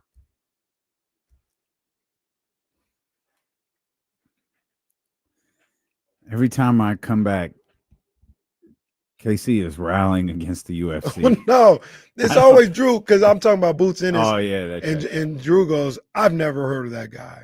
And then he's like, Chara's the best. No, Maraca is the best. Who the hell are these people? Are they even people? I don't know. Who knows? That's that. I know there's a good chance we make more money than they do, and we don't have to get in the fight to do it. Because those guys make about $650 an hour. But those fight bonuses. Once again, two different conversations. I don't know anything about the guy to say whether he's great or not. Like I'm positive he is great or one of the best in his profession and in that league. Sure, I don't know who the hell he is. I don't know who none of them guys are. None of them. These guys walk in the room right now. I'll be like, Gio, they're here to see you, bro. I don't know. Man, why Gio? Because somebody picking up a radio box. Oh, they're here to a see boom Abe. box. Yeah, they're here to see Abe. They're here to get a boom box. I don't know who this guy is. Shout out Abe and his boom boxes. Let's see what Cole's talking about here. I really wish UFC fighters made more. I really wish they just stand up and say, we're not doing this. Yeah. But they don't. They choose not to. They don't. At least for now. Real quick, before we get to, you said it was Cole, right? Before we get to Cole, let's remind you that Baker Family Wines is available at the Nugget in Granite Bay. It's available at the Nugget in Elk Grove. It's available at select Rayleigh's and Bel Air locations. And if you haven't grabbed that bottle of wine with that baseball stitch yet, what are you waiting for, man? Join Baker Family Wines. Head over to bakerfamilywines.com right now. Learn more about Dusty. Learn more about his process when it comes to making these small lot wines that he does right here. He makes the wine in Sacramento. He's taken us and he showed us the barrels, the bottling process. They showed us all of that stuff. It's right here in West Sacramento. Go to bakerfamilywines.com while you're there. Join Dusty's Clubhouse, and best believe we're going to have another event there, and it's going to happen real soon. Yeah, man, I cannot wait for that, and that will give me another opportunity to just have a bunch of glasses of that rosé. There you go. That's what I love. That was some good stuff. Well, good stuff. Boy, your drinking habits have changed. KC, when he finally acknowledged my presence at the soccer game, comes over and was like, man, these guys been buying me shots all night. Shout out to the Brodies. Now, mind the you, Republic game. I saw them same group of brothers. And nobody buy me a shot of tequila. But KC comes over and it's like, yeah, these guys, they listen to our show and they just keep buying me tequila shots. Shout out to the Brodies. And then he's drinking smoked old fashions. Like, Yeah, boy, man, KC turning up. Had a little nightcap on Saturday, just went over to Sky River, went to the humidor. Yeah, man.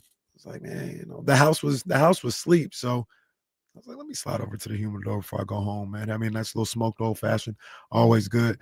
Shout out to the Brodies at that Republic game because they got me tequila.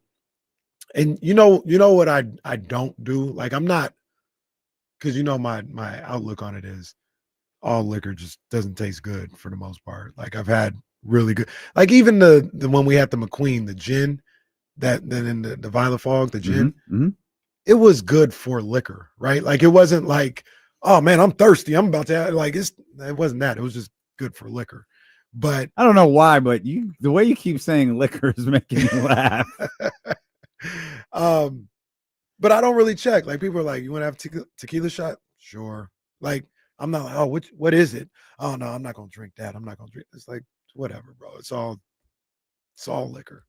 So I know there's levels to it, but still, like, my taste Definitely buds, levels to it. my taste buds are like, If you're it's not gonna shooting taste it, it's good. cheap, and I can't do that. The cheap stuff is what makes your head hurt. It's just that heavily processed stuff that, yeah, you could probably get shots of it at the Republic game. If I'm getting a tequila, it's something I want to sip on. Like, you're gonna see me with that shot of tequila in my hand or that glass of tequila in my hand for a while. Yeah. Just give me Shouldn't burn. Just give me Say it like that. It doesn't need to burn. All that. Hey, what are you drinking? Where you got to was old Martin? Yeah, don't drink that. Yeah. But yeah, I had 2 shots with the Brodies. It's all good. Smoked old fashioned doesn't do that. It does not do See, that. and that's why I said the old fashions, and also when I get my cranberry and vodka, that's what I drink on to just drink for a little. Even then, I don't even really. I'm not picky on the vodka. I don't even know what the whiskey, the bourbon. What's the question? The bourbon for the old fashioned. Yeah, it's bourbon. I don't. But you can get whatever bourbon. I'm like, whatever. Just go ahead. Just go ahead, man. It's good. Maybe you want this one. This one. You pick. No. You tell me. All right. There's nothing wrong with that. There's getting all the cheap bourbon. Yeah. well, that's not what I would do. I'd be like, all right, I'll pick. I give him the most. I give him the most expensive bourbon I got. No. Oh yeah. You said pick whatever I want. Yeah. I'm gonna make this a good old fashioned for you, Kenny. That's a good I'm point. gonna make this a good one. That's a good point. But they're always good. So I don't really. I've never been like it's nasty bourbon.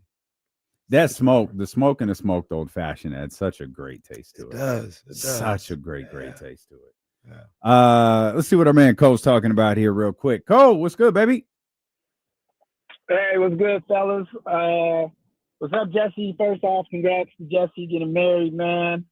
Big step, big decision. So congrats to you and soon to be wifey. Appreciate you. D-Lo, appreciate you, man. Got my thing coming in the mail whenever it comes, so appreciate that. Not my thing, my bad. Hey, Cole. Cole, man. No, hey, just make sure my hands are clean on this one. That's Cole. Yeah, my hands are clean on this one. My Cole, t-shirt. Cole ordered some Honor to Give t-shirts. Okay, you got to clarify. Man. My bad. So I called to say I see KCU in that crew neck because it was a little nippy, a little cold outside today. So I had on the Martin themed D-Lo and KC hoodie. Shout out. I was out at a Starbucks. I saw a dude walking outside with a D-Lo and KC hoodie on. I stood up. I went out there. He came in and I was like, "What's up, man?" He was like, "Yeah, I'm in the chat." I'm like, "Who are you?" And he said the last name Brown, right? And I was like, "Oh, I'm Cole." He's like, "Oh, you Cole?" I said, "Yeah." I said, Wait, Brown?" Like, I'm thinking Stephen Brown. I'm going to take a picture with him. But it was Alan Brown. So shout out to Alan Brown. You know what I'm saying? We both had the hoodies because it was cold. So that's all I got for y'all. Right on, Cole. Right on, Alan. Shout out Alan Brown. He thought he had a Stephen Brown sign. We almost caught him. We almost got Bigfoot. No. Grainy footage. Yeah.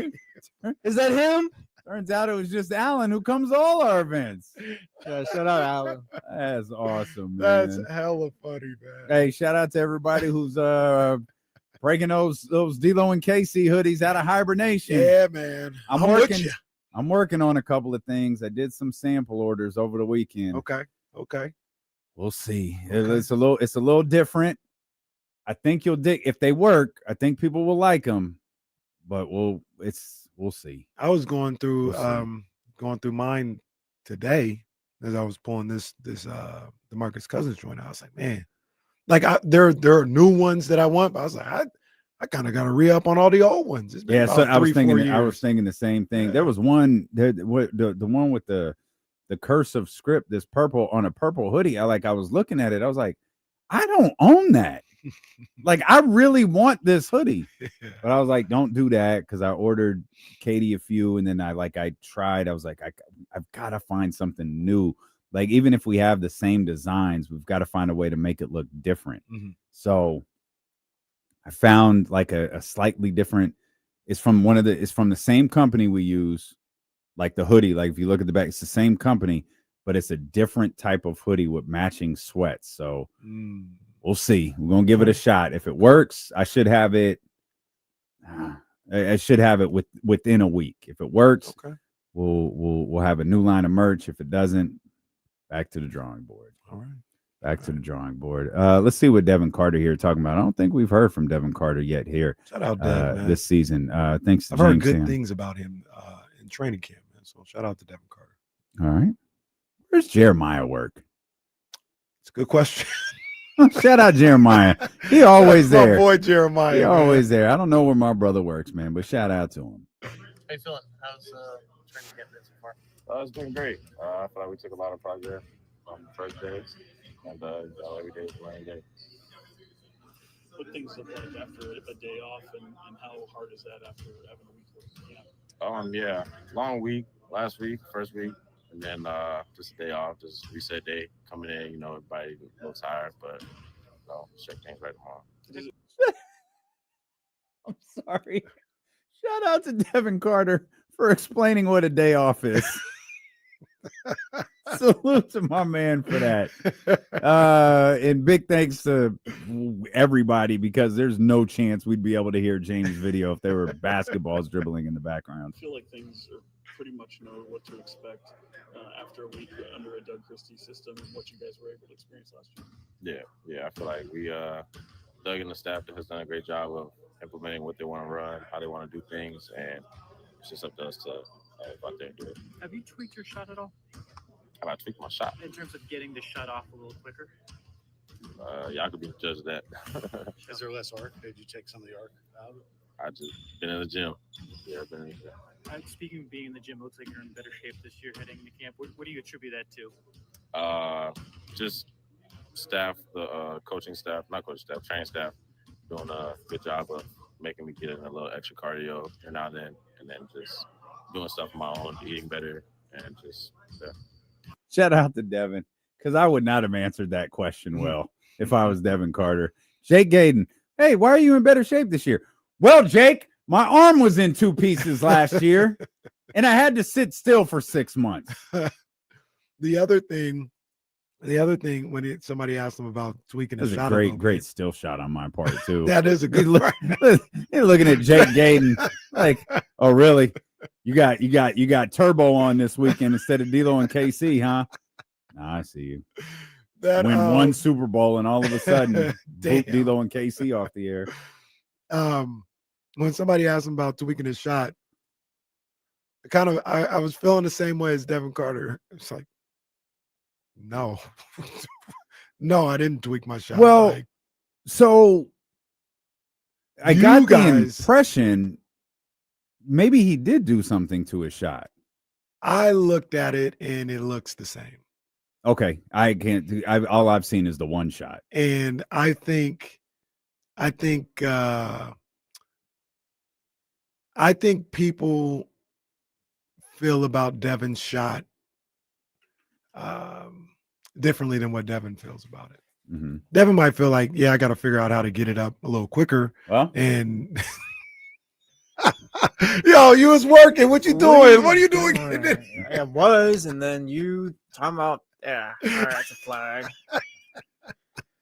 Someone's gonna have to throw the flags while I'm gone. By the way, no, I know it. I know it. This is gonna be absolute chaos without you here. But you got to get it up quicker. All right.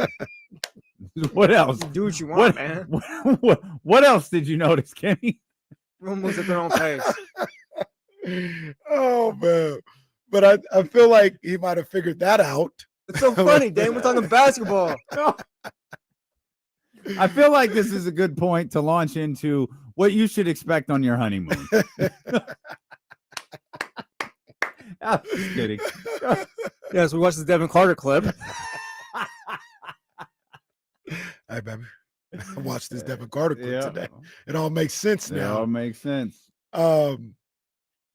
Yeah, I could be 100% wrong. I just don't believe he went to some shot doctor and fixed the shot. I think he's like, man, okay, I got to be a little quicker, in the NBA. But a little quicker, what? Getting the shot off, or a little quicker? Yeah. Well, that in itself would, because that's what Jake's question was. I don't think that's changing the shot. I think that is adjusting to the level that you're on and realizing, like, I've got to. When I think, because I think that was Jake's original question. When I think of fixing your shot, I think of like form, mechanics, all this other stuff. I don't think he did that. I think he just adjusted the speed of how he gets the shot off. But it could just be a weird quirk that I have. I see. That's Devin's response to this entire conversation right there on the screen. Let's hear a little bit more from It's Devin also Carter. tough, real quick, when he has a towel, because if he turns to Jeremiah, we can't even really hear Devin. Yeah, that's true. You wear a beanie, man. Some wear a beanie next time, like Schroeder. A do-rag, a skull cap, literally any. Do-rag Devin. There's got to be some De'Aaron Fox do-rags in the locker room somewhere. How are the shoulders? Great.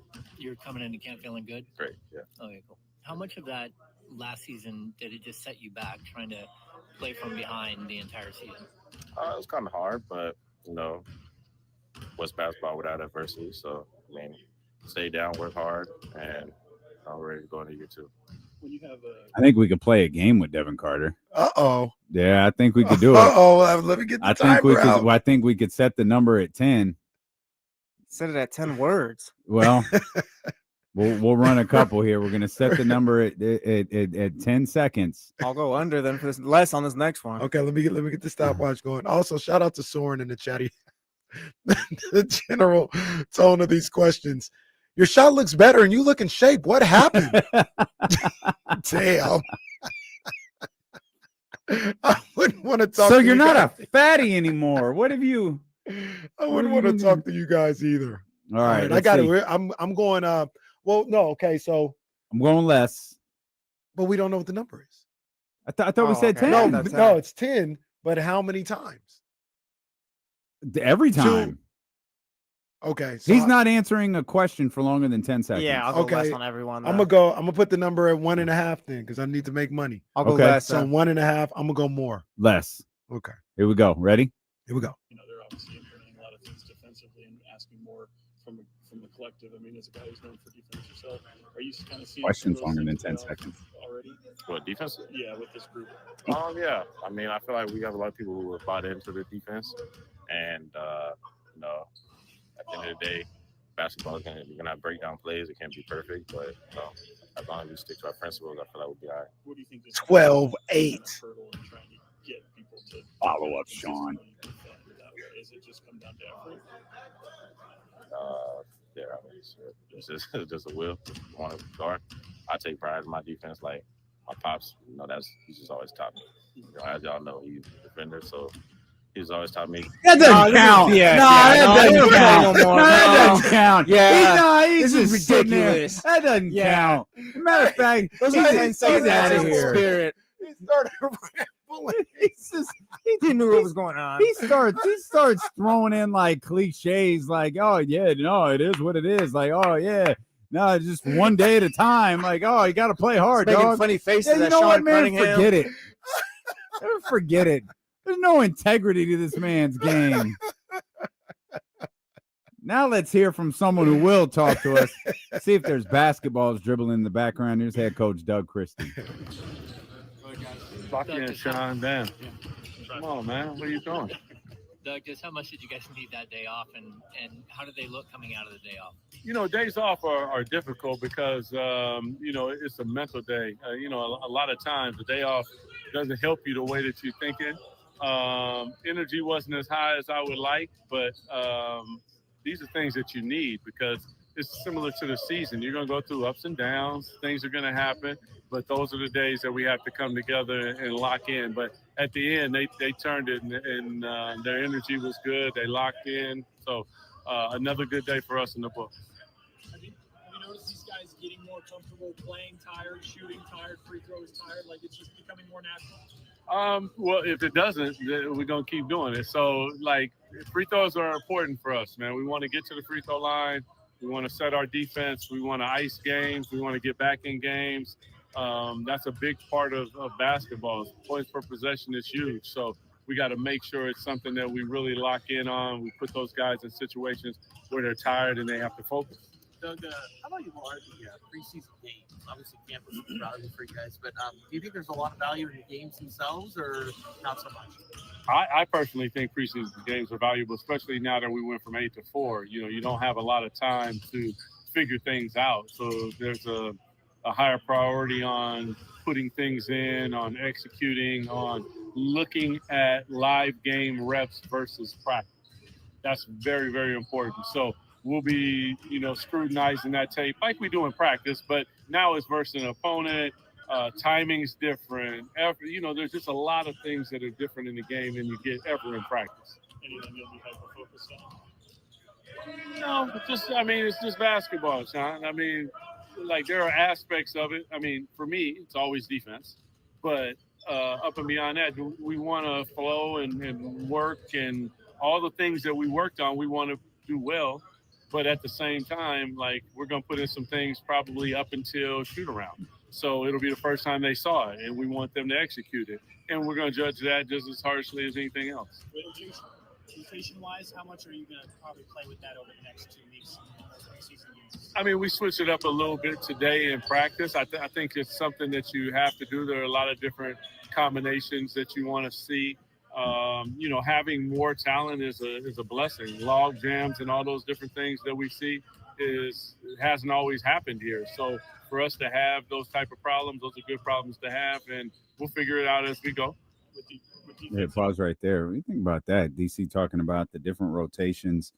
Obviously, I think it was Jake that said, over the next 2 weeks, how much are you going to mess with those? And 2 weeks referring to the fact we've got basketball games that they're going to get to play here over the course of the next couple of days for the next couple of weeks before that regular season opener gets here against Phoenix, saying that he switched it up a little bit today. And there was no jersey watch today. I don't think there was any scrimmage that the guys could get in on, at least not that I saw. And it's pretty good feeling that Doug's still kind of maybe messing around with some things. Yeah, as he probably should be, with some of the rookies, some of the new guys like Eubanks or Schroeder or anything like that. Obviously, Schroeder's going to start, but just what his backup situation is going to look like. And depending, we talk about the guy, but depending on what Devin Carter's looking like, he may be forcing Doug Christie's hand a little bit with the way that he's playing, the way that he is getting after it in the first week of training camp. And that would be a good thing. That's a good problem to have if you're Doug Christie, a guy like Devin Carter playing so well where it's like, man, I can't keep him off the floor. Like I gotta find a way to get him involved in this rotation somehow. So let me go back to the drawing board and see what some things look like in practice during this training camp. So it could be that. It could be just as simple as he wants to get different looks before he settles in on something. But I would hope that it's some of these guys kind of forcing Doug's hand to give them a look with a different group of guys. You see Drew Eubanks called this training camp the toughest he's been a part of. Yeah, I saw that. Yeah, I love that. Yeah, he's been in a few different training camps. I've been around the league a little bit, man. So this one standing out the way that it is I think that's a good thing. It's a good look. It speaks to what Doug and the staff are doing. Shout out to another screen grab there that you got. Oh, that's a good one. Yep, that's a good one. Pouty Doug. Let's see.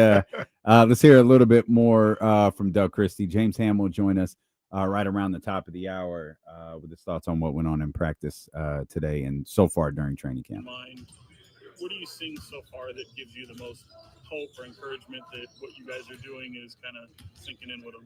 I would say a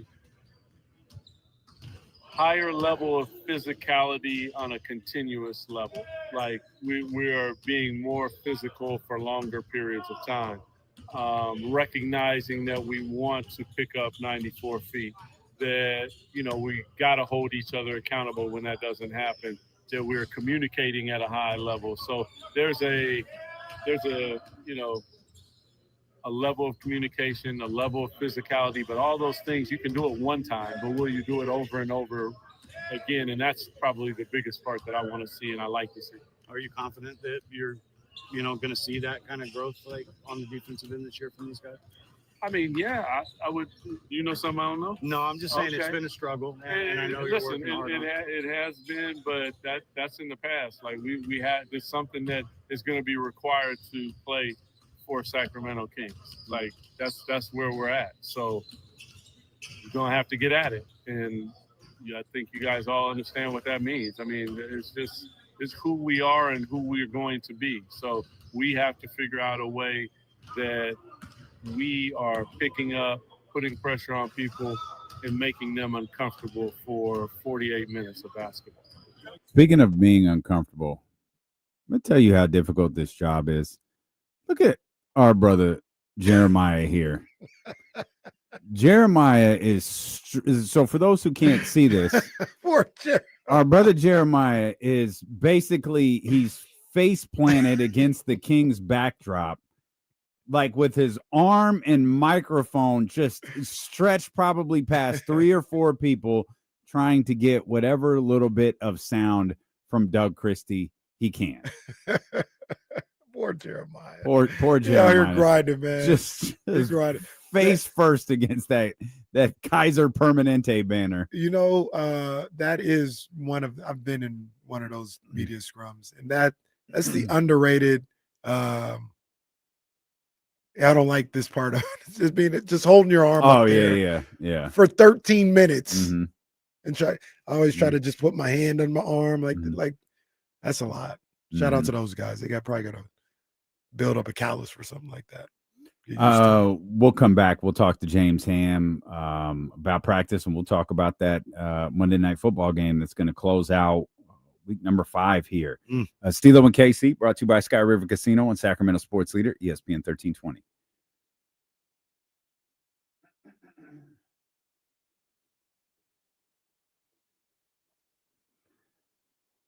So do you know, starting tomorrow, we have Joe?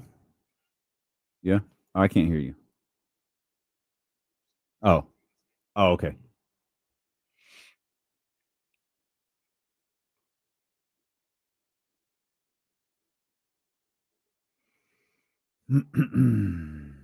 Wow.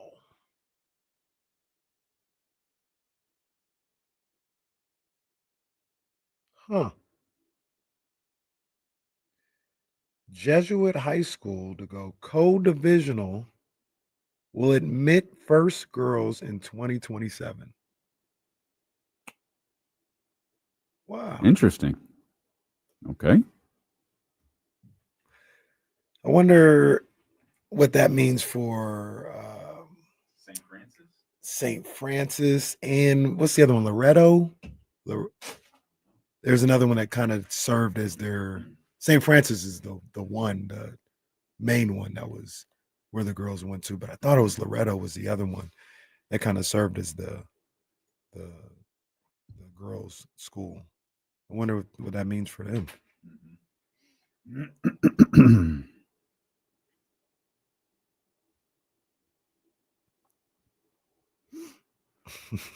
That's a good call. Did that that school did start off as an all boys school, right?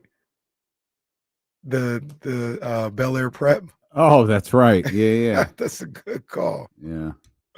Oh, Loretto closed years ago. Okay, I had no idea. Learned something new today.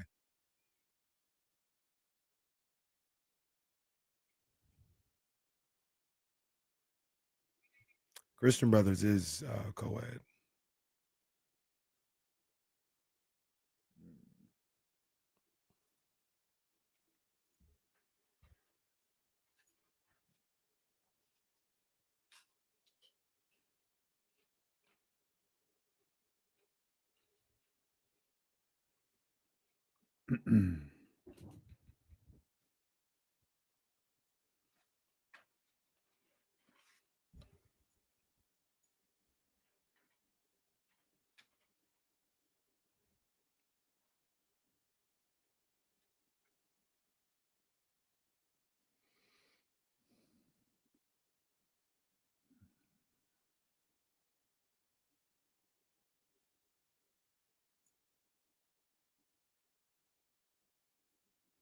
Yeah, a lot of guys said the practice was bad today.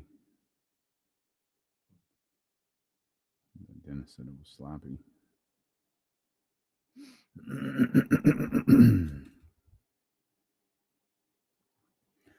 Tony Romo and Jim Nantz will call 49ers and Buccaneers this Sunday.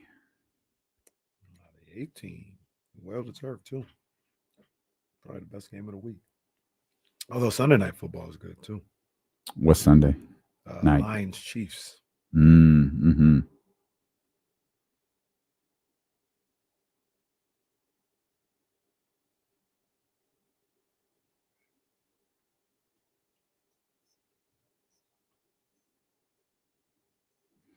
James Ham will join us here in just a bit, and we'll shift our attention back to the Sacramento Kings, who were back at practice, apparently after a day off yesterday, and by some of what we've seen from DC and a little bit from Dennis Schroeder, I was just speaking at during the commercial break, may not have been the smoothest of practices for those guys today, but hopefully they can get back into a groove and get set up real nicely for the preseason opener. We saw some basketball last night. Steph Curry played. Al Horford played in a Warriors uniform yesterday. That was crazy. Number 40, I think it was. Al Horford. God bless him. Because he is 40, isn't he? Or is he 39? I don't know. I think he's 39. But at that point, you just round up, don't you? So a point for Damian is 39. What? Count it. Count it. I said he was 39. I said that. You said 40. And then I said, I think he's 39. You also he said never even said an age. You also said Kim Kardashian was pregnant. That's not true. Yeah. You literally came into the show. Hey guys, did you hear the news? That is fake news. All right. Okay. AI really does have to go. Uh-oh. I can't believe Keeps It G just tagged me in the most absurd AI edit in history. No, this is a bad one. This is bad enough. I'm gonna have to pull this up. Wait a minute. No, this is it. This is awful. Give me heart. Were you tagged in it too? I don't know. I don't know. No, you would know. Like if you were on it, you would know. Did I did that wrong? Stand by. I got it. No, I didn't get the tag in. No, it was let's find the person. This person's whole account is this stuff. This is a tough one. Apparently, Martin Luther King. Oh no. Come on. You want to know the truth? I ain't got no dreams no more. I am the dream. What did you say that? The crowd is turning on him. This is unbelievable. You want to know the truth? I ain't got no dreams no more. I am the dream. What did you say that? The crowd is turning on him. This is unbelievable. You want to know the truth? That's a hell of a line. That is a crazy line. No. Oh, AI is going to ruin my God. the world. Oh, this is so bad. Man. There is no way this stuff isn't going to be used. I ain't got no dreams no more. I am the dream. What did you say that? The crowd is turning on him. I swear to God, Trump is going to retweet this within an hour as a reason to take down the Martin Luther King monument. Oh, this is awful. Crazy. This is awful. Also, that was a great heel promo. That was fantastic. But it was awful. What I know. Give us one more. No, I don't know. I don't know, man. We don't know what they say. Why were these just popping up this week? Because I saw a few of them. Somebody figured it out. Yeah, someone. There's a Chris Benoit. No, that's the one. No, that one was crazy. I'm not hitting play on that one. Whoa. There's a Stephen Hawking one. I think if I see it correctly, is it a casket match situation? No. No, it's I don't even want to say the jokes. I saw. We'll just leave that one alone. You got to go find that one on your own. Hell no. Well, hold up. Well, here's the one that started it all. Here's the one that started it all. Right here. So stupid. Watch how mean this promo pot cuts. The roof is coming off for Tupac Shakur. He looks like he was born to walk that ramp. Yo, anybody back there think they got the heart to step up? I'm right here. No way. You've been running your mouth all week, champ, talking like the throne's yours, but you standing in my house now. This ring, this is West Coast territory tonight, and I'm setting it off. Biggie, you been shining too long, hiding behind that gold. Tonight I'm kicking the door in. That cell's gonna lock behind us, and there ain't no bodyguard, no entourage, just you, me, and every. The roof is coming off for Tupac. Come on, man. No, man. No. Jerry man. Lawler calling Tupac Shakur walking down the ring. I can't believe this AI stuff, man. Dr. I cannot King believe said, that. I don't have no dreams Not anymore. with Dr. King, man. Not with Dr. King. He got a jacket that says MLK. Will does bring up a good point. This is better than the actual WWE. Oh, that's the truth. That is the truth. Dr. Oh, King turned heel. man. That's crazy. That is crazy. I didn't see that one coming. Those were all pretty wild, bro. I did not see that one coming. Oh no, Deuce just sent me the one with Tupac and Michael Jackson and Kobe. All right, man.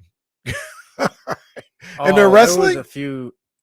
There was a Kobe Twitch gaming one that was out this weekend. Oh yeah. He was doing 2K, right? He was like, Yeah. come on, man. I didn't watch it. I just saw that. I was like, It's too wild. nah, man. This is awful. This stuff is absolutely awful.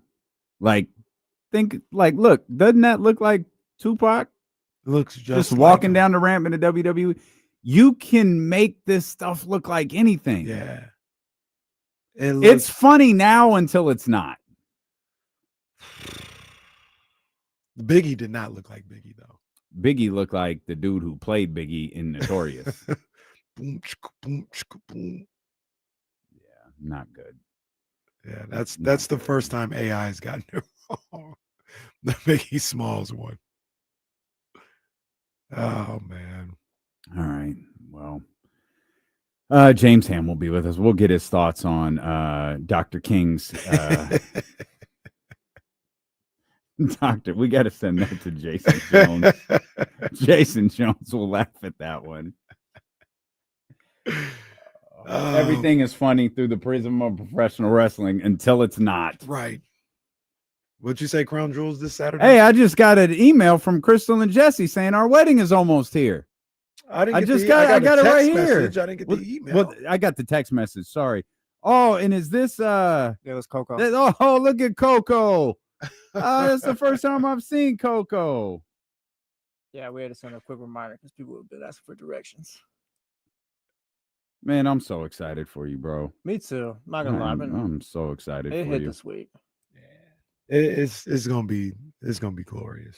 It is going to be glorious. Cannot wait. I'm gonna tell a little story too, real quick. So I got you guys sitting with some people that mean a lot to me, but they're also Yankee fans, and I wasn't planning on the Red Sox losing the other day. I'm gonna keep it real. So I'm not looking forward to going to that table on Friday.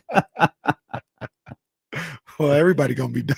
So by Friday, everybody out of who are we sitting with? You're sitting with family friends. They're not even friends. They're more like family. Okay. Yeah, I play football with one of them. He's been my best friend since I was 9. Okay. Yeah. Nope. Okay. So their family and stuff. So we gotta. It's good people. Right. So we should probably, to a certain level, behave ourselves. No. Okay. No, that's not. No. Should I bring a flag just in case? No. Like, what if the pastor says something crazy? Can we throw the flag? Hey! Can we stand out at this wedding? Here's the flag, Jess. Bring the flags. Hey, take a lap. Fencing back. Fencing back. No, I've been telling everyone, be yourselves.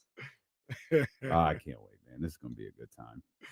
I'm gonna cut a Dr. King heel promo. Oh, I am the dream. What do you say? I ain't got no dreams no more. Keeps it G. I hate you for tagging me in this.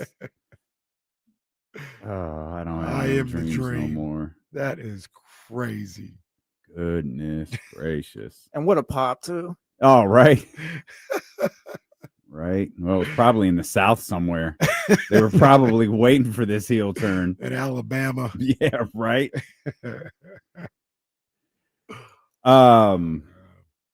You know, when I was sitting in that jail cell, that's how the promo started. So he turned heel to the rest of the nation, but babyface in Alabama. I'm looking at this video Sean Cunningham put together, and man, their layup drills are conditioning drills. Mm-hmm. They are getting up and down the floor. Oh, there's Devin. Can't miss him. Sometimes you could do the simplest Keegan looks things, great. and Like it can- Keegan looks really lean. Shout out Coach Jimmy. we expecting anything from Keegan this year? Like different? Yeah. Are we done with the can he take a jump conversations? Not in a bad way about him being a player, but just more so, all right, Keegan Murray's probably going to be about 12 to 15 a game this year, and that's it. You guard up the best, other players' best defender and stuff, but just are we past the conversation of can he elevate his game or just take that next jump? I think I'm out on this like taking a jump idea. What I'm not out on is him getting back to where he was as a 3-point shooter. I'm not out on the idea of him shooting 39, 40, 41% from three again. I'm not out on that. Okay. I don't think that's going to amount to him scoring 18, 19, 20 points per game. I think it's more likely to amount to him scoring like 14, 15, maybe 16 points per game. But I do think he can be that shooter again. I agree. I think he can as well. I think you're going to get about more of the same from Keegan. And like I continue to say, I think that's fine. Like I think he had to hustle to get up to, I say respectable numbers, but it's not like he was just garbage before then. But he had to hustle. He had some pretty nasty percentages last year. He did. And he had to hustle to get those percentages up to where they end up being for the season. Yeah. But that's what they were for the season. And I thought that was fine. I thought that was okay.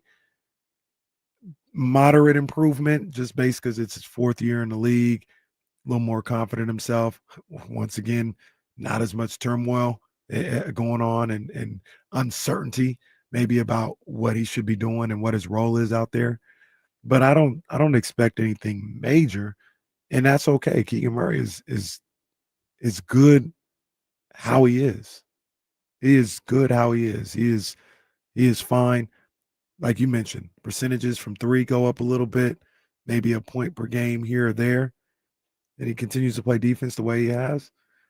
That's fine. It's everybody else around him that's got to step up their game, I think. That's the other thing, too. I think he could be even a better defender. And I think a lot of that will tie to the team being better defensively, the team as a whole being better defensively. Well, even with that, though, like I mentioned, I don't want to see Keegan guarding twos. I know a lot of people try to say, oh, yeah, Keegan, this is a guy that can guard 1 through 4. Like he can guard like on a switch maybe, but they try to have him matched up with twos or point guards outside of Steph Curry. And that's not – I don't think that's a strong suit right now. I think he's a guy that, in pick and roll situations, he can switch on to different players, more players than most people. But when you talk about his matchup for the night, I'd much rather see that be a 3 or a 4. I don't want to see him going down there guarding twos, guarding guys like Anthony Edwards and guys like that. Like that's doing a disservice to Keegan Murray.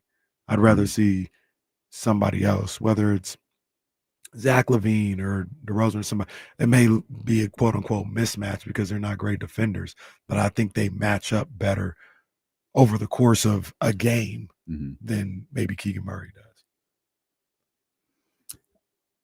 Keon Ellis in that he is a good defender.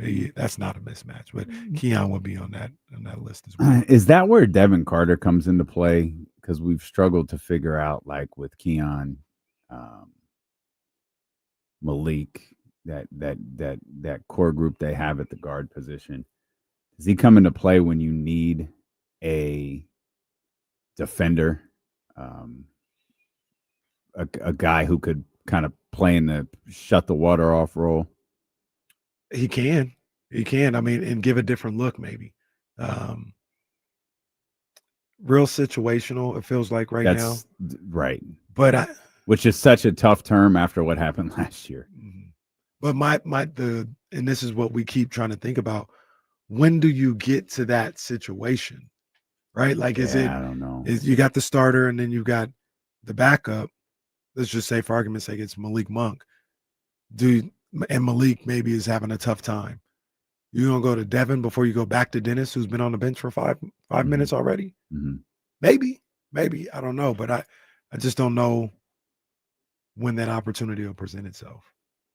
And there'll always be situations where, Malik is out of game, Keon's out. Like it's not like Devin's not gonna play. Right. It's finding the spot for Devin that has become a little bit difficult. We'll talk to James Ham about all of this stuff when he joins us in just a couple of minutes. Looks like he's getting his camera situated. So as soon as he's ready, we'll bring him in. We've got a great Monday night. At least I think we have a great Monday night football game tonight. Chiefs and Jaguars, huge game for both teams. I think the Kansas City Chiefs can, they can solidify themselves as being back playoff contenders, and the Jaguars can solidify themselves as we're somebody you're going to have to deal with this year. The Jags still got to show me a little something. Can they do it today?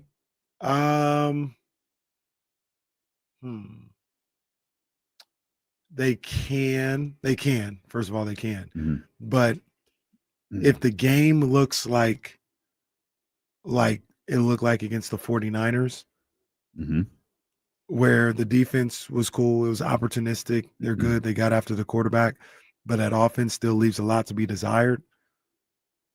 There's only so far I can go with thinking the Jags are like a really good team. They're a team that might push for the playoff if that's the way they play again. A team push for the playoffs, maybe push for their own divisional crown. But a term that your boy Bill Simmons and cousin Sal like to use. They use this a lot with the Texans, or like they'd be like, yeah, I can't wait to bet against them in the playoffs. Like, because they're not going to beat one of them good teams. But if they look good on the offensive end and that defense is still cooking, that could really change how I feel about the Jags. All right, let's bring in James Ham here from the Insiders, our Kings Insider, fresh from Kings practice. Hammer, we listened to a little bit of what Doug Christie said today, a little bit of Devin Carter as well. It sounds like his practice may not necessarily have been a good one. Sounds like it was a bit sloppy, and Doug even noted the lack of energy these guys had on their after the first day off. Yeah, I think that happens sometimes. You go through a week where you're working out really hard, everything's super intense. You step away for a sec to catch your breath, you come back and you just kind of like, you're not locked in all the way. This is standard. There's always a bad day or two of practice. And, sometimes I think coaches also manufacture that there's a bad day of practice to sort of push and to give them an opportunity to just again, cement what they're trying to preach. So we'll see. You don't want it to carry over, but kind of intrigued to see what this team looks like on Wednesday night when they take on the Raptors.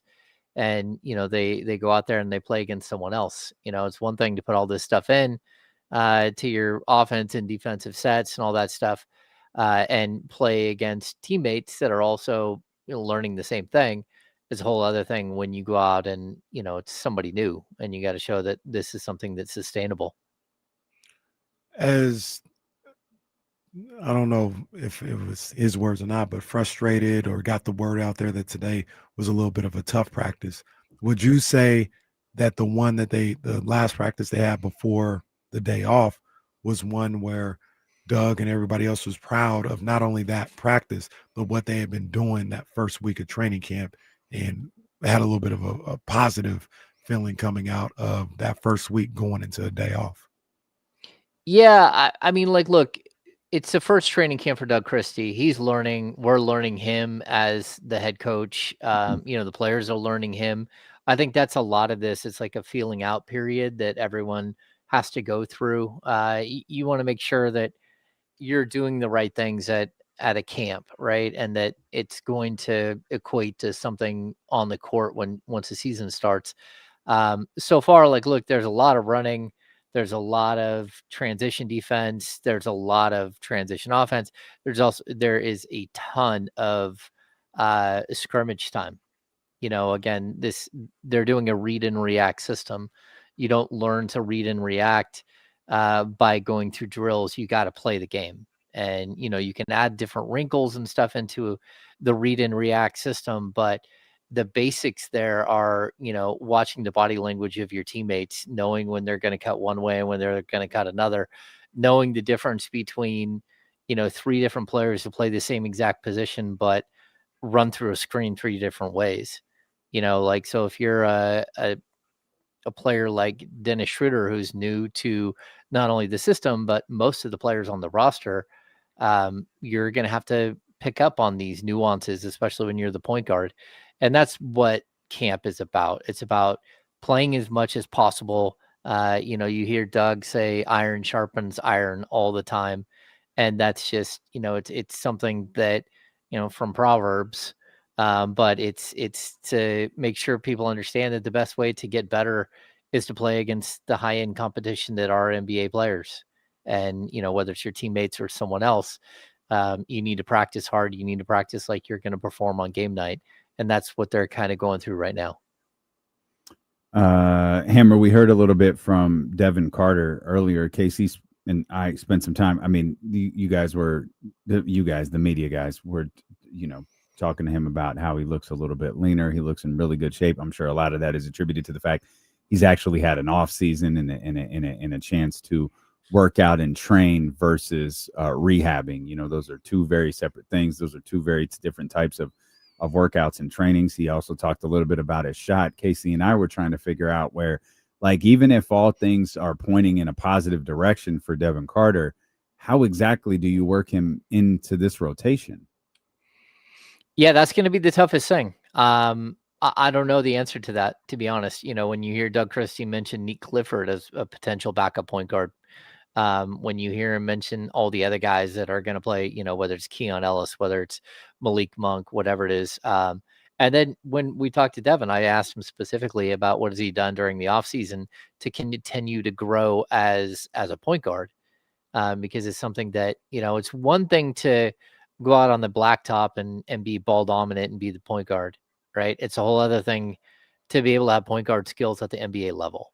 And we talked to Malik about that last week, about, how you have to watch the clock, how you've got to, you've got to be getting the play call from the coach, how you've got to, make sure that you're getting all of your guys involved in a game. Like, there's so many aspects to being a point guard that you don't just like go out there and start playing. It's like playing quarterback in the NFL. Like, it's nice and all that, someone might have like a photographic memory and can remember every single play that they're going to run. But there's also a whole group of guys who have the little thing that they flip open and they're reading the plays on their arm, right? Well, when you're an NBA point guard, there is no, arm band with a whole bunch of plays on it. It's just go, go, go. And so it's not easy. I think Devin is in better shape than he was last year. I think it was interesting that, he said the training staff has made sure that he does extra cardio during the off season. And, sort of the buzz with him last year, it's tough to really, like, I don't know, even break down what his season was like last year, because he went through an entire training camp where he just wasn't part of anything. He wasn't allowed to go out and run. He wasn't allowed to get on the floor at all. And then you're just missing out on so much of what's happening on in the NBA world. You're not part of the team. You want to be part of the team, but when you're not out there working with them, you're not part of it. And so I think he does have a lot to learn, and he did have a lot to learn about being a pro. We heard things about whether he was working hard enough. We heard things about whether he was doing enough rehab. We heard things about his diet and it not being up to NBA snuff. And so at the end of the day, I think Devin Carter's probably better suited right now to walk into what should be a rookie season than he was last year. But overall, he looks good. He looks strong. He looks like, Again, he'd been working out all season. I asked him about his shoulders. He said his shoulders are both great, which is something that, again, we watched him in summer league and you could see his shoulder was bothering him in summer league. And that's not a good sign. So I think everything is pointing to him being ready. It's just going to be, how can Doug get him on the court and whether he will get on the court. And there's no promises of that for sure. Not to be redundant, but to you, does he look a little bit like a different player out there, like physically? Like you see his shot, you see the way he moves. Does he look more confident? You talked about him saying looking like he's in good shape. Does he look like he's a little bit more ready for the second year of NBA basketball? Yeah, I think so. And clearly he listens too much to the naysayers out there. That was another part of this. You could tell. Number one, I don't think he really wanted to speak to the media. We asked for him earlier in the week and that didn't happen. And then today, even it took a while to get him over to talk to us. I think that he is someone who's young, who's on social media, who is paying attention to too much stuff, which is not good. I'll say his shot, like the arc of his shot, it looks more normal than like I don't even know what to call it, like the balloon thing that was going on last year. And he's, basically scraping the bottom of the scoreboard on 3-point attempts. So that looks better. He looks stronger. He does look more confident. We saw him hit a game winner earlier in camp to beat the starters and really got sort of a lot of fanfare, but he does look super confident just walking into every single shot. But I'll be honest with you, confidence has never been his issue. And you've seen that from way too many people. It's some of the other stuff. And so hopefully he got a little bit of humble pie during last season and the way things went, maybe even in summer league. And hopefully he's ready to kind of take that next step. Let a naysayer know. Bring that drop back. I don't even know why it's still there, but sometimes you just got to let them know, Devin. Sometimes you got to let them know. Drew Eubanks told you guys over the weekend that this is the hardest training camp he's been a part of in his time in the NBA. What is it that Doug is doing that is making it so difficult? Is it just the amount of running and getting up and down that these guys have done in the first, I guess, we're on like 7 or 8 days now? Yeah, I think that's probably it. Drew Eubanks, like he said, he gets there at like, I don't know what he say, 8:15, 7:15 in the morning, like to get his lift in and all that stuff. And he says, you turn around and you've been here for like 8 hours. Like, he's like, this has been a long, he said it's a good thing, but long and highly competitive. And I think that's the other thing. The way to break up like how long a day is actually let them play. And so I know a lot of coaches that just get so much into the drills and so much into the film study, and they just drag these practices out way too long with talking. And I think more than anything else, what we've seen and sort of what we've heard from this camp is it's just like a lot of scrimmaging. And players love to play. At the end of the day, that's what they're there for. They love the game of basketball. And so I think, like, again, the highly competitive nature of this camp is a good thing. Like, we have to see how it translates to the court. Like, you could do a whole bunch of work on a specific offense or specific defense. You go out on Wednesday night and, the Toronto Raptors could drop like 150 on you and it's back to the drawing board. Or it's more like, okay, now we know what we need to work on. Or it could be like, hey, that was just, we're totally wrong with what we have out here and it's not going to work. And we've got to figure out something new. I think the biggest thing you're going to see, they're trying to get these guys in shape so they can pick up 94 feet. And we keep hearing that again and again and again. Mm-hmm. They're going to put pressure on the ball, like as soon as you bring the ball in bounds. And it's one of the reasons they went out and got Dennis Schroeder. But also they're asking everybody to do it. And, Dennis even talked about it today that, it's funny to see Zach LaVine picking up 94 feet, to see, DeMar DeRozan picking up 94 feet. He's like, everybody's doing it, which is good. It's sort of like the mantra, we're all going to be in this together. We're all together as a group. We're all like growing and figuring everything out. And that's the other thing everyone keeps talking about is the connectivity of the group. Everyone is very excited about just like the family feel that they have coming to the gym every day. Can you think of another team, either one of you guys, that has done that in like your guys' years of watching basketball that picked up full court in the NBA? Like we remember this stuff in college, but in the NBA, I can't really think of a team that did that all the way through. I know the Kings, the Glory Year Kings, Doug obviously did it. I think Bobby did it, as well. But I don't feel like Mike Bibby did. I don't feel like Peja did. I can't think of another team where that was what they did.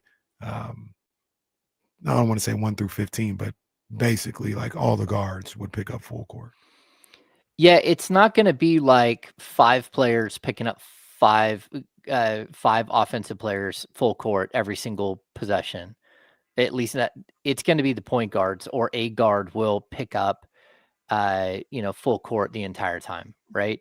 And then the idea there is that 3 or 4 times a game, you're going to get somebody to make a silly mistake. They're going to be frustrated. They're going to look ahead. They're going to make a pass. You're going to be annoyed by the fact that you're guarding them 93 feet from the basket. Yeah, and you're trying to take them out of their offensive flow. That's the idea, right? You're trying to, disjoint their offense.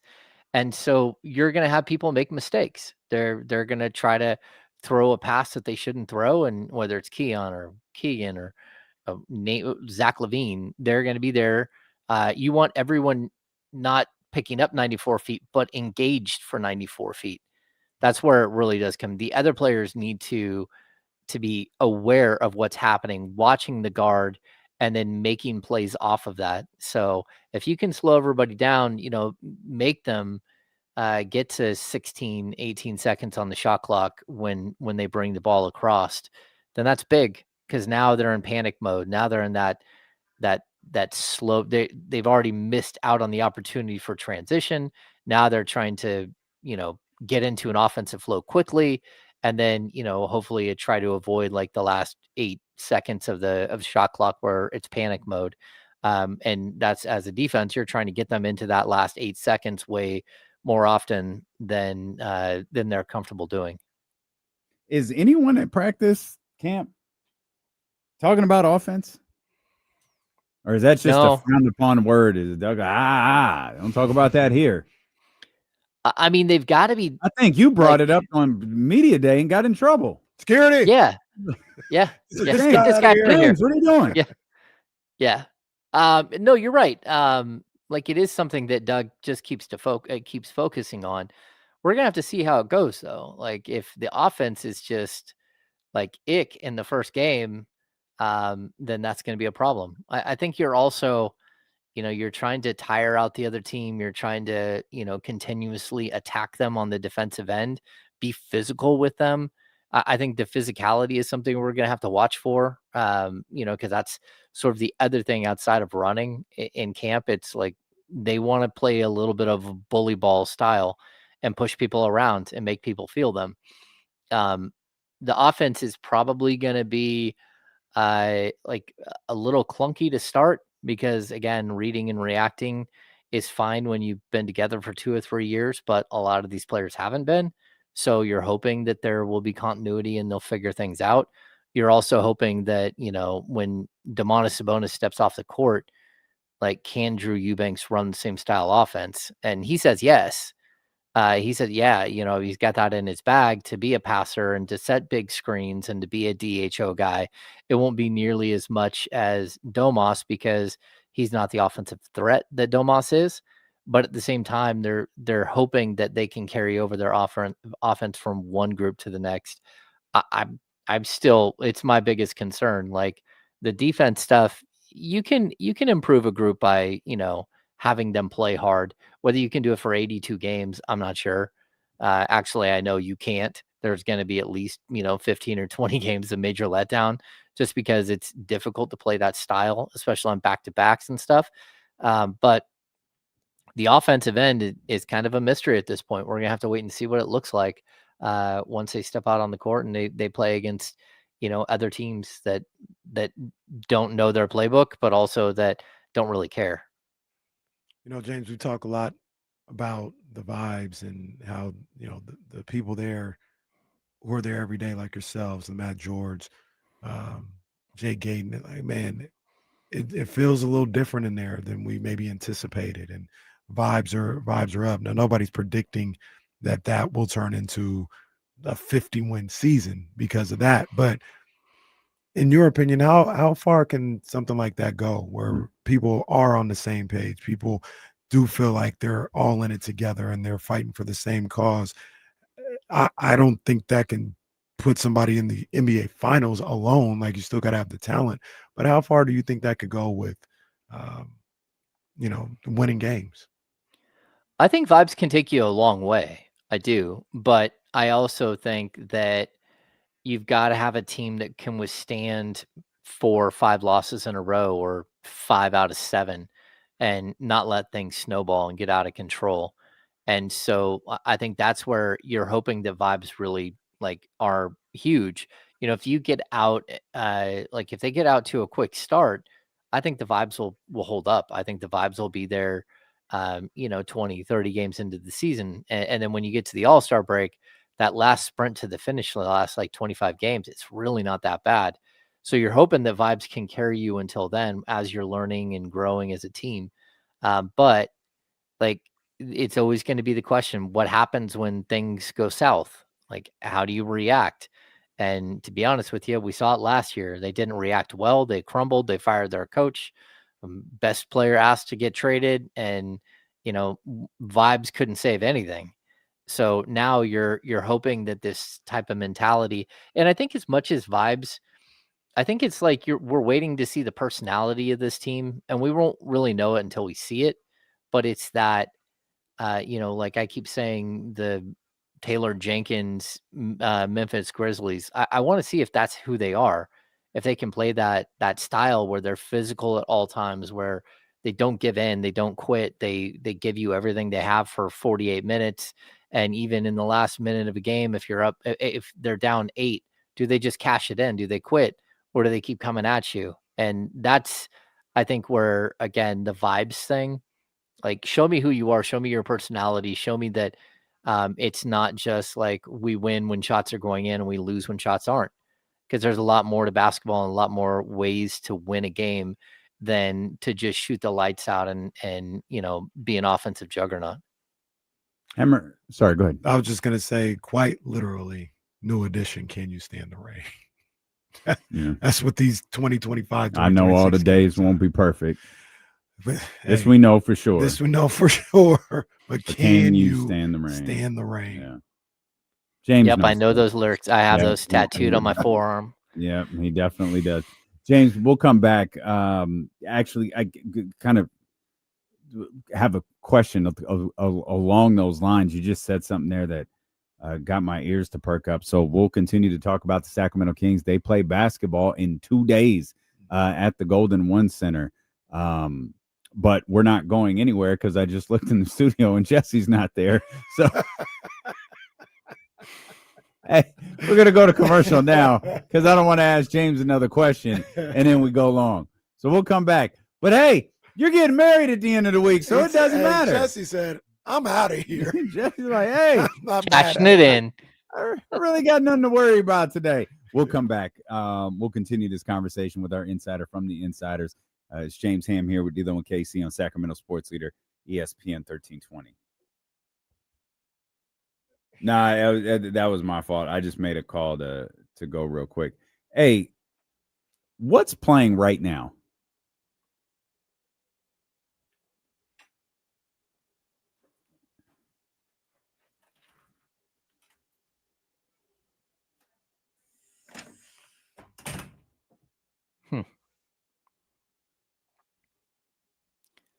Yeah, punch out of it. There's nothing there.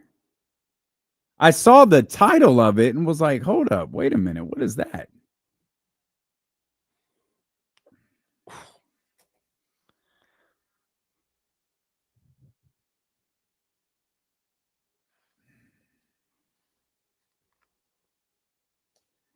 Oh, Hammer.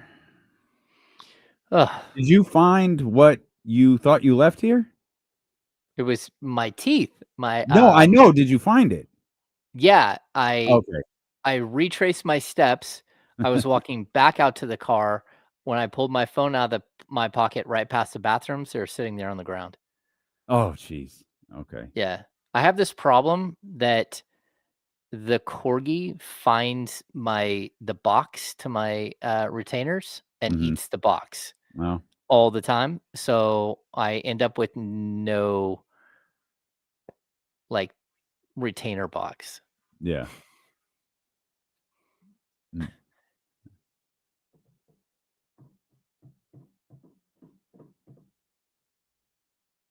Yeah. Damn, you were waiting for the flag there. Yeah. Yeah. Or Jesse to throw the flag.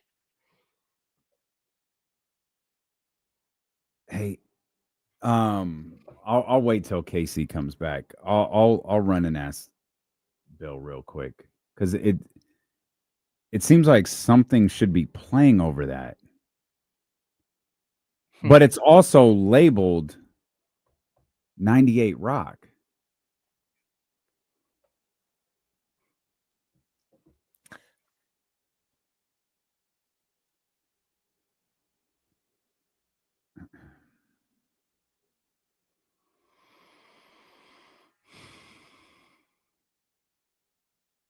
I might not skip the next one too, and I'll go out and figure it out. Unless there's audio that plays on it.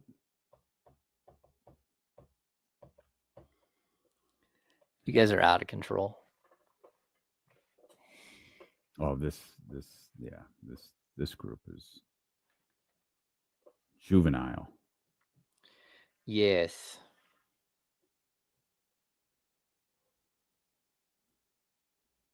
I'm almost done with my Invisalign or whatever the hell it is. It's not Invisalign, something close. That's good. How long have you had it? Right at the end of the season, so okay.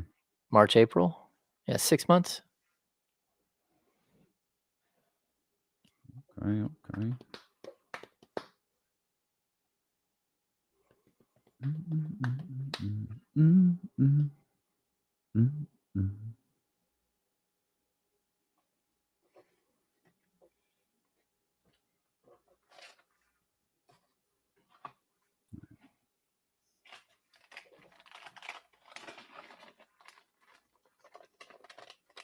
All right, we're back here with our insider, Kings Insider from the Insiders, 10 to 12 here on ESPN 1320, our man James Ham. James, we were talking just a second ago.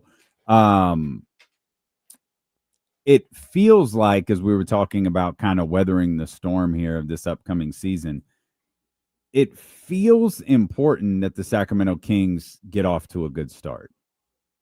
It feels like that might be able to maybe put some anxiety behind them, maybe put last season behind them. It just feels like a good start to the season might be crucial, even if it's just to this mindset, even if it's just for the mindset of the Sacramento Kings. Whereas you talk about weathering the storm, can you survive losing 3, 4, 5 games in a row? Well, I feel like that would be easier to survive if if you got off to a decent start and you're not immediately trying to play catch up right out of the gate. No, I totally agree. I mean, if you go back to Dream Team 1, I think they lost the first 4 games of the season, right? And then they never lost more than 3 in a row ever again.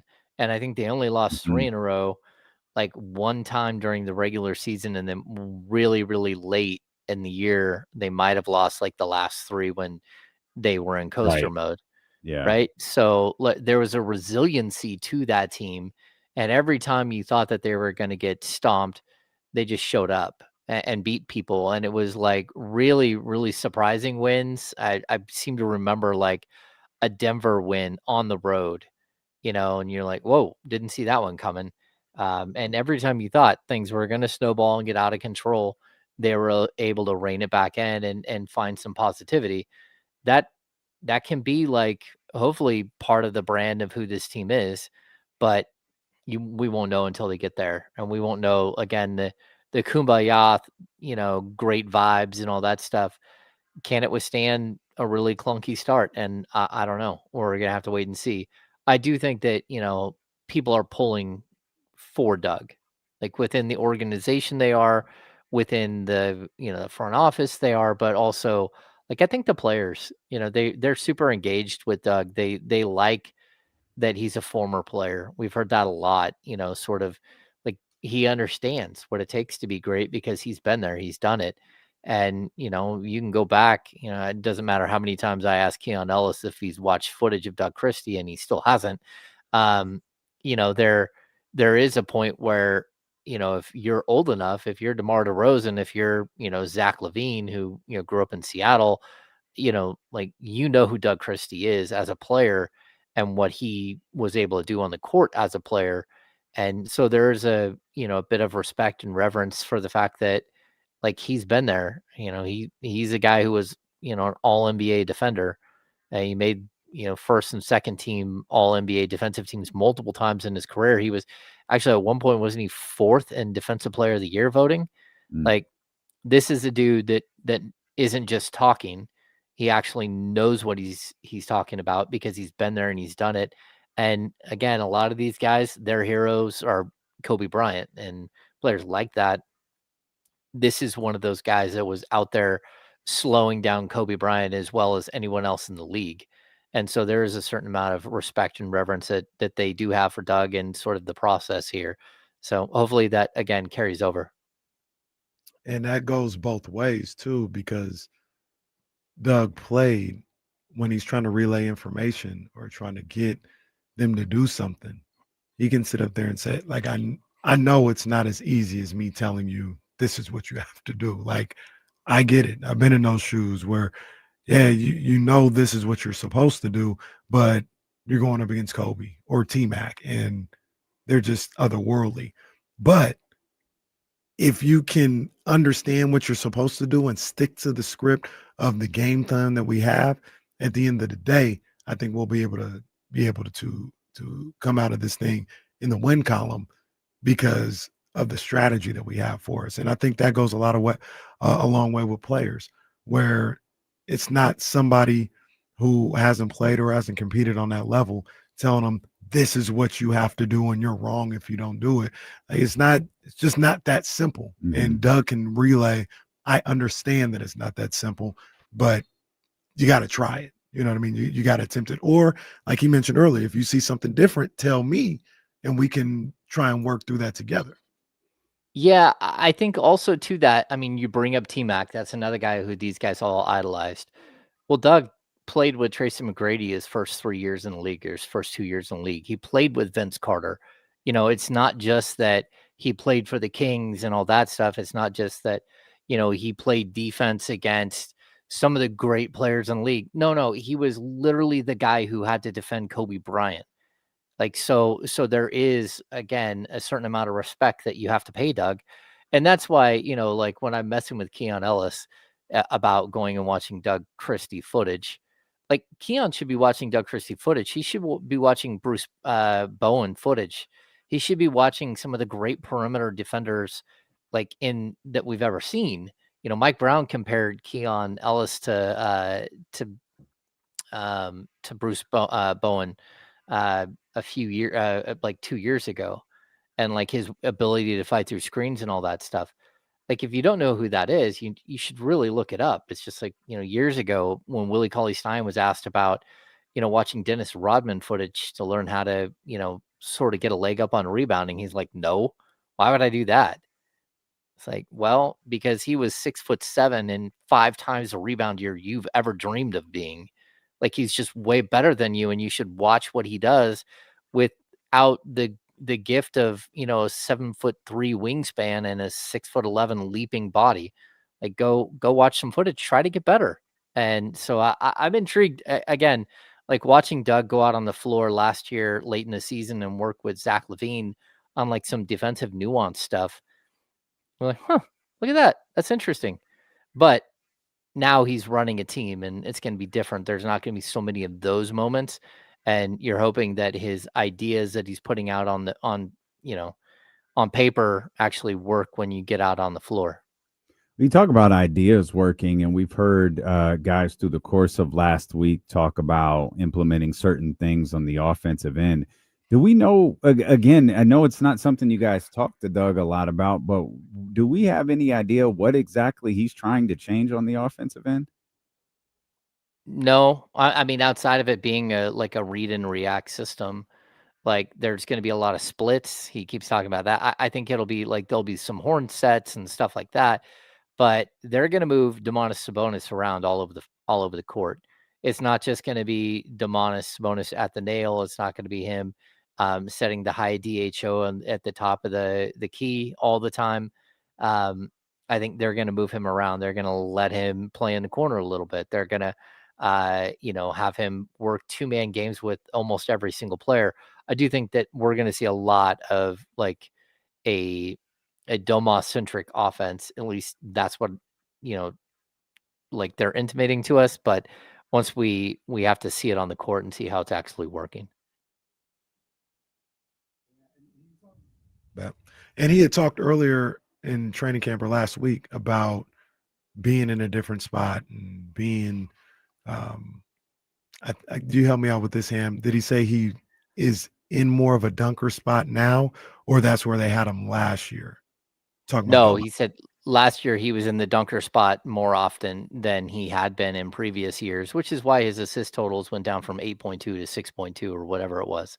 Like they moved him down lower, and that's not what he was, hoping to do. Like I think in a perfect world, Domas is slinging the ball all over the court from the top of the key, right? Because if you can move him, it doesn't let a defense sort of isolate him and run 2 players at him, which is, again, where the Kings ran into all kinds of trouble. Because if they double team him quickly at the high post, first of all, the double team can come from any angle, right? If you're at the high post, if you're just standing at the top of the key or the nail, right? So if you're there, like the off guard can come over and double team. A second guy can, sort of like the power forward can come over and double team. And that's where I think we saw like the big mistake games where Domas would have like 6, 7, 8 turnovers in a game. And it really limited the Kings offense, right? So if you can move them around a bunch, have them all over the court, getting in these like small 2-man games, 3-man games, overloading one side, all that stuff, I think they can actually get away with doing more and not having so many, again, like major turnover games or major mistake games where he's just getting double teamed and your offense goes to hell in a handbasket. Is there an opportunity for Domas to be even better than he's been as a Sacramento King so far? Or have we seen, because we've talked about DeMar and Zach and them being better in their second years, Keegan taking a step forward, Keon in this new role under Doug Christie. But yeah, what about Domas? Like Domas has had really good numbers. Domas was considered a centerpiece of this team when De'Aaron Fox was here. Can that be rekindled and brought back to life now with Schroeder and Levine having a full season and DeMar having his second season here? I think it can be. I also think it's one of the few ways like out of this mess for the Kings. You have a guy who has a very specialized skill set, and we're acting like he had a reduction in stats. I mean, the guy averaged like 19, 14, and 6 last year, and 19, 12 and a half, and 8 the year before that. I mean, this is an elite basketball player who's considered by most a top 20 player in the league. So, like, I do think that there are ways in which he can impact the game more. But, we're going to have to wait and see how it all works out. I like him as, again, Doug will talk about this, but like the Chris Webber, Vlade Divac passing from the high post. The Kings haven't run a bunch of back cuts. They haven't run, a bunch of off-ball stuff that you can, drop a pass to the baseline where Keegan Murray is flying in from the corner for a wide open dunk. They just don't do it. So I think we're going to see more of that, sort of the craftiness. And, I would even point to like remember that there are players on this Kings team, like in the early 2000s, that were super limited in what they could do. A guy like Lawrence Funderburk, right? How many times do you remember Lawrence Funderburk standing under the basket by himself, catching a wide open pass and just going up and dunking? It happened all the time. And it's because so much focus is on all the perimeter pieces, making sure Mike Bibby's not shooting three or Peja, keeping your eye on Doug for cuts from the top. But it was always these other tertiary guys that, again, I don't think Lawrence Funderburk could dribble the ball like 3 times, but he sure could score 8 points a game each and every single night he walked out on the court, because he was always wide open in the post and always had these mismatches. And I think the Kings are going to try to replicate some of that where, again, everyone touches a ball and everyone's moving because you got to be alert because the ball might hit you at any time. And that's where I think they do believe that they have like a smart, like basketball intelligence wise team, a group that is experienced and should be able to take on more and be more than they were last year, without making wholesale changes to the roster. We've talked a lot about this guy, and some may even think too much and put too much on his plate, but you've seen Dennis Schroeder in practice. Has he brought anything noticeable in the time that you've seen these guys playing and getting up and down? Do you see any of the Dennis Schroeder effect at all so far, in the times that you've been able to get to practice and see these guys playing? Yeah, I mean, what little we have seen, we got to see that one exchange with him and Malik. And, I think if you go back and look at Dennis Schroeder, the player, like he's gritty, right? He does the little things. Like, again, I don't know why I'm referencing the early 2000 Kings, but remember watching Vlade Divac grab hold of somebody's, like the side of their shorts when they're going up for a rebound, and he would go up with his offhand, hold the guy down on the ground with one hand and reach him and grab a rebound with another. And it was like these little tiny subtle plays that made Vlade so good, where he was thinking the entire time. That's kind of what Dennis Schroeder is. Like he's an agitator. We learned that years ago when he punched DeMarcus Cousins, fighting through a screen, accidentally punched him in the groin area. I'm growing. Yeah. But I think that's what he brings. He brings like a little bit of nastiness, and you don't usually get guards that bring a little bit of nastiness. And if you do, it's usually packaged in like the Patrick Beverley, like out of control and really bad offensive player type package. I think that's where Schroeder's a little different. He's a true point guard who has this nasty streak to him. So I liked watching him and Malik Monk, because Monk isn't that guy. He's a talker, but he's not, he's not a bully on the court in any stretch of the imagination. So to watch Schroeder get into him and then to, foul him, and Monk's rolling around on the ground, calling for the foul. And it was just like a reminder that you brought in a guy who again, it doesn't mind mixing it up and is going to get physical with people. So kind of cool to see. You heard it here first. Oh, I knew. I was hoping it flew over your head. Dennis Schroeder, nasty boy. Terrible. Oh, no. Dennis Schroeder. Oh, no. Nasty boy. Oh, no. Basketball reference. Here we go. I'll send this clip to him. Send him the clip. Yep. What do you think we see Wednesday? You think, is it like last year, if memory serves me correctly, we got a quarter of DeMar, De'Aaron, Domas, or maybe did we get a half or no, we got a quarter. It was it was like 36-30 or something like that. The most electric quarter of the year. What do you think we see on, or do you have any idea of what we'll see on Wednesday at the Golden One Center? Yeah, Doug said that there was a script and he's going to try to stick to it. We don't know what that script is.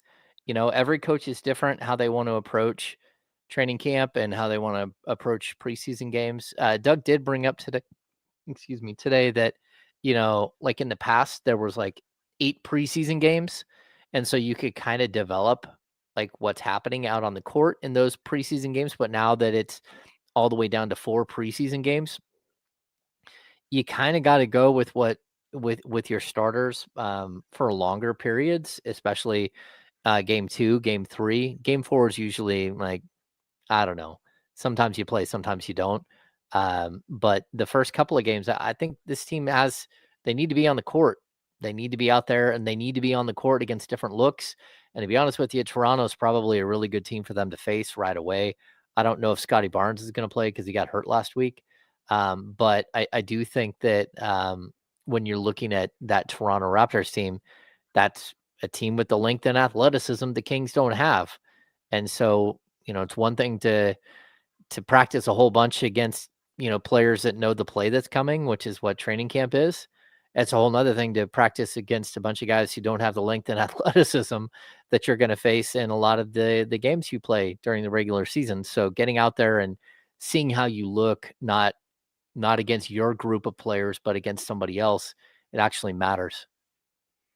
Yeah, I would like to see them maybe for a half in most of these 4 games. Like I could think maybe the last game would be just a quarter, but Wednesday I'd like to see them for a half, the 2 games in the middle, maybe 3 quarters or into the third quarter. Because like you mentioned, Ham, they've got to play. They got to play out there on the court and get a feel not only for those guys as teammates, but Doug get a feel for rotations and how he wants to use it as a true dress rehearsal for what you're trying to do in the regular season.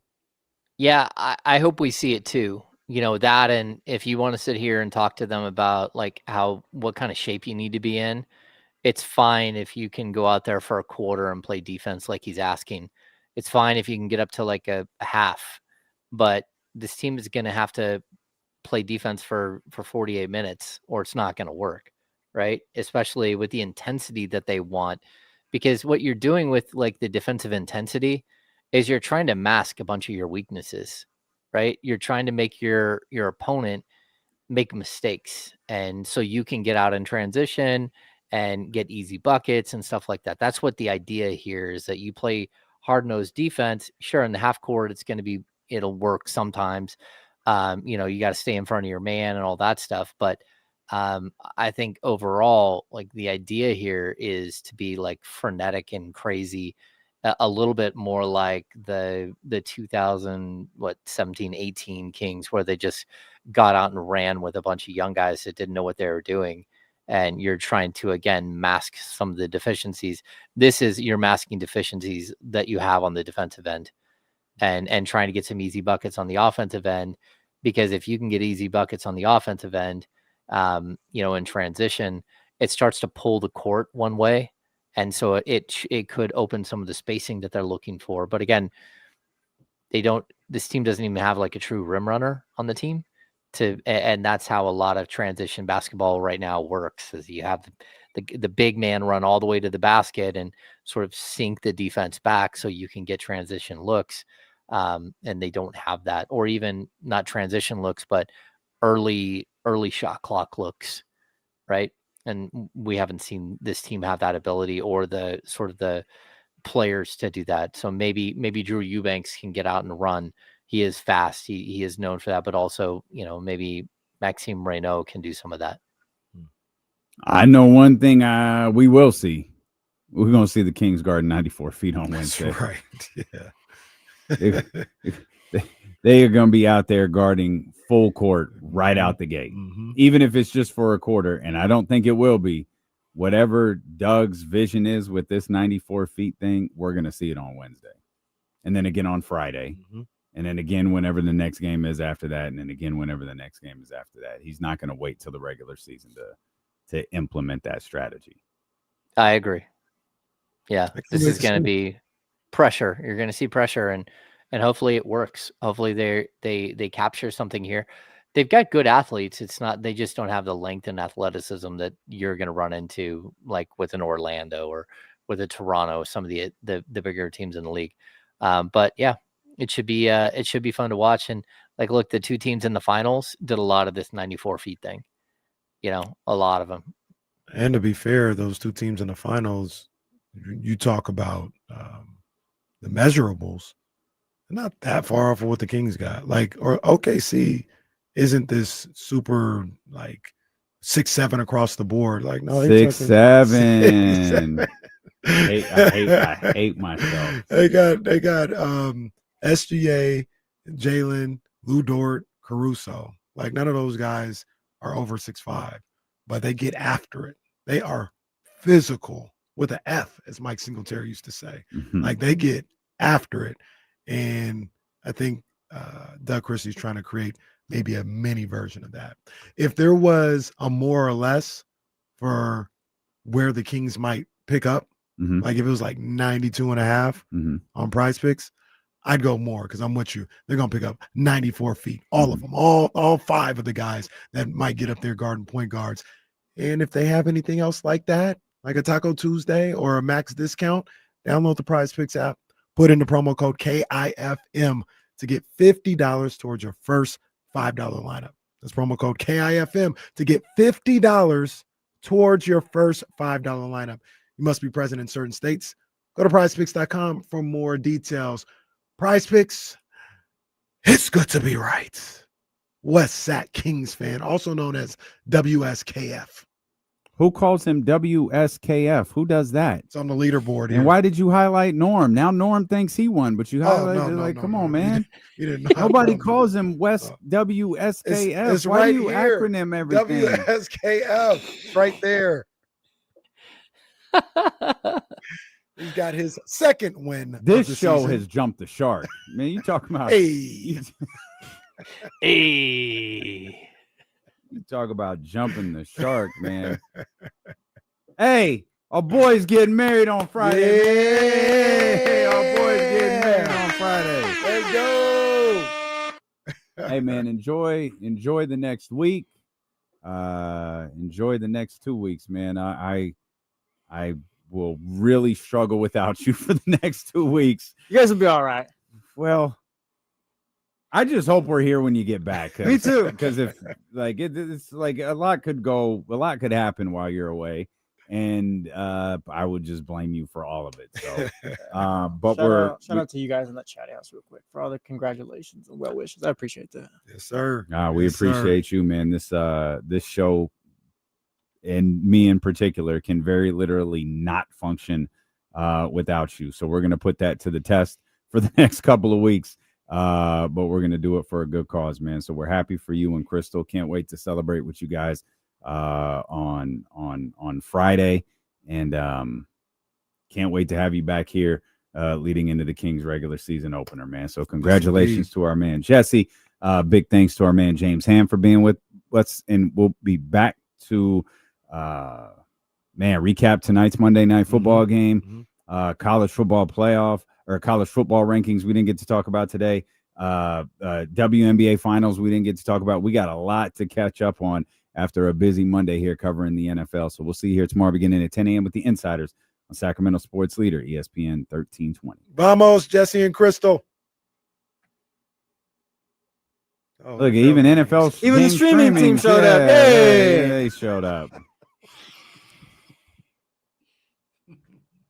Good stuff. Good stuff. Oh, yeah.